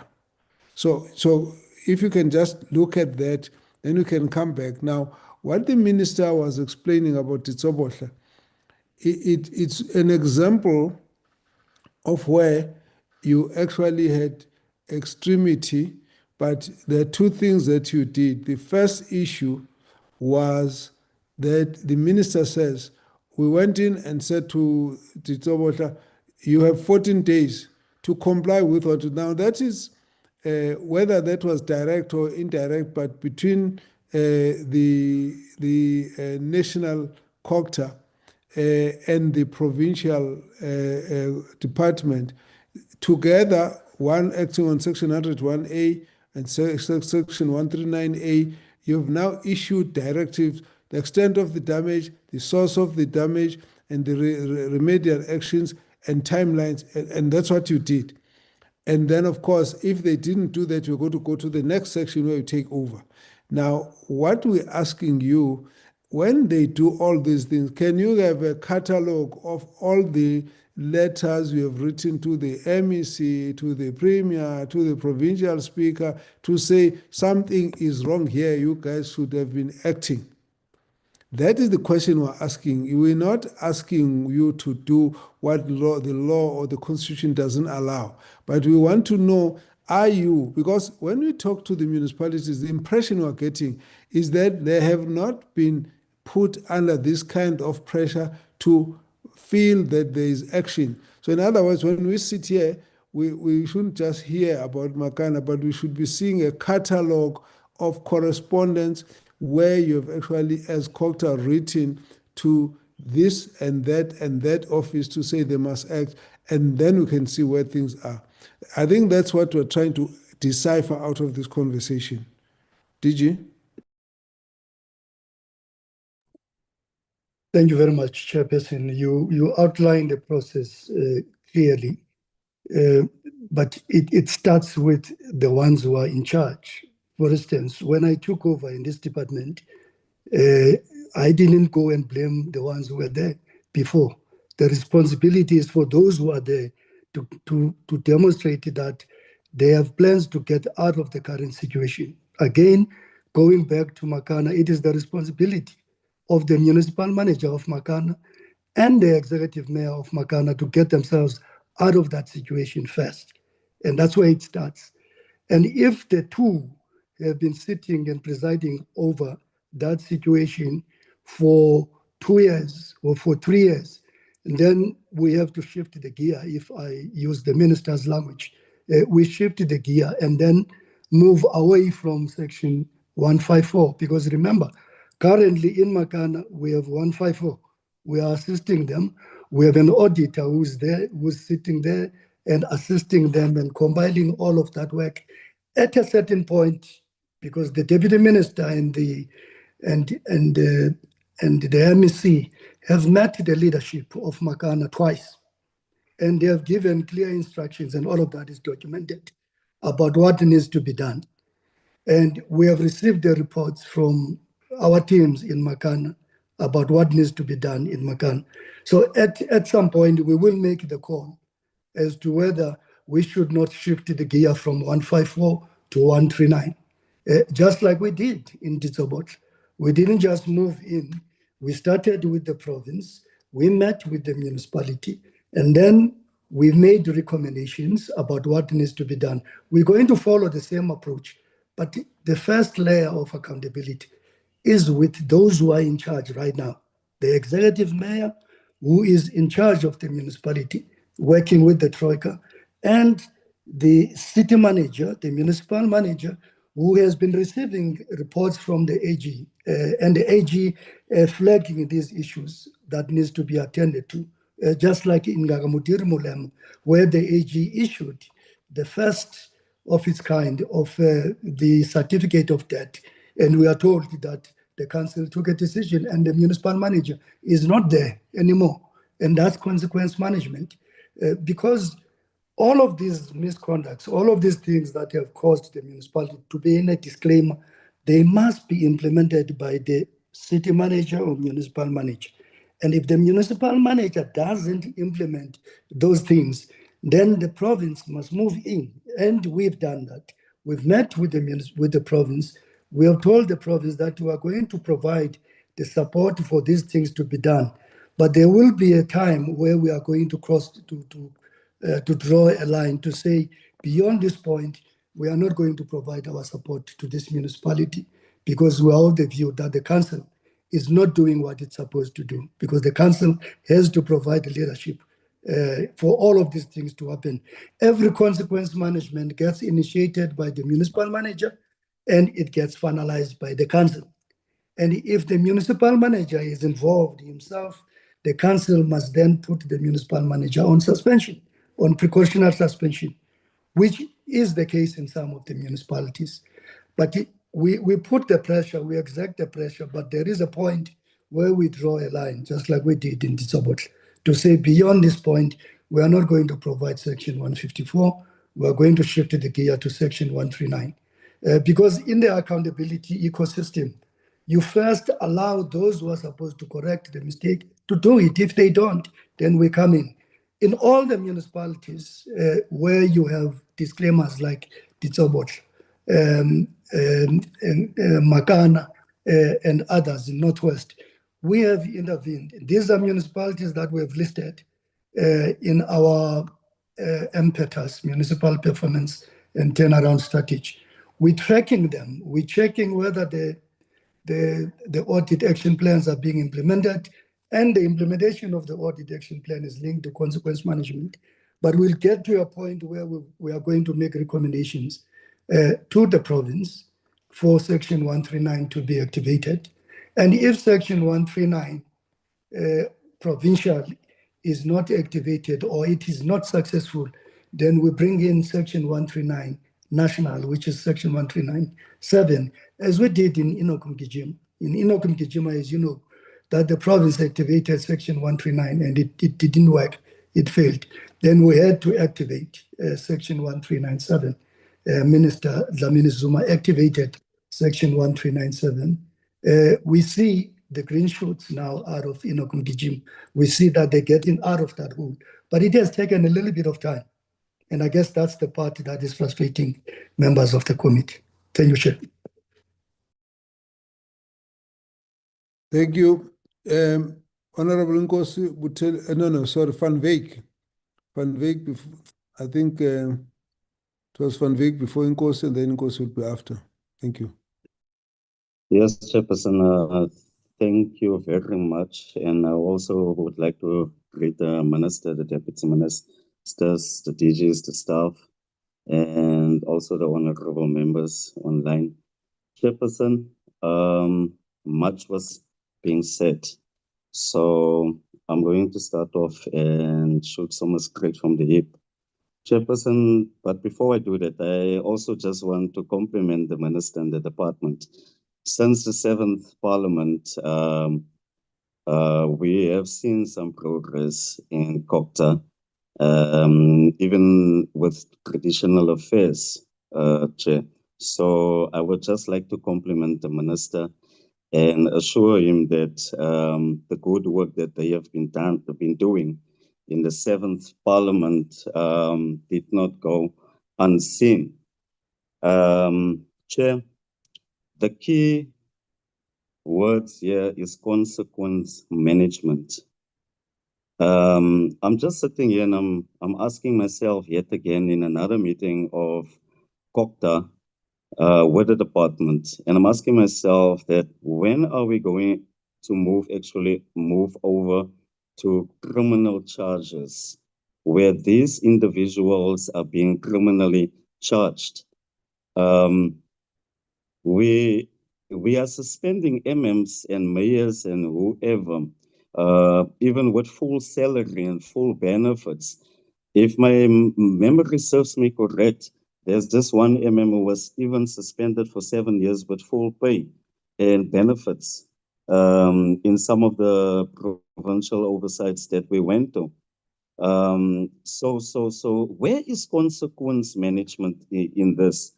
So I really think that we need to get to a point where criminal charges must be laid, and the minister must please explain to me, because I'm still a new kid on the block here. It's a fact. I'm just been here for 18 months. So I would like to know from the department, how can myself, for example, as a member of parliament, how can I keep local municipalities and mayors especially accountable, MMCs, MMs, and if I need to do it, how do I go about it to lay, what laws do I use to lay criminal charges against these people? Because consequence management can't be repeated, it can't be a rhetoric anymore. here in this meeting's chairperson. The DG just mentioned now yet again section 139. It's like the minister have said, the culture has been there for the last 15 years before the 7th Parliament. And it's like corruption happens in municipalities, and those who are signing off contracts know that section 139 will be the last option once the funds are depleted. Then one section 9 will be implemented, and it will last for the next 7 to 8 years, while there is no consequence management in terms of criminal charges. For me, it seems like section 139 is a loophole for these criminals who is busy looting our funds in communities. Because even Chairperson, the acting DDG did, yes, Neville Cheney, when he presented in his presentation, Chairperson, under MIC, the purpose of MIC, Chair, if we look at MIC alone, Chair, is to basically provide basic services, is even to build the local economy under EPWP. And yet the DG also comes and DG says that one of the reasons why we have all these problems in municipalities is because the economy went down and ratepayers can't actually pay their rates. But what happened to the funds of MIC when billions of rents are being spent underwater, and some of the other billions was spent under sanitation, street lighting, and so on? Our people don't get these services, but yet billions was spent, 13 point something billion expenditures between 2025 and 2026. Where is the money? Yet under the presentation, there's a heading that actually says that where lends the money? So I'm asking, where is the money, Chair? Chair, if I can make an example with Mangaung Metro Municipality, I am deployed to Bloemfontein. My constituency office, my parliamentary constituency office is located in Bloemfontein, and I have to serve Mangaung region. I went for an oversight 2 weeks back at Brandwag Flats. I went to that oversight, and I saw sewage spilling over in flats of the people. There's no services. The people want to pay their rents, they want to pay taxes, but they have been supplied with different bank accounts, which belongs to different individuals within Mangaung Metro, according to them. And they have been paying rent into these different bank accounts, and they came to a point where they said they are no longer going to do it. The mayor went there, Honorable Ntatisi. He went there, he spoke to the community, he promised them that there is only one landlord, and that landlord is Mangaung Metro Municipality, and they must no longer pay the rent or services into different bank accounts, and he's going to do investigations into it. I have a video clip of that, which he have said. Months after that engagement with the community, the mayor came back, the mayor rather sent eviction orders to the Brandwag flats residents, and they were shocked. Now, what made the mayor change his mind? After that, Chair, I phoned the mayor on site. Apparently, they knew I was on site. They didn't answer my phone call. The MM did not answer my phone call. The MMC did not answer my phone call. I had to register it under the secretary of the portfolio committee of COCTA. at least in front of the community, so they can see some action are being taken. That is why I'm asking the minister, if according to law, he can't bypass the province, what can I then do as a member of parliament with my parliamentary constituency office being based in Mangaung Metro? What can I do? And I've even written to the mayor. The mayor is past 7 days. He never responded. Maybe he doesn't take me seriously. I don't know. I just want to know, how can we work together as members of parliament with the department? How can the department support us to keep the mayors or the local municipalities accountable, so there can be actual consequence management, and where their hands are tied according to law? But as a member of parliament, I can act, but guide me. How must I do it? Chairperson, lastly, the DG also mentioned that they do have a list of municipalities and data when it comes to consequence management.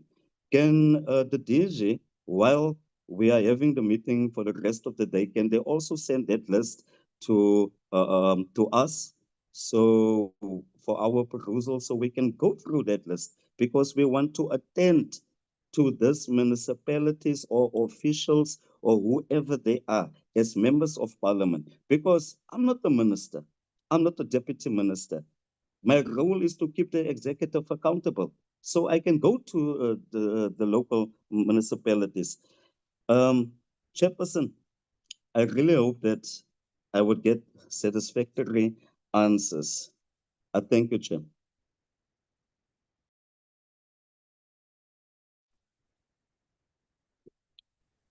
Thank you. Thank you. DG, please come in. Thank you very much, Chair. Let me start. My colleagues can come in as well if I've missed one question. Let me start with the MIG comment. It's more of a comment than a question. The MIG budget is about 18 billion rands. That's the total budget that we disperse to municipalities. We can give you the exact figure, and we can give you the breakdown by municipality, what each municipality is getting. That information is available. Mr. Chin can send it to the Secretariat today. The allocation for this year. Now, if the backlog just for water only, the backlog is about 400 billion rands. It tells you clearly that it will take us forever to deal with that backlog if we have a capital budget of 18 billion rands. And remember, MIG is only the 50% of it. All the municipalities were water service authorities. 50% of that is earmarked for water and sanitation. So the entire 18 billion rands is not only for water and sanitation. The point I'm trying to demonstrate is that the allocations that we are providing to municipalities to deal with water, sanitation, electricity, and other services is not adequate to deal with the nature of the problem. It is very small. Even if you were to include the water services infrastructure grant, the regional bulk infrastructure grant, if you look at the entire budget, the transfers to municipalities, the intergovernmental transfers that we disperse to municipalities, it is not adequate to deal with the nature of the problem that we're faced with. But accountability has to be activated. Even if we don't have enough money, we need to account for the little that municipalities are utilizing. And I think that is your point.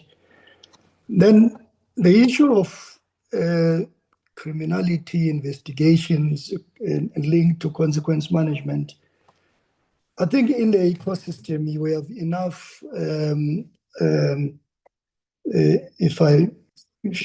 instruments that can be used. For instance, if a member of the community or a councillor or an official is suspecting any criminality, that official has every right to write to the minister for the minister to attend to that matter. But the law says the minister must refer the matter to the MEC, and those are your section 106 investigations. We've received a lot of them. We've referred them to the MECs. Some have been concluded, some have been processed by the municipality, and others have not. Maybe we can ask Dr. Naidu to update us about all the section 106, even if it's not in the meeting, maybe by way of writing, how many section 106 investigations that were referred, and how many have been done, and how many have been concluded. Because that's another way of investigating wrongdoing. It's not just through 139 only. There are many ways of dealing with misconducts in a municipality. And that is why we're saying that the city managers, they are the first line of activating those investigations, because every misconduct or every criminality or every matter, the city manager has to investigate it. And if the city manager doesn't investigate, then the council has to act on the city manager, because the law suggests that the city manager must investigate. And that is why we use the example of Ngakamutiri Molema, that a certificate of debt was issued to that city manager, because that city manager or municipal manager failed to deal with the material irregularities, and no investigations, and investigations were not taken to its logical conclusion. So we do have the real problem, again, when it comes to all of these things, is first and foremost poor leadership, where these things are supposed to happen at a municipal level, because they are empowered to investigate, they are empowered to go to court, and they are empowered to follow up on all of these matters. And when they don't, then the province has to come in, and then national will also come in. On Mangaungu, I'm very familiar with Brandwag block of flats. This was a social housing project. I know it because as a former DG of Human Settlements, I know some of the human settlements projects that were implemented. I would assume that human settlements will have to play a role in this, but we'll need more information if the intention is to get us to intervene. Because Brandwag, a block of flats, are flats that were created for affordable housing, affordable rental. This is social housing, which was targeting people who earn less than, I think at the time it was 15,000. I'm told now that they have increased the threshold to 25,000.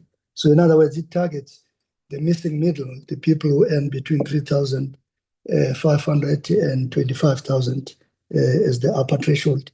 So if there is some work that we need to do here, we will be more than willing to do that and discuss it with human settlements in the province, and also with human settlements at national level.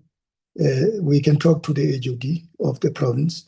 The same MEC is responsible for human settlements. The MEC was responsible for COCTA, is also responsible for human settlements, and they will be able to assist us to deal with this matter. I don't know the mayor's intervention, because if it's a social housing project, it could be that the project fell apart, the social housing institution is no longer in charge. We don't have all of that information, so we may want to follow up on this one and get a sense of whether this social housing project was handed over to the province or to the municipality. If the municipality has taken over and replaced the social housing institution, then it means that the tenants must pay to the municipality. But I don't want to speculate. I don't know at this stage where things are, and we will be more than willing to follow up on the matter so that we're clear about what needs to be done. And then on the list of consequence management, what we were saying is that we do know which municipalities have implemented consequence management and which municipalities have not implemented consequence management, because the starting point, again, is the The audit. The municipalities that have not implemented consequence management, they have not improved on their audit because consequence management is linked to audit. The municipalities that have implemented consequence management are municipalities whose audit have improved. For instance, just one example, may not be a good example. The city of Cape Town has regressed in this last audit. They used to have a clean audit, and now they didn't get a clean audit in the last financial year because of some SCM issues. Now, for Cape Town to be able to go back to where they were on SCM matters, so where they were on audit, in other words, to get a clean audit, because a year before last, Cape Town got a clean audit. Now they have regressed in the last year. For them to go back to where they were, in other words, to have a clean audit, it means Cape Town must run the process of investigating how that supply chain matter came up, and they must then act against the individual who caused it in the first place, and that's consequence management. And once Cape Town has acted, then the misconduct linked to the supply chain management will be condoned, which then means that Cape Town will get a clean audit again. And that's how the process is managed.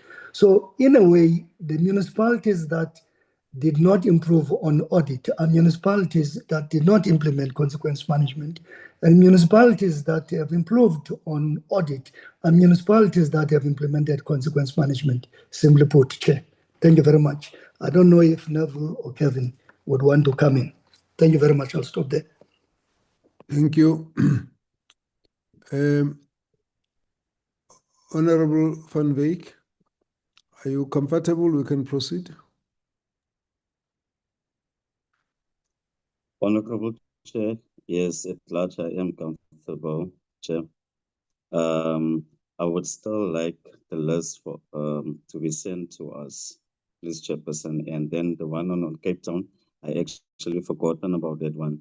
Can we also just be kept updated on how far that process is for whoever was responsible for Cape Town not to get a clean audit? I just think that this committee must be kept updated. We can't come and treat Cape Town with gloves here. And lastly, Chair, it is in the interest of our communities. We can't allow administrative failures to let our communities suffer at the end of the day. That can be a rhetoric from us just coming on say that net is so, but it ends there. Thank you very much, Chairperson. Thank you very much. Honorable Inkosi Buthelezi. Thank you, Chair. Good afternoon to you, Chair. Good afternoon to the Minister, the Deputy Ministers, the DG, and the Department's team, and the Portfolio Committee, and everyone who's in the meeting. I have started by commending the Department for a very comprehensive presentation this morning. And I think they also touched all the points. I think the Chairman alluded to this earlier. Most, if not all, the points of what was raised by the committee in terms of queries and areas of clarification. Flowing directly from that, I'm just wondering, from the point of view of the department, you know, it's for us, we understand fully what's happening here, although we've got to do the oversight in terms of the process. I think is cumbersome by nature in terms of all these documents we have to go through, but at least we can somehow track. Is there any way at all whereby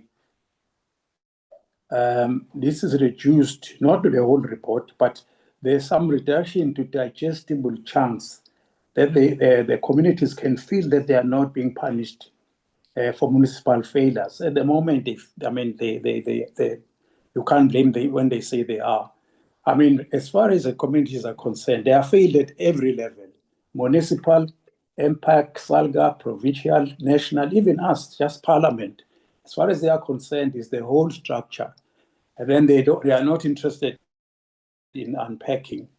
The minister made a very important point, which we all appreciate, that you can't overreach in terms of over the province. But it's very, very important that there's got to be a line has got to be drawn, as the department has shown. The buck has got to stop somewhere, because there are lots of serial delinquents out there. And I have no doubt, I don't believe I'm the only one, Chair, that there are candidates out there there are more candidates for the Tsobotla's intervention or option, for lack of a better description. So I think that there is a point at which, as is already happening, where there are more who fall into this category. Maybe by way of commenting, the other point I wish to, I'm not necessarily putting it at the department's door. What one has experienced with all these, municipalities we see, is that really the caliber of the people in these municipalities, it's really it's wanting, very, very badly wanting. And of course, one understands that they can not much can be done because they are sent by their constituencies. That is why even the people who have been found guilty, if the party sends the person back, most of the times it's like, well, what can we do? It's been sent by I think you just get trapped in that whole cycle, and then which also turns up the temperature in these councils politically. But I think that, Chair, I think the department definitely has got more of these people, of these situations where they can, and that, of course, it sounds like they will intervene in terms of a la Isobotla. The other thing, Chair, I've been covered by and large by the colleagues and on other things which I listed here. I think that what I keep seeing, I'm very much aware that the department has got its eye on the traditional leadership, because we raise it, and of course, it's at the heart of their reason to exist. But when one goes through a presentation like this one, which is as far-reaching and comprehensive as this one, you always hope that there will be just some section which covers the inclusivity of traditional leaders, because everyone is agreed that traditional leaders are at the heart, are very much actually an imperative in enriching communities and helping with solutions there. So I just want to raise that again, which I know that is not rock science, it's something that we know, but you hope a presentation is like this, you will see something being covered in terms of that. I think all in all, Chair, we have requested before some form of dashboard, and it seemed it received favor when we raised it before, because it's much, there are too many moving parts, but there has got to be a way at which, at a glance, as the committee or anyone who's interested in Parliament, we need to look and see what is happening, especially in terms of this consequence management, because we need to know if it's not happening at the municipal level and the province is not doing it, and the national cannot overreach, then it sounds like a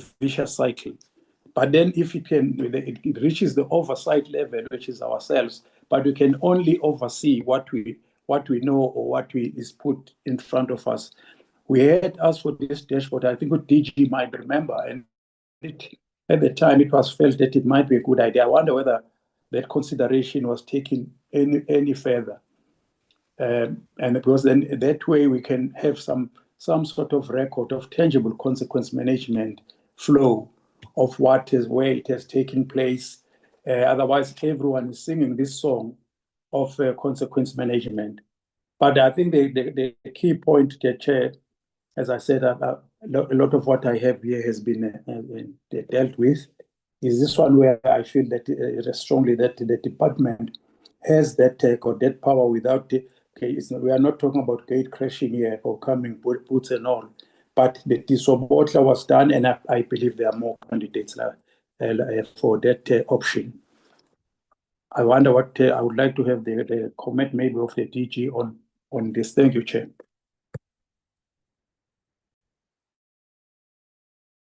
Thank you. In view of that very weighty input, may I suggest that we take a break and get a bit of space to go and reconsider our responses and come back in 30 minutes. If we can just take a short lunch break and come back in 30 minutes. Thank you very much, members. We'll be back after 30 minutes.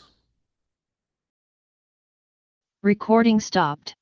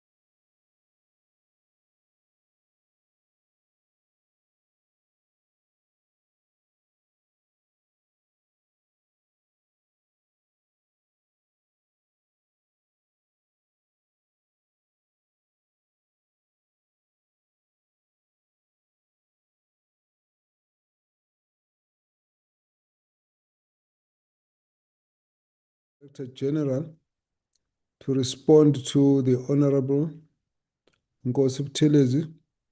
Thereafter, we'll have Honorable Mtolo and then move on. DG, please come in. Thank you very much, Honorable Chair, and thank you very much to Honorable Ngosi Usheng. Most of the comments that we put forward, the first one is that we must find a way to break the reports into manageable chunks, because there's a lot that we have presented here, and I thought that Honorable Ngosi was asking us to break this information into manageable dashboards.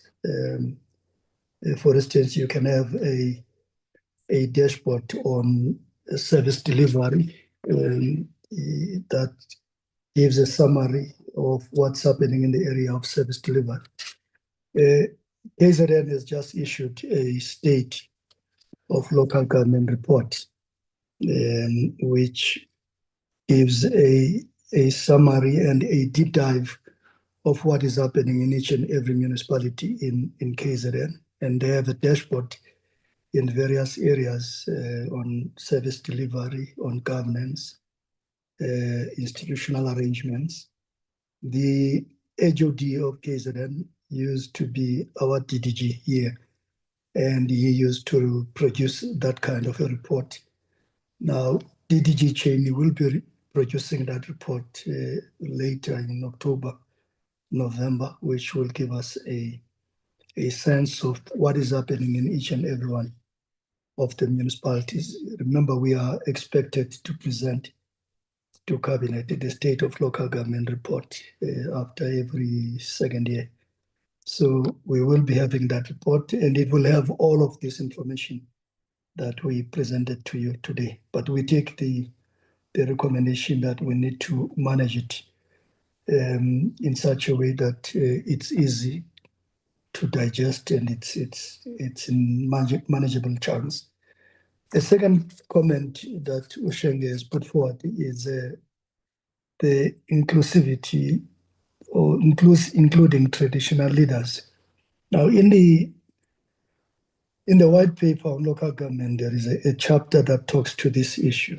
And there are practical examples of councils and both municipal councils and traditional councils who are working together. We have good examples of Amakosi working very closely with councillors, and I think we have those examples in KZN as well, and in other areas.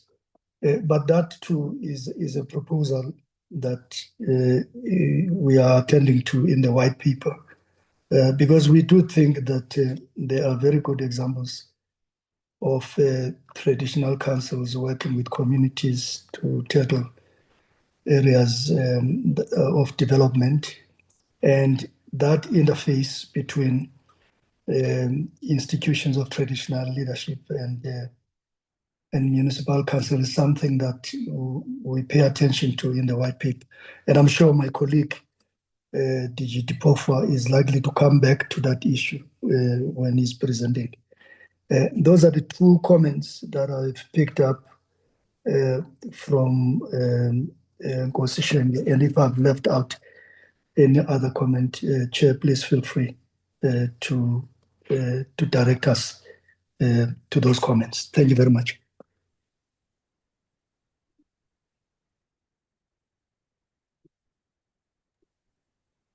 Thank you very much, DG, for those responses. We would like to take the last comment. Excuse me, Chair. Yes, who's excuse me? It's Buthelezi. Yeah, thank you. Please proceed. Because they know, as you normally do, that have you been covered or not? So I feel maybe the GG there's been a lot to deal with, but I was not covered on the my feeling about more candidates for more Tsobotla's intervention in terms of, and also just the whole principle of saying it does not necessarily mean overreach when province intervenes because nothing is happening at the provincial level. Sorry, Nkosi, please. Which they've done. Yes. Yeah, no, thank you. Yeah, no, that's fine. You fell off for a while, so I couldn't hear you, but that's fine. DG, I hope you caught that. I'm sorry, I should have checked if you're all covered. Please proceed, DG. Yes, sorry about that. Chair, indeed, there was a comment on whether we do have other support. The answer is yes, we do. You just have to look at the audit outcome. Without mentioning them, we do have a number of municipalities that are at the same situation. Maybe not as bad as Ditsobotla, but they require a national intervention. But as we do it, we always make sure that we follow the IGR processes like we did with Ditsobotla. But the answer is yes. We do have other municipalities that are in the same situation where issues of governance in the council are worrying, issues of governance in the administration are worrying, and service delivery is also being affected. We do have those triggers. We use the word trigger to demonstrate that there are municipalities that would warrant Section 1397 and Section 1395, because Titsobot is currently under both 1397 and 1395. So the answer is yes, Chair.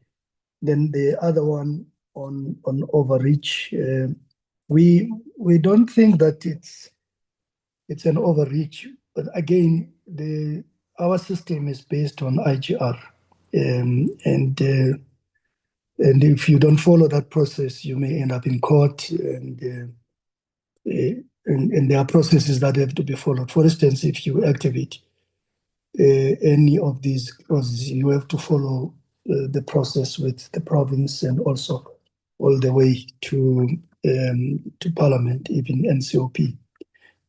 So we don't think it will be an overreach. In fact, most of those municipalities that we think are in the same status as Ditsobotla, they warrant our intervention. We already have a presence in the majority of them. We are already engaging with the province, and all what it takes is for the province to admit that maybe this is an opportunity for national government to intervene. So,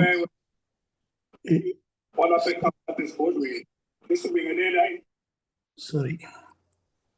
I'm sorry. Somebody needs to mute. Please mute. And if not, if you can't hear us, please, the administration, go in and just mute that mic so we don't get disturbed. I can't see who it is, but please keep an eye on that. Sorry, DG, please proceed. So, in a nutshell, Chair, we think that the process that we followed in Titsobotla gives us that template on how to engage with provinces, and even in Inokumkijima, when we intervened there, we worked very closely with the MEC for Kokta in the province. So we do have a template, and I don't think that the issue of overreaching, when we have to intervene, it will arise. What we don't want, which is the point that Minister was amplifying, what we don't want is to come across as if we are flouting the constitutional matters, because these things are outlined in the Constitution. They're also outlined in the legislation. So whatever we do, we have to do it according to the prescripts in the Constitution and also in the legislation. Thank you very much, Chair.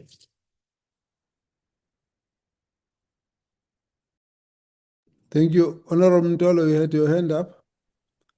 Are you still wanting to come in?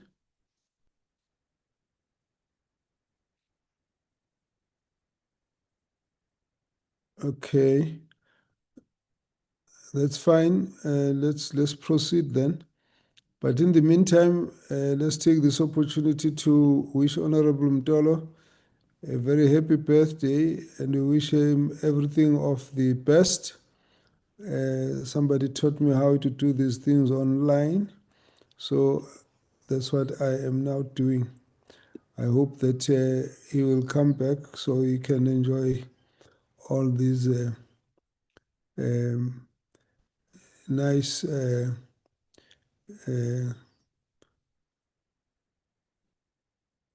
wishes. Thank you very much, honorable members. Now, I'm going to request that the members focus now on the other two aspects, that is the C and the D.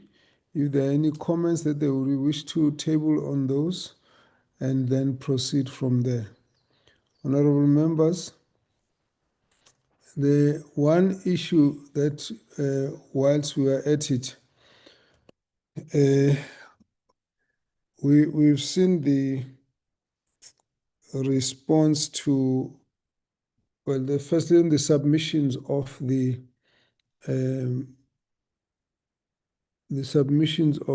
legislation. Now, amongst those comments, there are things which probably don't matter at this point, but we just think as a committee, at a certain point, we would have to deal with. For example, when we're dealing with this bill on coalitions, now there's a lot that's been said by the Office of the State Law Advisor regarding, no, but maybe before I get to that issue, the one aspect which I want to just table both for DG and Minister to keep an eye on is regarding the requests that we've made for certain investigations. We actually appreciate that we've got a feedback on those. We have had a number of long sessions where we do a joint oversight process over the various municipalities and the province, and very inclusive process. We must appreciate the role that is played by COCTA, in that COCTA is always part of those meetings, and I do want to express our appreciation for it. It's not a tick box process, it's a real value addition, and so we do appreciate DG Minister, the participation from that team. And secondly, what we're now doing today, we've actually kind of tied the whole circle around, because we went through individual municipalities, we went through the Auditor General, we picked up issues, we raised concerns, we sent matters for investigation, we raised certain recommendations. Now today, we're sitting with the minister taking us through how we are addressing these issues. I believe that that's going to be the way we're going to go forward with this process, in the sense that the joint oversight process will continue, and the visit to various municipalities, or calling all of them and getting them to give us regular reports, it becomes very, very important. So once they've got those reports, we'll come back to the minister to say, this is what we've found in the municipalities. What is your response to it? The fact that by the time we come back to the minister, the team from the department has already been with us and therefore are aware of the issues, it's very, very important to us. So we will, when we deal with the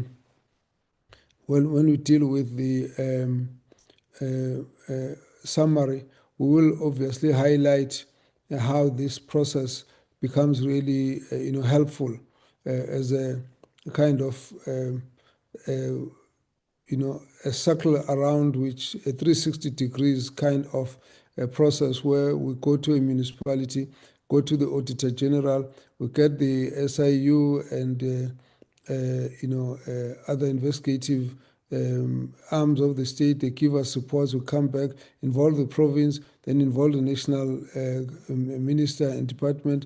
So that gives us a whole approach onto the matters of accountability. So we appreciate that. The one area that I'd like the minister and the DG to keep an eye on, we've been talking about this issue of the evergreen contracts in Nelson Mandela. And we went through quite a lot to try and dig into what actually has been happening here. Now, the area of concern is that when we asked Treasury, the Treasury representative who was dealing with this matter, he gave us a generic response that says that, oh yes, these contracts have been going on for a long time because they, as Treasury, want the Metro to be very careful about the replacement of contracts that predated the MFMA. In other words, there would have been an assumption that there were contracts which were supposed to have stretched for many years, which was acceptable before the MFMA was passed, but it's no longer the case now. We have to do regular, open, transparent tendering processes. But in reality, that was not the case. We'd gone into these reports, and that was not the case. We didn't find one contract which was signed for 25 years in year 2000, and therefore everybody was obliged to comply with that contract. Now, I've heard the comment coming from the COCTA team here, say something to the effect that these evergreen contracts, if there was a contract about the services on prepaid electricity purchases, why would you want to interrupt that? You need to be careful about how you interrupt that. Now, I don't think that you've gone into the responses that we got from Nelson Mandela, because if you had done so, you would have not come with that response. You would have come with a response that shows you were able to see that a number of the contracts were short-term contracts, and they were taken to an open tender process. That open tender process was somehow disqualified, and then the previous contract was reinstated and extended. And the next time they were due for procurement processes again, that started, and then it was disqualified midway, and therefore, since it was disqualified, the matter was the service was extended. It was not extended because of the situation that there was need. It was extended because somebody went into a faulty procurement process. Now, until you focus on that and address that, we will always be concerned that the approach that has been taken to address this matter does not take into account what the real concerns are in this matter. So we had raised that this matter needs to be addressed by Treasury and COCTA. So I would like the minister and the department to pay attention to the fact that the details of the extension of the contracts is not based on the necessity for which there's only one service provider who cannot be replaced. It is not based on a contract that was signed extending, covering a number of years long ahead of the MFMA being taken into effect. Here we're dealing with people who are micromanaging the procurement process. Because I wanted this one to continue, they found a fault in the tendering process, and they canceled the procurement process and started afresh. A number of them are like that. So I'd like you to just focus on that fact. But having said so, I'd like us to move then to the next issue, which deals with the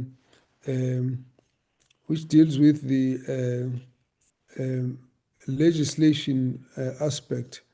Now, in your submission, I saw that there was a concern about the state law advisor disqualifying any reference to threshold, electoral threshold.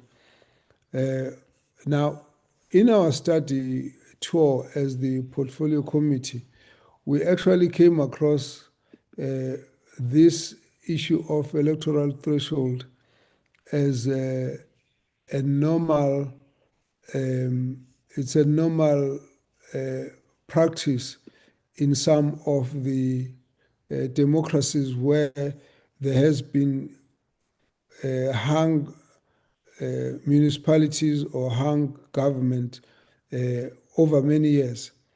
So as to why the state law advisor would have felt that a threshold would be unacceptable is something that we're really going to be interested to follow. What we thought was probably likely to be an issue was how high should that threshold be. Some of the areas have 1%, some 2%, some 5%, particularly in municipal sphere, and so we have not understood why there would have been such a concern. What we understood and we believed made sense was the executive threshold, and we thought that the legal opinion that was provided was quite satisfactory insofar as that part was concerned. Nevertheless, we will welcome the submission of this legislation for processing. It's just that I think with the time left, by the time it reaches Parliament, there may not be time for it to be passed so that it is useful for purposes of the next elections. But nevertheless, we do not believe that many of those issues are so difficult and controversial that they may take a very long time to resolve. But anyway, we would like to welcome the legislation as it comes through. Most of the legislation, we have put up a plan from committee as to how we're going to take them as we process them. We're even prepared to try and pull together some of these to go through hearing, combining them into maybe two of the legislation on the same day in the same area. But nevertheless, we will be able to deal with those issues when we come to the proper processing of the legislation. We just appreciate the fact that there's been the feedback, and we'll take it forward when the matter is submitted. Now, again, I'd like to see if the members would like to make further comments on this. The one concern that we would raise on the issue of the disasters, I think the committee here has raised a number of these issues before. Firstly, the time it takes to release funds for recovery after the disaster has hit. It's a matter of concern. The other one is a matter that we discuss, and I hope it doesn't recur, where you have the lack of equity in the distribution of post-disaster reconstruction funds, as it did happen in the previous last year when a lot of money were taken to one province, the Western Cape, and all the others were made to share an equal amount of money that has been taken to one province. And we believe that it's inequity that cannot be allowed, And in fact, the department has to take the necessary steps to ensure that the submissions are at a level that they are ready for assessment and allocation of funds. Because if the issue was the poor preparation from the provinces, it then becomes an indictment to COCTA. We should have been able to recognize that, rectify it before it gets taken forward for allocation. On the other hand, if that was not the case, it becomes important to say that Treasury cannot then be allowed to, have an asymmetrical allocation that has got no basis, because it looks very whimsical. I like you, I give you more, and that cannot be justified in our system. So that's the one concern that we believe needs to keep being put on the table. The third one relates to the fact that we are trying to get concrete information for instances where we believe that there would have been disaster management funds allocated but diverted and used for different purposes, but in particular where the funds were allocated, but in fact spent on non-existing projects where there was no recovery, no reconstruction done, but the funds were spent. So when we do get that information, we will then share with the minister for further investigation. May I then check with the members if there's any other comments? Honourable Van Zyl? Thank you, Chairperson. Just on the coalitions bill and the threshold that has been removed from the proposed bill to the cabinet, can we maybe get the state law advisor's report on why that was removed? If we can maybe have a clearer understanding of what he found and what that is. And then maybe just on disaster, to add, Chairperson, if all the municipalities, this was a question I asked about 2 years ago, had developed their disaster plans, and how far the department is on assisting the municipalities to develop their disaster plans. Thank you. Thank you. Can we have comments from the DG and the team? Thank you very much, Chair. Dr. Naidu will attend to the first question, and then I will ask Mr. Kupari to attend to the second question on disaster.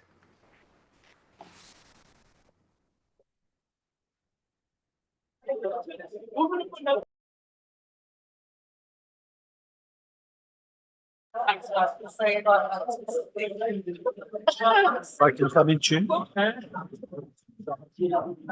Please proceed, Dr. Naidu. I'm not sure whether that's your side that's got the conversation at the back, but if not, please mute.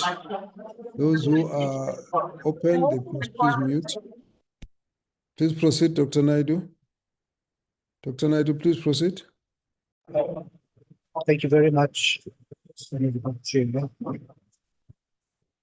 Yeah, look, I think the threshold matter has been quite a thorny issue, and I suppose we were in a corner if we had not dealt with the threshold matter in the manner that we have done.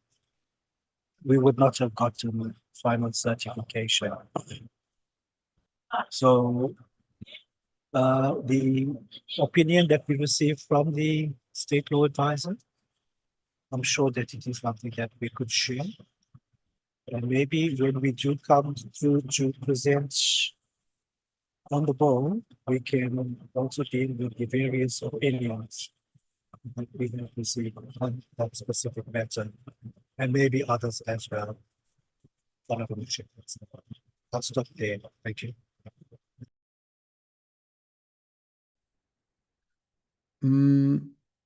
Honourable Van Zyl, I'm not sure if you got all that was said. I have lost quite a bit. My signal has not been good.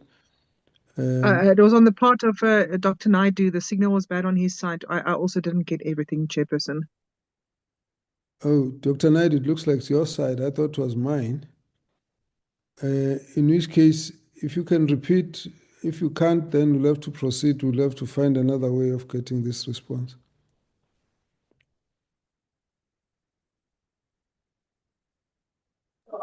Chair, maybe if I can ask my colleague, Advocate Duncan to come in.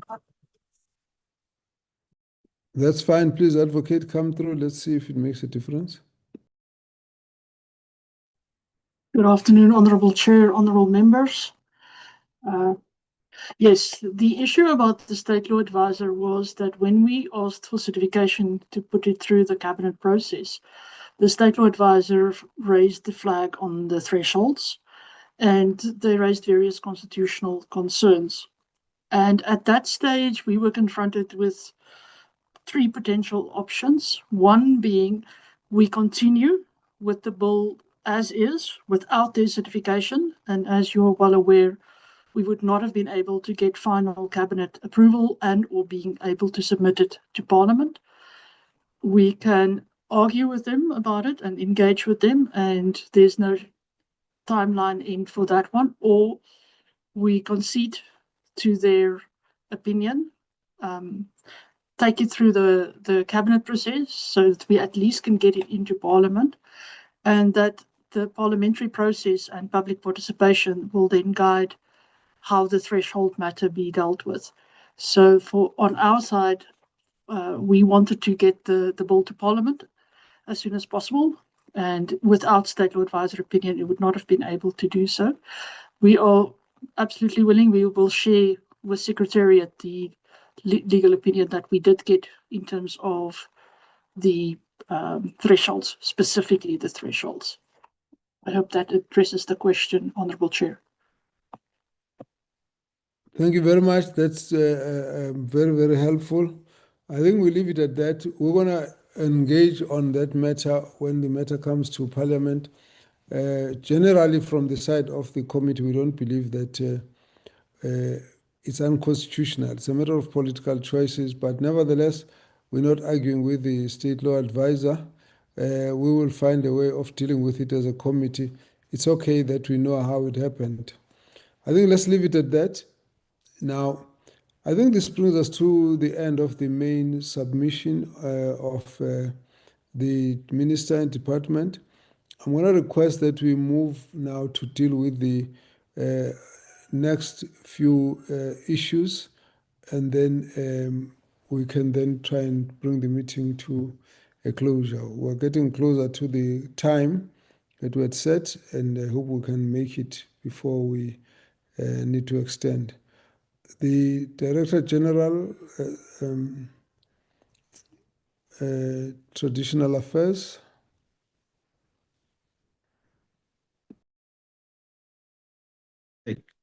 Thank you very much, Honorable Chair. Greetings to yourself, greetings to all the honorable members of the committee, to the Honorable Minister, and Honorable Deputy Ministers, and my colleagues on the platform. Honorable Chair, we've got two presentations. The first one deals with the 2026 winter initiation season, based on the preliminary reports that have been received from the provinces. The final reports by the PICCs are being finalized, and they will later be discussed in a meeting between New York and the PICCs. As also to note that the season is not over, at least in Mpumalanga, because they are working with the out-of-school initiates, those who are school-going initiates. Their season ended with the school holidays coming to an end, but for the out-of-school initiates, the season is still going on, at least in Mpumalanga. They indicated that it will be up to the end of September. So that will be the first presentation. The second presentation is in terms of the matters that have been referred to us for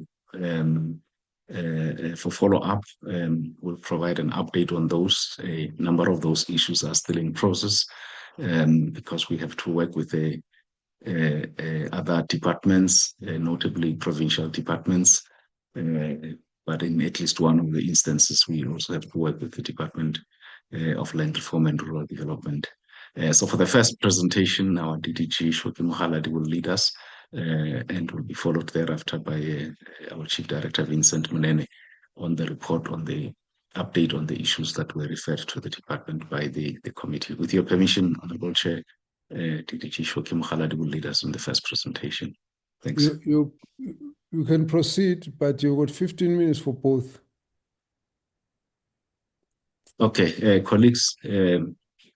So I think DDG, if you could, maybe we look at about 12 minutes for you, thereabouts, and then because yours is a bit longer, and then about 3 minutes or so for Mr. Munene. Thank you.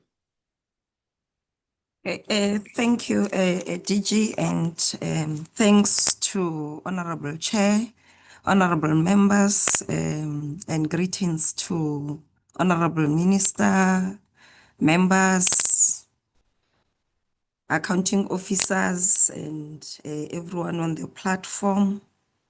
I'm trying to share my presentation.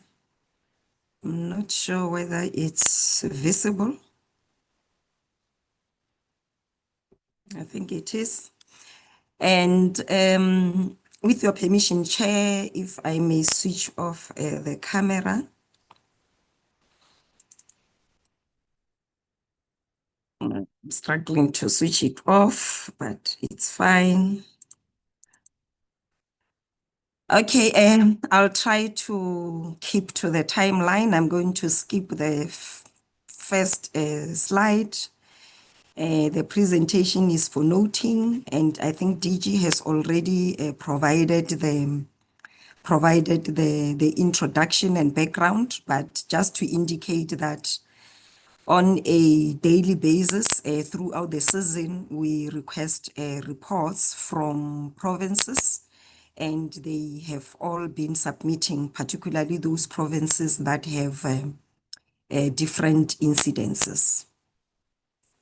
And in this slide, it's just the start and end dates of the winter initiation season per province. DG has indicated that at least in Mpumalanga, the season is still on and it will be ending on the 7th of September.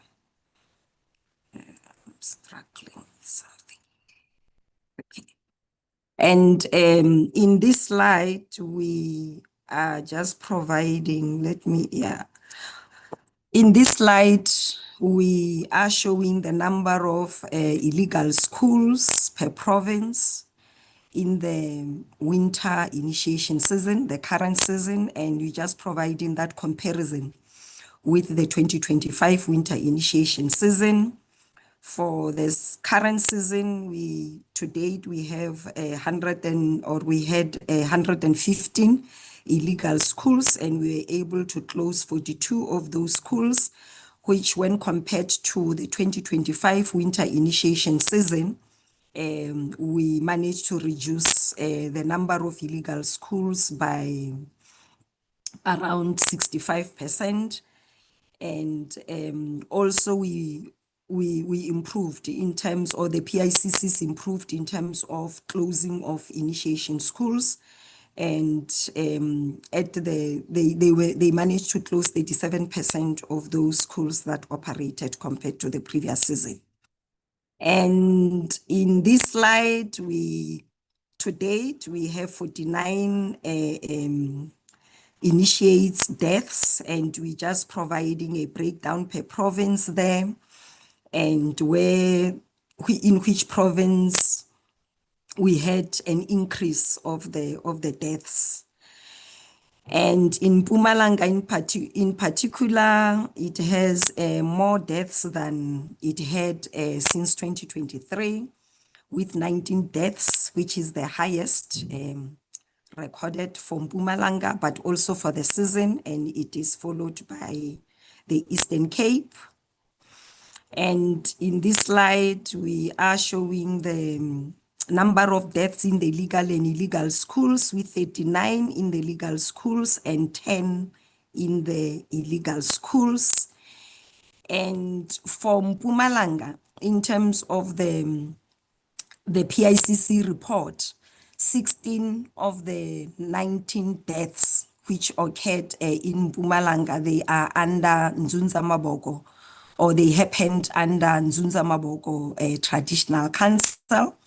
And in terms of the court interdict that was shared with us, the Mpumalanga government applied successfully for an interdict, and for us to establish or have a sense of the factors that led to those 19 deaths is that the principals of the initiation schools in that traditional council or in that area, they denied government officials and medical practitioners access and other law enforcement agencies access to the initiation schools. And we just saying there that therefore those deaths, they may be, especially the 16, they may be attributed to contravention of Section 30 of the Act, which is denying initiates access to healthcare and medical intervention and assistance. We are saying it may be attributed to that because it is not conclusive, since we don't have the province has not yet received a post-mortem results.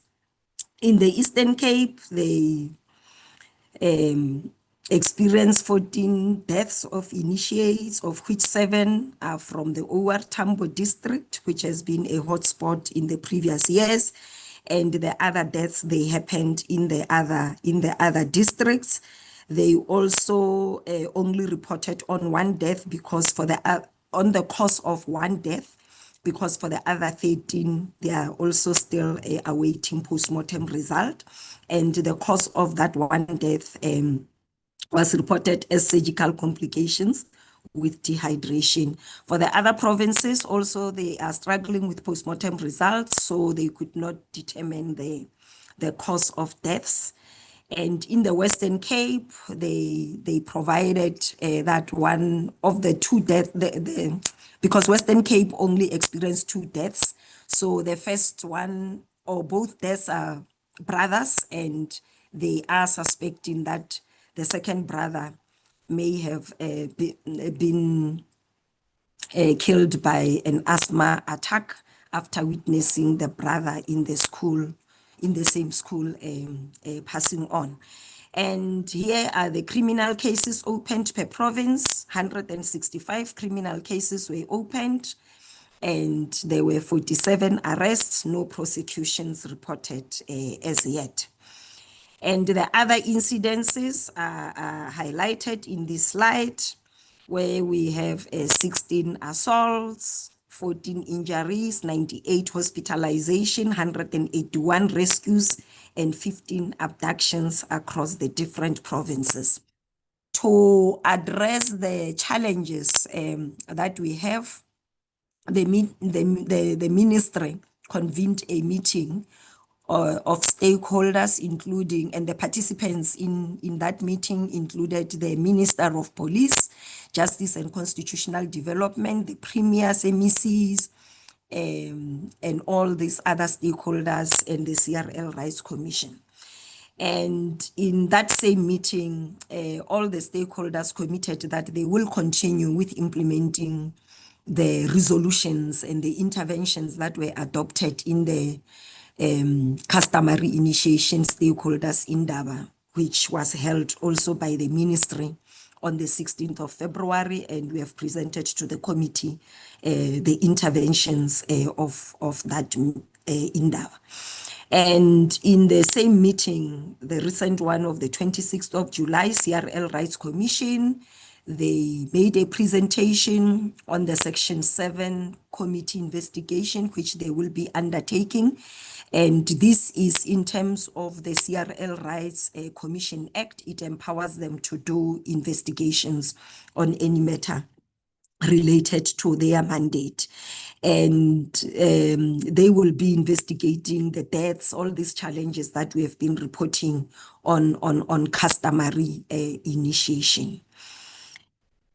as one of the, or as an intervention that they will be doing to address the casualties. And it was also agreed in the same meeting, they agreed on the interventions which will strengthen law enforcement when we prepare for the 2026 summer initiation season. And as the DG indicated, there will be a meeting of the New York with the PICCs after the Mpumalanga season has ended to then consider the final reports and also to plan how they are going to implement the interventions in the adopted in the meeting of the 16th of February 2026 as they continue the implementation of such, and also the resolutions that were taken in the meeting of the 26th of July. And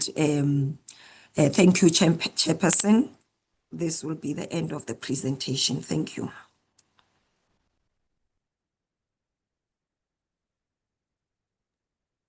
Thank you, Noku. If you can come through. Yes, DDG, good you may switch afternoon. off your camera. Thank you, DG, and good afternoon to the chair. It doesn't look like my camera is working. I'm going to quickly update the portfolio committee on the matters that were referred to the department. I think as a start, we provided just a legislative context to how we responded to the issues. And I'll go straight into those issues, province by province, starting with the Rapulana. Apologies, Chairperson. Unless it's just on my screen, your presentation is not projected on the screen. I have requested my colleague Clifford to help me share the presentation or the report, because on my side I am unable to share it because let's do that quickly, because it's a pressure. Yeah. Time pressures here, colleagues. Let's not waste time. Clifford, are you winning, sir?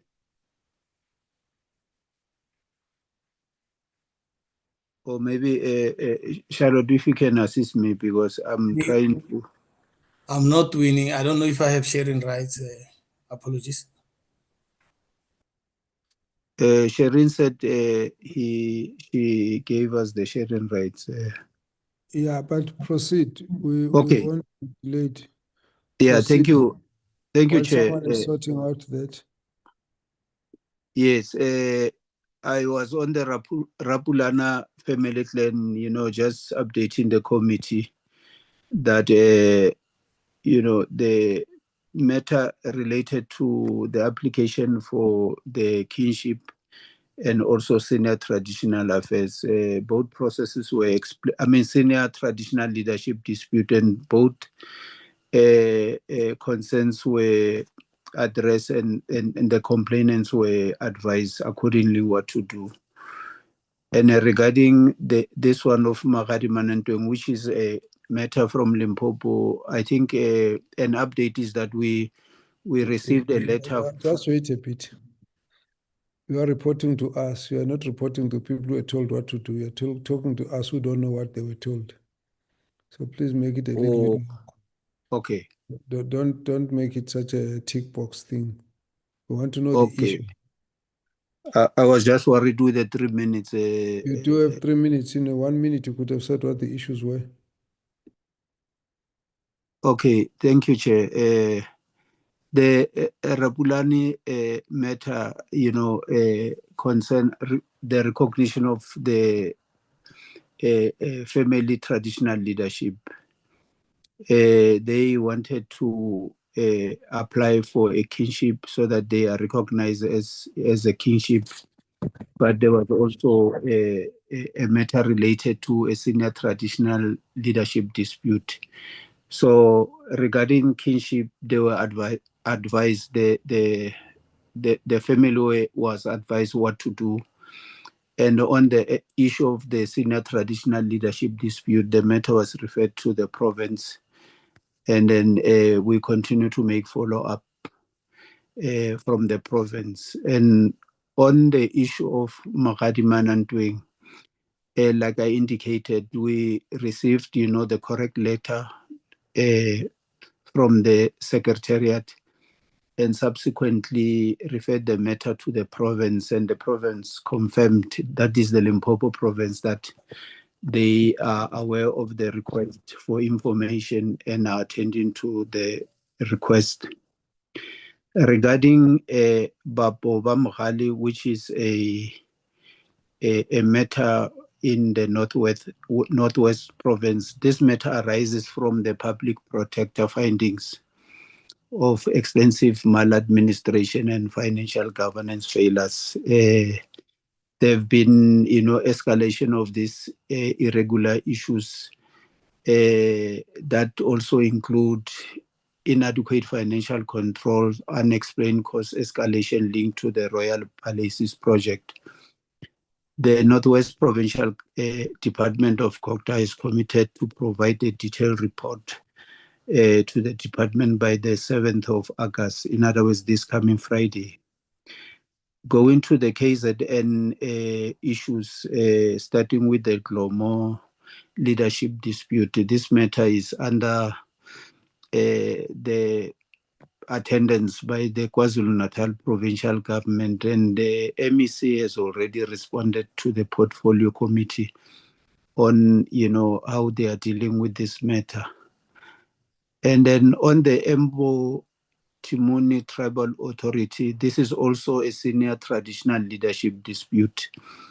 And the matter has been referred to the provincial government, and their legal representative requested engagement with the province. That's an update that we have.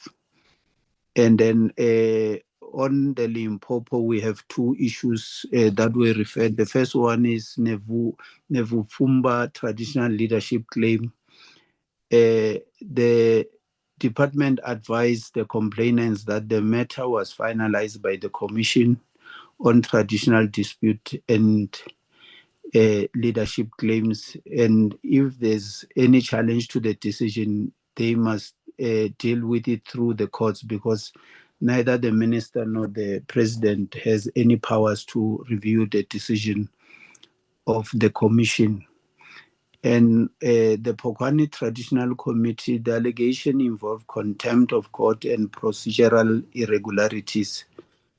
The provincial department of COGTA in Mpumalanga has confirmed that they are addressing the issue and they will provide a feedback. And as soon as the feedback is provided, the portfolio committee will then be appraised. There were also other matters. I think there are two. The first one is Knoflo Skral, which concerns that relates to alleged plans affecting residents and requests for parliamentary oversight. The department is engaging with the Western Cape Provincial COGTA authorities for further information. And this might require the appearance of, our minister and the Minister of Public Works, including the Premier of Western Cape. And then the other submission was by Ms. Aisha Pinto, where she raised concerns regarding indigenous rights, land distribution, governance, and Khoisan representation. These matters were referred to the Department of Land Reform and Rural Development and also the Northern Cape province for consideration. Those are the issues that were raised to us, and this is how the department was able to respond to those issues. Thank you, Chair.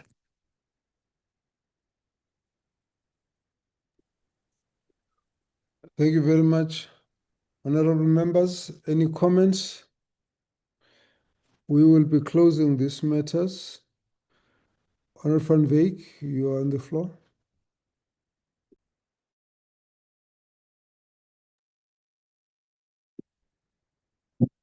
Honorable Chair, thank you very much. Chairperson, I think I must start with Knoflo's Crown. This matter has been coming on for a while now, Chairperson. And it pleases me to hear that the department have just raised Norfolk's crown.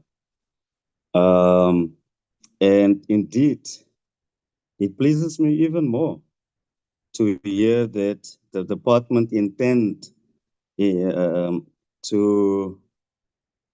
invite the Premier of the Western Cape, the Minister of Public Works, and I would just like to add there for their information as a department. Please include the MEC of infrastructure as well, MEC Summers, and also include the mayor of TWK. That is where Knoflook's Kraal is where it is. It falls on under that municipality of TWK. The reason why I'm requesting for the MEC and the mayor also to be invited to this platform is the fact that there was a conference in June, a media conference. The Minister of Public Works, the Premier of the Western Cape, the MEC of Infrastructure in the Western Cape, and the Mayor of TWK was present in that media conference. And in that media conference, there was a lot being said by them in that media conference.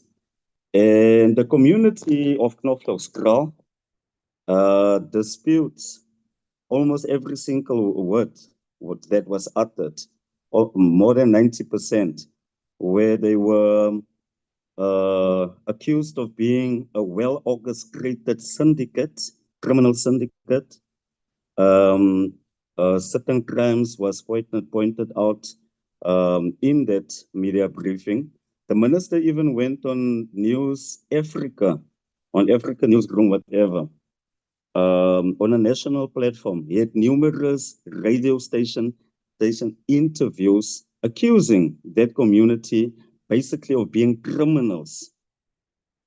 So please invite them as well. Secondly, Chairperson, I would like to bring it under the attention of this platform and the minister. I hope that the minister is still on the platform. The minister indicated this morning that he has to leave at 3 o'clock, or at 3 o'clock he has another engagement. I see it's 2:30. So quickly, Chair, I would like to bring it under your attention that there is friction, I'm told. I have evidence, or like in an affidavit form, if I can put it that way, for lack of a better word, but of a whistleblower, that there is friction on the Commission on Khoisan Matters, especially referring to the lapse of the term of office, which will be now in August. The commission, the commissioners on the Commission of Khoisan Matters, the 3 older commissioners, in terms of office, they have indicated that they couldn't do their work or executed their mandate properly.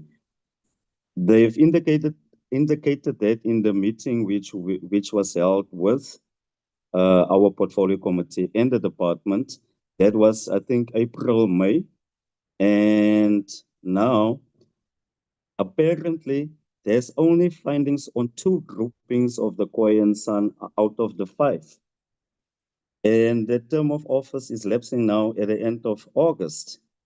So because of that, they have asked for, apparently, they have asked for extension. It seems like they are concerned that it will not be granted. And because of it, there is a dispute between them and the new commissioners, which can, it will totally go against the rights of the Khoisan people who wants to be who needs to be recognized constitutionally, Chair.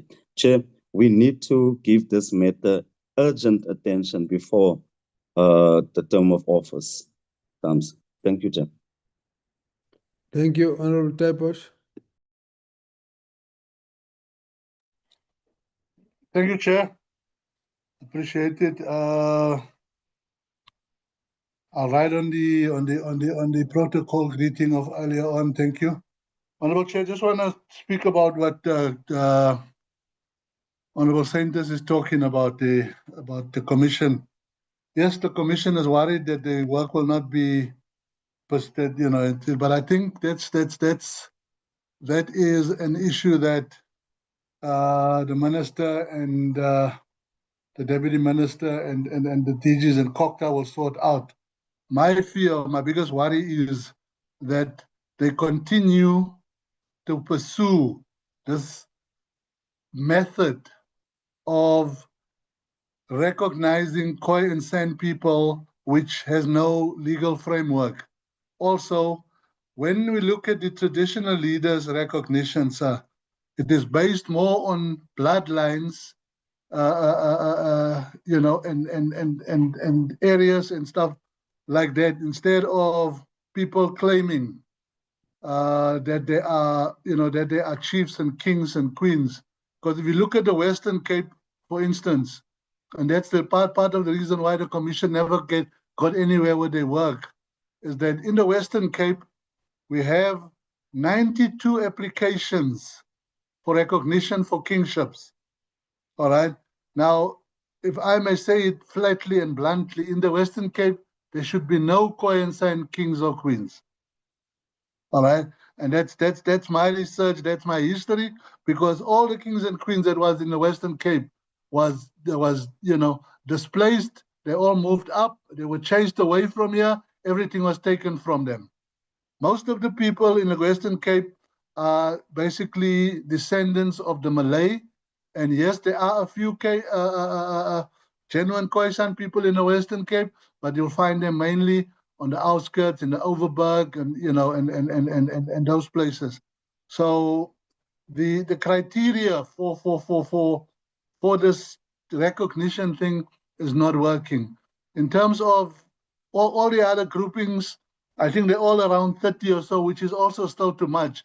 But I want to and I want to say to the minister and to the deputy ministers that what will help them quite a bit is if they recognize the known and the people that can prove bloodline first, and put the burden of proof on the rest of the people that says they are chiefs and kings.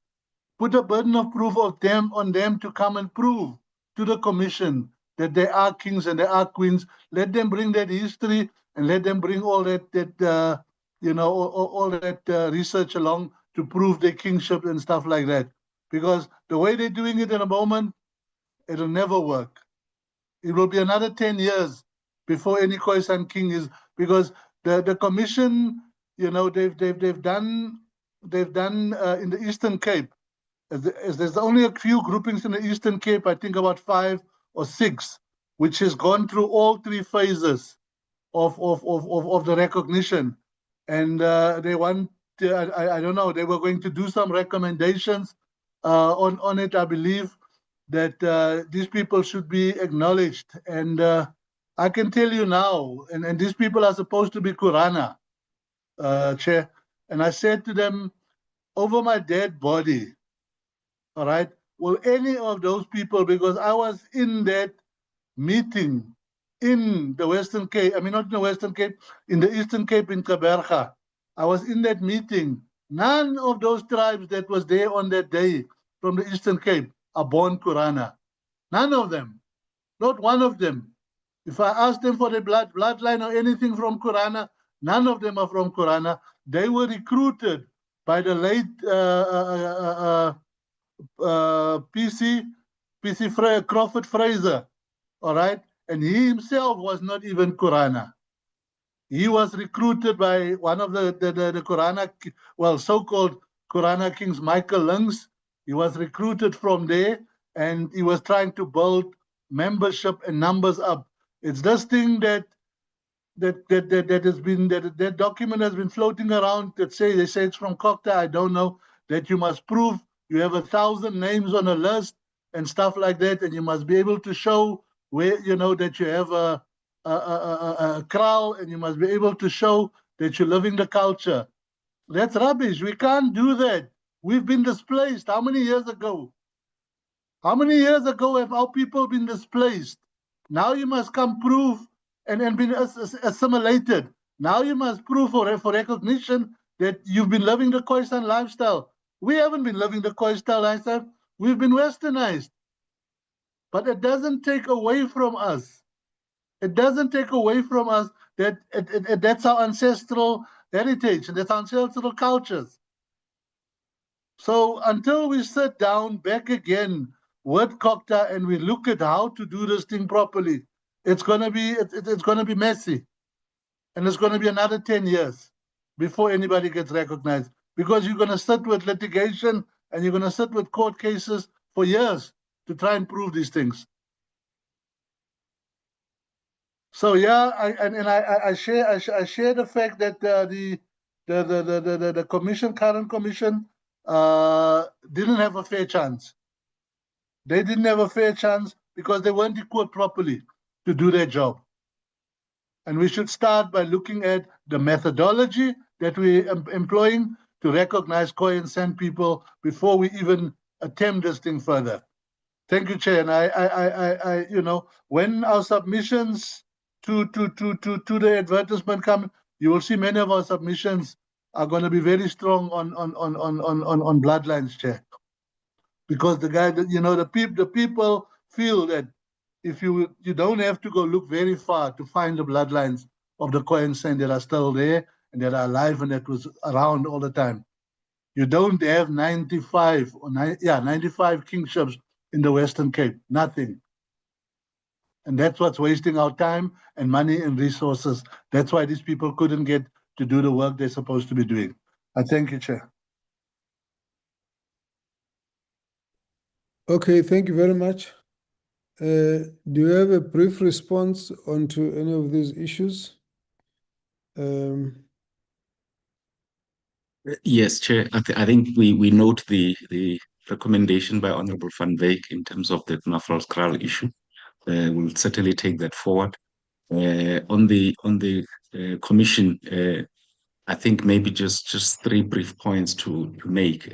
One, yes, their term of office is coming to an end of this month. And if we separate the commission as an institution and as provided for in the Act and the commissioners, so the Act empowers the minister to extend the term of office of the commission as an institution to continue to exist. And the Honorable Minister has done that already. But let's separate that to from the incumbents who are the commissioners. That's a separate process that the ministry is dealing with. But perhaps just the assurance that the task of the commission as an institution is not over yet until we get to that point of recognition of Khoi and San leaders and communities, and the institution itself will continue to exist. But let's, as I say, separate that from the incumbent commissioners themselves, because that's a separate process that the ministry is dealing with.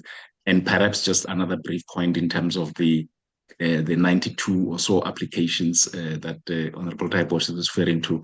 Again, that's still going to be a process that get followed, because once recommendations get done, no recommendations have been submitted to the minister as yet. The commission did submit a plan to the minister in terms of what they will have done by the end of August. The ministry still awaits that submission from the commission.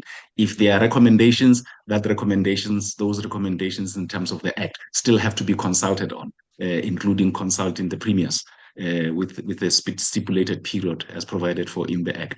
So we are still at least a step or two away from decisions being made, just to provide that assurance in terms of the commission as an institution, and that we are not at the stage where recognition is about to take place based on what is going to be submitted now, because there has still have to be consultations as required by the Act. Thanks, Honorable Chair.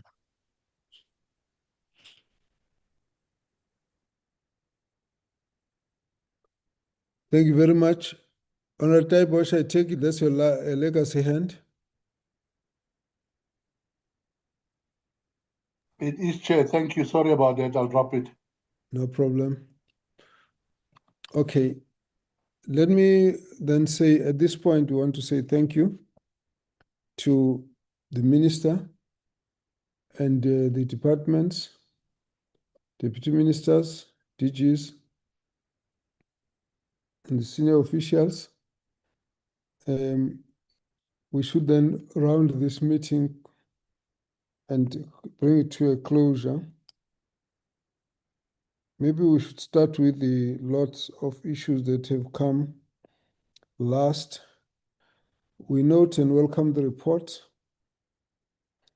With regards to the various disputes, we note the processes and we hope that something will be done to get these matters to complete resolution. We also note that some of the reports are a bit behind because we have interacted and picked up some more information about them. In the case of the Dlomo issue, the appeal that was awaited has actually been received, and we expect that that will be submitted to the Premier of KwaZulu-Natal so that they can then comply with the court order. In the one of Mbotimoni, that dispute is in fact an issue that is being handled by the internal dispute resolution process, and we will respect that. Then the various issues that have been tabled to the different provinces, we hope that those will be addressed by the provinces. Then there's the issue of the knocked off scroll, which I don't understand. I will request that the Honorable Van Wyk would come back to us to help us to see how to take it forward, seeing that he's making proposals of who needs to be brought onto a discussion about it. Premier, the Mayor, the MEC for Infrastructure, the community. We will need that matter to come back to the committee to be tabled for purposes of action. There's another matter that Honorable Mtolo wanted us to raise. It relates to Bahadima in the Northern Cape. That matter, we did try to get the Premier to respond to it. We have not got any response yet, but we will refer formally to the Minister on it. Then the issues that relate to the Khoisan Council, let's note the comments, and I hope the Minister will always keep those comments in mind when we deal with those issues at the level of the management of the Khoisan recognition issues. Those matters will always be complex, and we hope that a process will ultimately mature that will take them towards a proper conclusion. There are a number of issues that relate to the Khoi and San community, not only just the issues of tradition and traditional structures, issues of land, mining rights, agricultural rights, language, culture. All of these issues, we believe that when we deal with the legislation on the National Traditional Khoi and San Leadership Bill, we would obviously need to separate the issues that will arise out of that process, because there will be one aspect which will be relating to the legislation. There will be the other aspect which deals with the general concerns around the Khoi and the San matters that we'll have to deal with from the point of view of the multidisciplinary process. So we will obviously then deal with that issue in that way. In the meantime, any issues that are being raised, we will pick them up and try and compile them to a comprehensible submission that will be relevant at that time. From the point of view of the committee, we remain very concerned about the rising numbers of fatalities associated with customary initiation. In this case, we believe that these are completely avoidable, and we believe everything has to be done to stop these deaths, prevent them, and make sure that we don't lose lives unnecessarily. Similarly, with the injuries that are associated, we believe that these should be managed in a manner that does not lead to permanent mutilation of the initiates.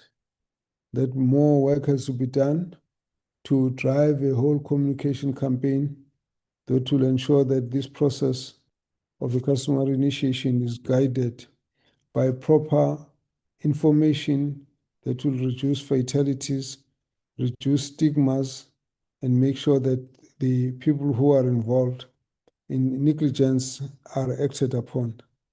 We would call then for more stringent monitoring of the customary initiation to make sure that no more deaths or continue to occur. It was shocking to see that the numbers were now rising in Mpumalanga, and we were in any way concerned about those in the Eastern Cape, and we are concerned that the numbers are now reflecting more provinces that are affected.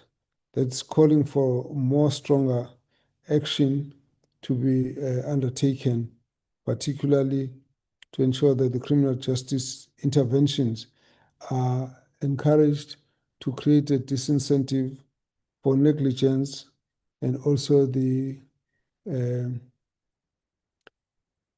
easy identification of perpetrators, and that convictions can be pursued.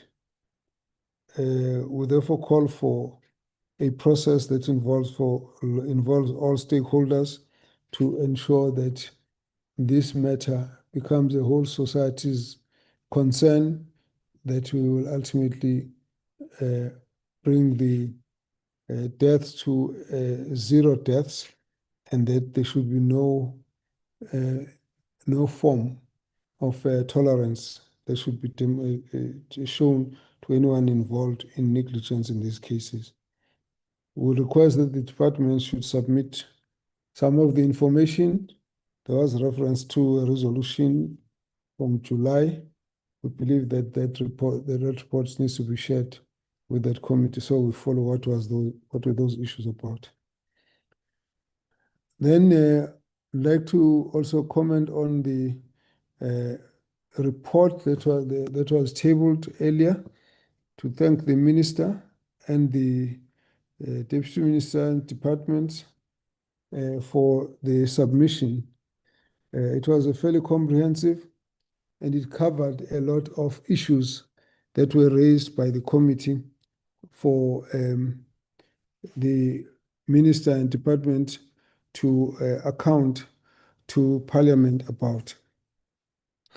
I believe that the approach that's being taken now begins to assist in the new form of collaborative joint oversight processes that we have started as Parliament.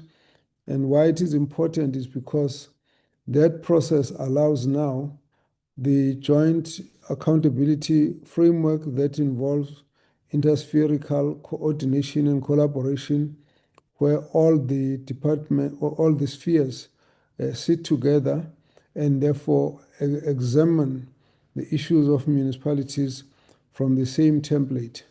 And therefore we're able to focus on the same questions, get the same answers to be shared amongst all those different spheres, and ensure that accountability is in a way standardized.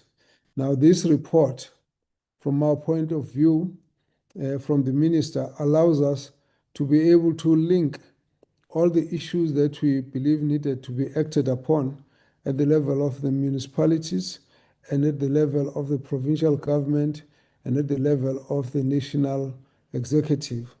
Therefore, it becomes very, very important that we must try and find a way to standardize the reports that will come to the committee, which is aligned to activities that we would like to see taking place at the level of the municipality and at the level of the provincial structures.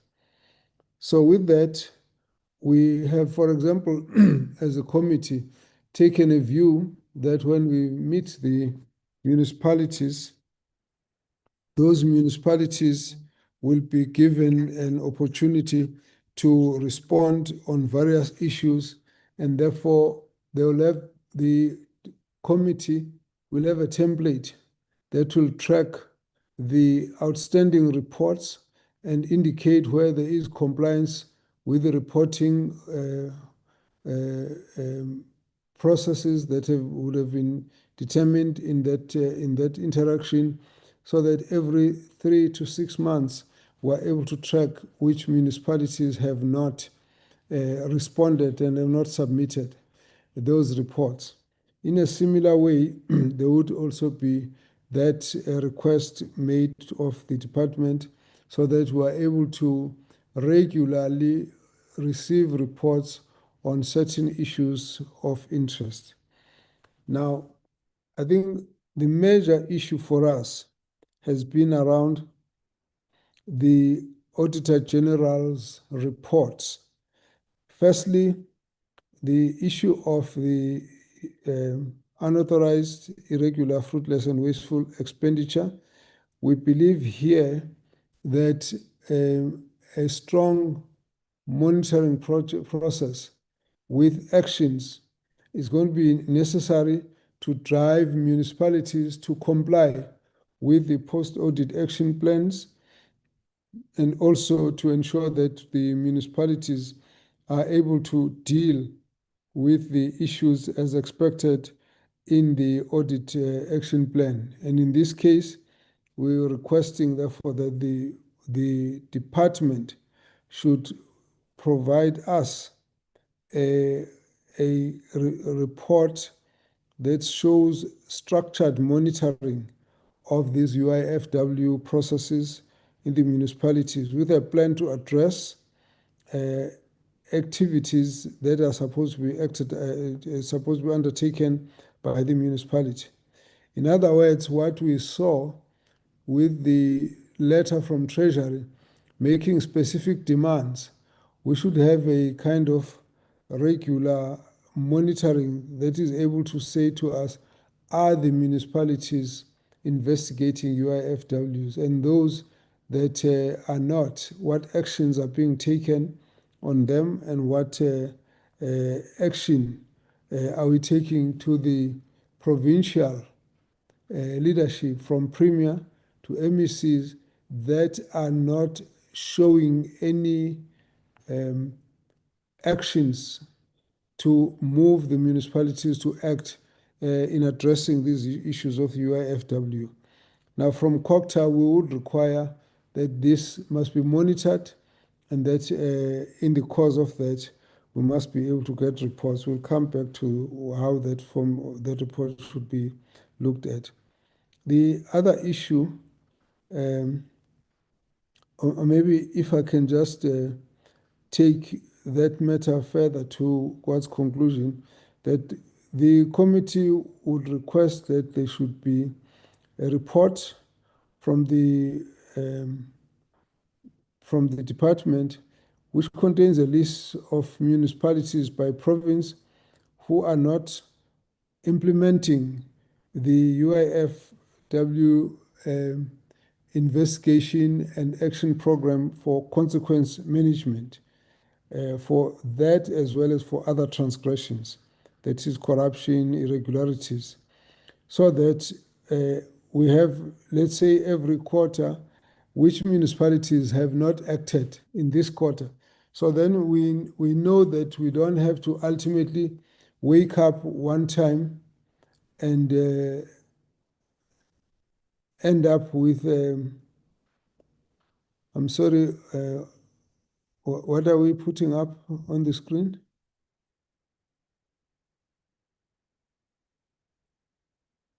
Sherin, please don't play on the screen because I think it's distracting. So in the last discussion with joint oversight and the ministers, our argument was the municipalities did not act on time. Now the punishment is collective punishment to municipalities and communities, when in fact there should have been actions earlier which are targeted. So here is where we would like to get the COCTA to be able to show us that they are monitoring this process. So we need this list of municipalities by province who are not implementing consequence management for transgressions, whether it's UIFW or whether it's corruption or whether it's irregularities. Then the department, COCTA, will show each time that has not happened, what actions has COCTA taken. So they must show us all those actions. What did the department do? And did it take action? Did it write to the Premier? Did it write to the MEC? Did it write to anybody? Did it actually put everyone on terms to act as expected as we are guided by legislation? So we mustn't have that at the end. It must happen in such a way that every quarter we will keep an eye now. If a COCTA is acting, then they will show us that we have actually, they've not acted in this municipality. Here is a letter to the Premier, here is a letter to the MEC, and this is where we are with that process. We need that every 3 months so that we now have a transparent way in which we are able to track the interventions of the department. Now, Minister went quite elaborately on the issue of how the COCTA has intervened and gave the example of Ditsobotla. We appreciate that. Let us then say, but we have got the issues of Makana, we have issues of Nelson Mandela, we've got issues of different municipalities where some of these issues were noted much earlier, but we are not able to show that there was action taken in those, even as to actually just urge them to do something about it. Before we even talk about takeover, we're saying that tight pressure is what we need to actually get everyone to comply, so that what we saw in the last section 216 of the Treasury, the intervention, it should actually happen when that process can be demonstrated to have actually already taken place. Then we also would like the department to provide us with quarterly reports on the Section 106 investigation that have been referred, so that now we know that there have been these investigations that have been that are being undertaken, and what is the update and progress report on those.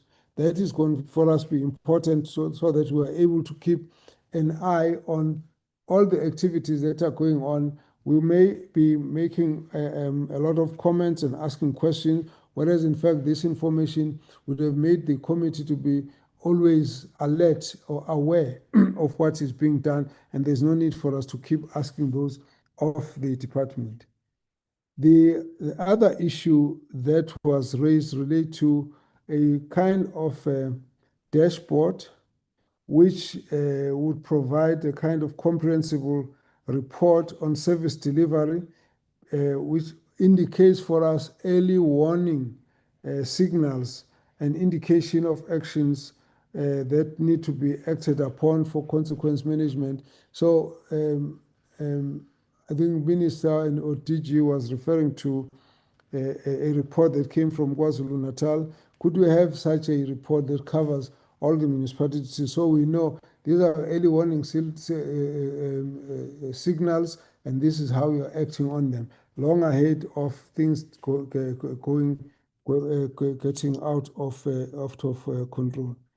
Now, in relation to the conditional grant you referred to, the split delivery model, I think we should raise the concern from the point of the committee that whilst we understand what the department is doing, we would like the department to pay particular attention to avoid any form of dependence. We have seen how the use of consultants in 2012, it cost the department, the municipalities about 580 million rand, and it was supposed to be a short-term intervention to address a crisis.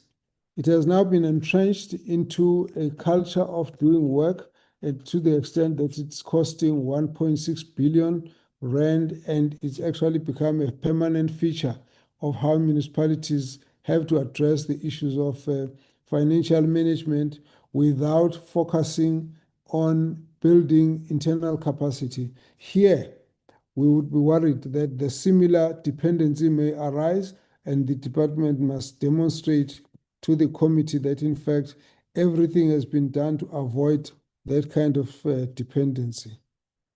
We would also like to say this process that we're raising needs to be able to demonstrate that there is no tolerance to transgressions, and that we need to see COGTA targeting the affected municipal officials so that we avoid collective punishment of municipalities when things go wrong. And we believe for this to happen, there has to be collaborating between Treasury and COGTA, so that we don't again end up in the situation we're in, where all of us are now having to deal with a crisis of the withholding of equitable share, when in fact we should have been focusing, all of us, on which municipalities is not performing, is transgressing on the issue of financial management and controls in such a way that there would need to be action, and the action must first go and be targeted to the municipal officials rather than the entire community that is being mismanaged by an intransigent municipality. So that for us is where we'd like to focus, as it were. The members have also requested that the ministry, the department must provide a report that it demonstrates inclusion of traditional leaders in governance.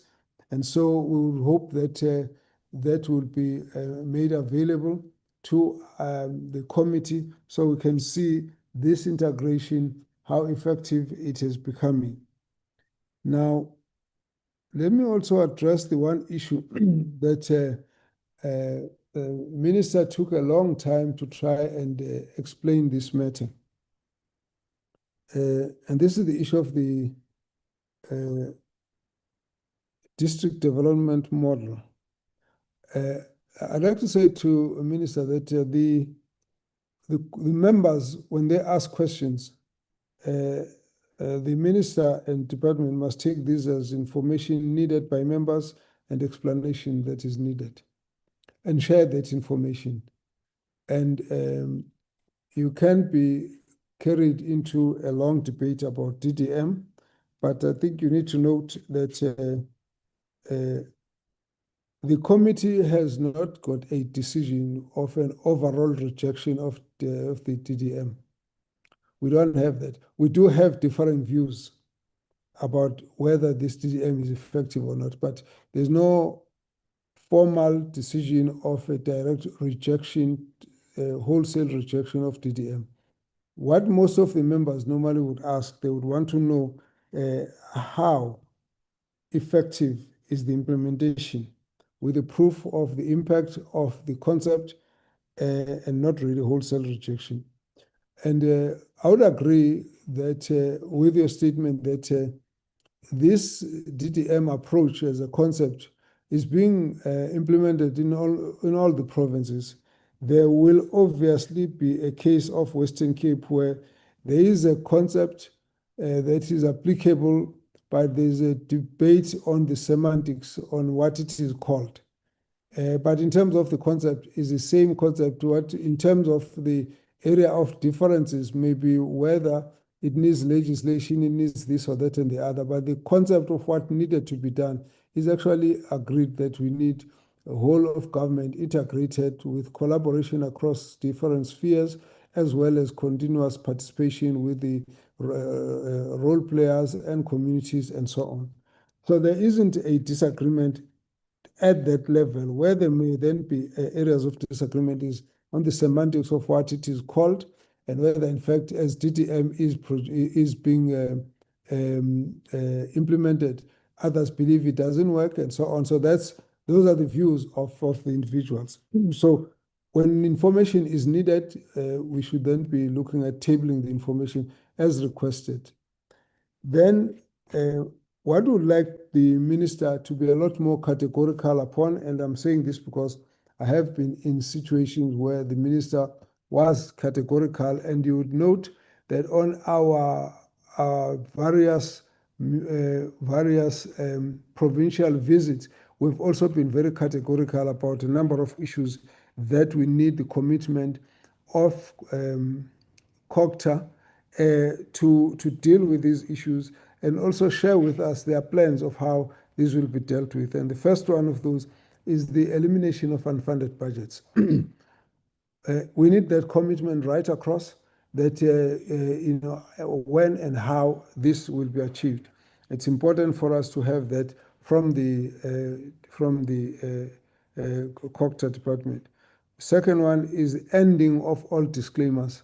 This again is important because we can't all sit and moan about the fact that Makana is doing the disclaimer for the 7th year, and Maluti Apofung was on it for 8 years, and Ketwana was this, and yet we create an impression that we're all helpless about it. I think we need to get a determination of what steps needs to be taken to get the municipality out of that situation, and all of us work on the basis of that commitment, and so we need that commitment. The other point which I think all of us agree about is that there has already been an indication of success on it, is ending of all late submissions and non-submissions of annual financial statements. Again, here we agree. The department played a role, the oversight processes played a role, the provinces played a role, the municipalities played a role, but ultimately we need to get to a point where there shall be no more late or non-submission of annual financial statements. So it was 98%, we need to go to 100% and forever so, and never actually regress 1% back. So I think we need that kind of commitment. Then the next commitment that we also need from the minister is to end the over-reliance on consultants. Now, again, here we agree on this matter, except that we are not seeing a mechanism of how we actually are addressing this in a manner that will ensure that each municipality must show us a municipal replacement plan, a consultant replacement plan, so that they do not continue to pay for consultants but lack internal capability and at the same time get the same audit outcomes. So we would like to get that commitment from the minister and the department. The other issue that would for us be important and is part of each of these reports that we went through to the municipality to deal with the municipalities is to address the non-viable municipalities which are poor and have got structural financial constraints that will make it impossible for them to address their issues of debts and issues of non-viability because it is imposed to them by structural factors that are outside their control. A number of these municipalities are grant dependent, and a number of them can never be converted into municipalities that can generate their own resources. And what we'd like is we cannot leave that process to continue forever. At some point, there has to be a line drawn to say these are the interventions to stop the concept of non-viable municipalities. Tend to generally be rural, very sparsely populated or very remote from large metros and underdeveloped. So we need to have a commitment to address this matter from the minister and the department. And of course, the last issue is that which I think the presentations coming next should also not lose focus on them, and that is to address dysfunctionality. Whether we're talking about very poor audit outcomes, whether we're talking about huge expenditure to the debt to ESCOM, to water boards, to third parties, the poor service delivery, all of them are linked to distress and dysfunctionality. But some of the causes of dysfunctionality are manageable causes. So we would like to see the commitment on addressing dysfunctionality. For example, the issue of of political instability, ending political instability, ending administrative instability, ending poor financial systems, poor financial management and control systems. All of these, they do need to be addressed as a structured program of the department. Now, in the past, there were some reports to this effect. We would like to see a continuous focus on where we are on this, how much have we addressed this, how many municipalities are getting out of dysfunctionality on an ongoing basis. We think all of this together will help us to take us to better functioning municipalities. We note all the work that has been done in this regard, and we also believe that the work done now would provide a good foundation on which the next local government cycle would actually be based on a lot of work that would have been done with a lot of training and orientation of the new councillors. We hope that they will be starting from a better foundation than before. With that, we would like to therefore bring back to the Minister to make the concluding remarks, and then we bring the meeting to a closure. Honorable Minister and Honorable Deputy Minister, whoever is at this stage available. I know the Minister was supposed to be excused.